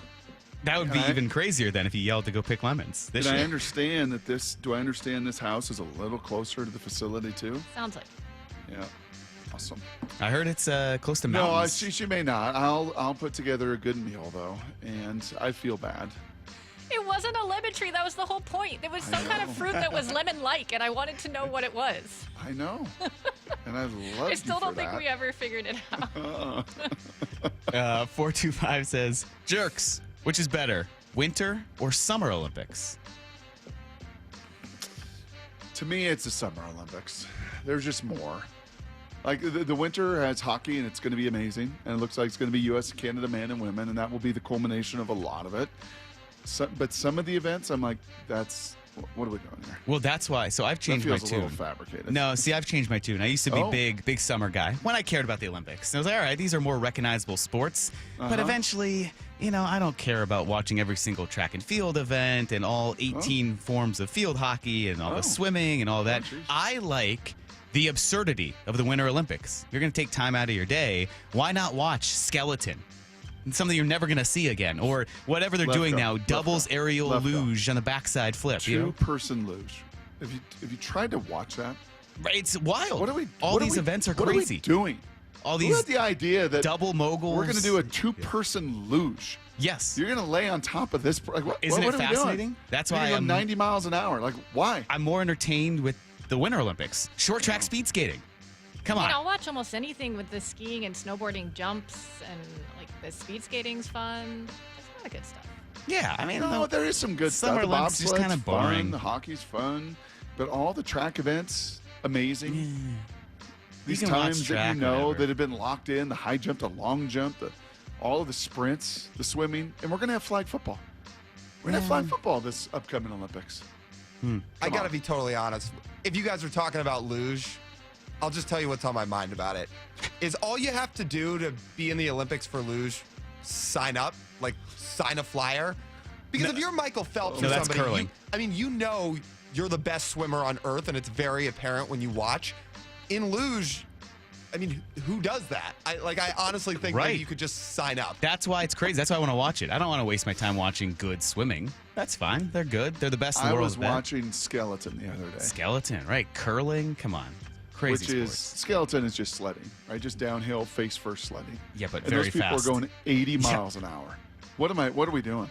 I've been on a bicycle going like 40 miles an hour, and I felt like I was going to die. Like, this is too fast. Going downhill, like double that up while laying down with your head inches from the ice at 80 miles an hour. Insanity. Just insanity. How about ski jumping? It always looks fun. I went to Park City, and they showed you all the Olympic stuff from that Olympics. You can peer down the ski jumping jump. You can go right to the top and look down. Yep. And it was something I never wanted to do. The way you have to lean It's forward. insane. Yeah. It's insane. We play in this baseball tournament in Steamboat Springs, and that's where they do a bunch of the training, the American skiers and everything else, Colorado Springs, Steamboat Springs. And I saw that track, and I hiked up to it, and I'm like, no way. Are you kidding me? Are you kidding me? How do you do this on skis? And then all the flips. I'm not saying it's not remarkable, but I find more attachment, just for me, to the summer games. Yeah. I just have the more morbid curiosity with the winter. But I used to be a big summer guy. I don't know. I'm busy in the summer. It's baseball season in the summer. I don't want to watch the Summer Olympics. We got playoff races. Maybe that skewed my perception as well. 360 says, Jerks, can you help me argue with my partner as to why the term world champions is used for the Super Bowl champions? Her argument is that it isn't a world sport. Well, I don't want to get you in trouble in a relationship here, but... Like the World Cup actually has teams from all over the world. Well, because the NFL is the representation of the world sport of football. Not football like soccer, but no one plays professional football like the NFL does. They do Watch have, your mouth. They do have Michael Dixon's from Australia, Adam Yes. 30's from England. So they do have international players playing. And you watch But your there's mouth. no They play leagues. professionally in Turkey. No, I get that. There's in no Europe. leagues at that level. So it would be like if we categorized all the leagues like this was soccer, they would be like a level below It's a the little bold to NFL. call them world champions, but they do have some international All right, players. well, here. It's not played elsewhere. What are you going to do? I'll offer up a challenge then. If you have a problem with world champions, whatever country you are, offer up your best team. We'll see what happens. You try to beat the Seahawks. So until then, the Seahawks are world champions. That's the most basic answer there. You know, it's not like the NBA. So the NBA should not get off by calling themselves world champions. Because there's international basketball, that very skilled leagues elsewhere. Yeah. They might be able to challenge, but no, NFL, offer up your best team. Australia, let's see what you got. Team full of punters, please. All right, 253 says, Jerks, shampoo, then conditioner, or 2-in-1 shampoo? Brock, I feel like you have quite a routine. I Let's got a hear your answer. 3-in-1. Yeah. I always buy Old Spice 3-in-1. What is it, a body Conditioner wash and too? body wash. Oh. Oh, it's got the whole thing. It just simplifies the whole matter. Did you like the assortment of toiletries at the Media Hotel? They're all named Crabtree. It's okay. Everyone had Sure. fun with that? Oh, they sure did. Yeah. 18 people tweeted out the same I'm joke. not a big conditioner. Are you a conditioner guy? No, rarely. I don't, Rarely I'm not a- condition. I'm not a big believer in I conditioner. I don't have slather enough my hair in hair. conditioner and Oh. let it sit for a few So minutes. what's your answer then to that? So I need separate shampoo. Okay. Oh yeah. Every female in my home, very But different. we're putting like probably a lot more hairspray Yes. and products and Lot of stuff in that need a to lot be of stuff going in cleaned there. out. Yeah. Okay. No, that's a better answer. Also there. found out at the Super Bowl, random fact, that Brock used to be teammates with the Old Spice guy. Yeah. Yeah. He rushed over to say hello to Brock. Oh, really? How do you know the Okay. Old Spice? Yes. Wow. Yeah. Isaiah Mustafa. Yeah, we were together in a training camp. Really nice guy. Very nice guy. All right, here's an interesting one. Okay. Jerks, if you could have a tag team partner to tag into the show when you need saving or a breather, who would you pick? Would you want someone like you or more complimentary? Well, you already tagged out today, Brock, so. I did. Yeah. I enjoy Salk as a tag team partner. So, but who would, if you two are doing the show like normal, who would tag in for you? That's tough. Who Yeah, would tag in for me? You've baffled Brock? All right. Yeah. I mean, would either of your two guys that you produce for, would that be a good mix? Oh, go for it. You want I mean, Bob is mixed in there with Yeah. Salky. They talk music. They've got some commonalities. Yeah. Bump is easygoing. Salk loves working with Stace. I think he's got a lot of great choices. Yeah. Someone, of course, misinterpreted me saying I didn't like her. I love curling. I curled before. Sorry, that just came in. It's not even a question. But I love all the winter sports. That's the whole You've point. curled? I have curled, yeah. Have you really? 2010 Olympics in Vancouver. Were you the sweeper? No, we all just tried it. You know, we all did all the rolls. So Was it fun? I don't know the role of the guy who pushes the stone. But then I got up and tried sweeping, then I pushed the stone. And yeah, it was a lot of fun. I love curling. Come on, 360. Pay attention. We'll finish with this one here. 509. Answer the question, Jerks. Rock, paper, scissors, or Spock? What is that? What is Spock? Is that what you say at the end? Spock? I mean, Spock is from Star Trek. Is that just your way of saying, like, go? Oh, Yeah, I think somebody invented a game way back when because they thought rock, paper, scissors was too simple. So I think they added Spock and a lizard. I remember hearing that at some point. All right, well, not that one then for me. Lyle, what no, does thank way you. back when mean? Yeah, like I don't know. 5 years ago. Sure. Yeah. Somewhere between What's 5 your and 10 years favorite ago. of the rock, paper, scissors? What's your most go-to? I think I just default to scissors. It's fun. You know, you throw those really? scissors out there. Yeah. I'm a rock. You rock? Okay. Brock the Rock. All right, Brock the Rock. Well, hey, Brock the Rock, it's been a lot of fun. A lot of Good fun job, today. Mikey. Good thing. Good Big job, thanks to man. our guests, Rustin Dodd, Eric Branch, and Ryan Divish. Brock, we're not going to do this again for a while, so I guess No. until then, the hay. Oh, good job today, Lefko. The hay is in the barn. See you. Get to the chopper!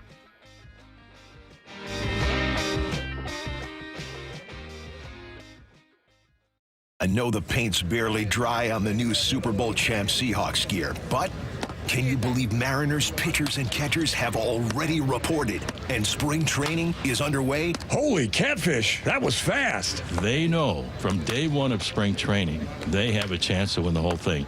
Follow how the 2026 Mariners come together at seattlesports.com. We're the home of your American League West champion Mariners. Holy smokes! Seattle Sports. That same Louisiana flavor y'all love about our chicken? It's flawless. Yeah, we did that to crispy Alaskan flounder and butterfly shrimp too. We just couldn't help ourselves. And we didn't stop there. You can add lemon pepper or garlic Parmesan rub to that shrimp. Now we only do seafood every so often, so you know what to expect. Popeyes can't miss. That's right. The seafood menu is back This is real fish. at participating restaurants. When you're hiring, have you ever felt like you're missing out on meeting truly great candidates for your roles?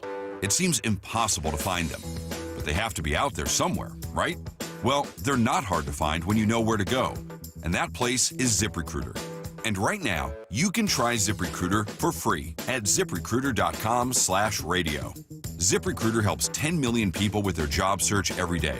And because these people are actively looking for jobs just like yours, it's easy to find the right person right away. In fact, 4 out of 5 employers who post on ZipRecruiter get a quality candidate within the first day. But if you're not using ZipRecruiter, you're missing out. So see what it's like when the impossible is easy. When you go to ZipRecruiter.com/radio right now to try ZipRecruiter for free. Once again, that's ZipRecruiter.com/radio. ZipRecruiter.com/radio. Never miss out on great candidates with ZipRecruiter. I've always wanted to learn French, but the app I tried didn't help. If you want to memorize words in another language, there's an app for that. But if you want to really learn another language, there's Babbel. Babbel was designed by over 200 language learning experts to be the most effective way to learn another language. With other language learning apps, I was just playing games. I wasn't really learning. Babbel's different. Every time I open the app, I can choose to work on my writing, speaking, or listening. And it saves my mistakes for me to review, so I'm constantly improving. Babbel feels like it was created intentionally by people who really know what you need to learn another language. Before Babbel, I thought I just wasn't good with languages. But now I'm speaking French. Tout ça, c'est grâce à Babbel. Want to really learn another language? Save up to 50% on your Babbel subscription when you sign up at Babbel.com. That's Babbel.com to save up to 50%. Babbel.com. Trust is everything. Earning it takes years. Losing it takes 5 seconds. Lee Johnson Auto Family. Texting enrolls you in a recurring automated marketing text messages. Consent not required to purchase. Message and data rates may apply. The team's looking good this season. I think so. Man, I miss playing football. Ever since I turned 40, I just can't find that fire I used to have. Think it could be lower testosterone? What do you mean? I was feeling the same way. After 40, the body has less testosterone, and men lose their edge. That's why I take Nugenix Total T2. That's the testosterone booster, right? Yes, but Total T2 is their brand new formula that skyrockets nitric oxide levels in as little as 3 hours. Since I started taking it, I've been lifting like when we played for Coach Carter. My energy is way up, and it even spiced up things between me and the missus. Are they still giving out complimentary bottles? Yep, just send a text. Text AREA to 42424 for your complimentary bottle of Nugenix Total T2, the next generation testosterone booster. Text now and we'll include a bottle of Nugenix Thermo X, our newest, most powerful fat burner ever, absolutely free. Text AREA to 42424. That's AREA to 42424. These statements have not been evaluated by the FDA. This product is not intended to diagnose, treat, cure, or prevent any disease. Winter is in full swing, and Aleve is here to keep you moving. When the cold weather sets in, everyday aches and pains can linger, but Aleve's got your back. With up to 12 hours of body pain relief per dose, Aleve keeps you going with long-lasting body pain relief to get you through whatever the season brings. Chilly days or cozy nights, Aleve gives you that long-lasting body pain relief you can count on this winter. Try Aleve. Use as directed for minor aches and pains. Why'd I go to the doctor? Working on the farm, my heart kept skipping a beat. I didn't think much of it, but my daughters made me get checked out. Turns out I have atrial fibrillation, which increases the risk of stroke about 5 times. Symptoms like irregular heartbeat, heart racing, chest pain, shortness of breath, fatigue, or lightheadedness can come and go. But if it's AFib, the risk of stroke remains. If you have symptoms, contact a doctor. I'm so glad I did. Visit notimetowait.com. Sponsored by Bristol Myers Squibb and Pfizer. Hi, I'm Justin Shirley. We offer 0 down, 0 interest, and 0 payments for 24 months on new roofs. Call 866-ROOF-ROOF now. State Roofing and Exteriors. Held to a higher standard since 1968. Home of your Super Bowl champion Seahawks, Seattle Sports. They are bringing the Lombardi back to the Northwest. This is the power of 12 is 1, man. KIRO AM Seattle and KIRO FM HD2 Tacoma. Seattle Sports Snapshot. The Seahawks have their new offensive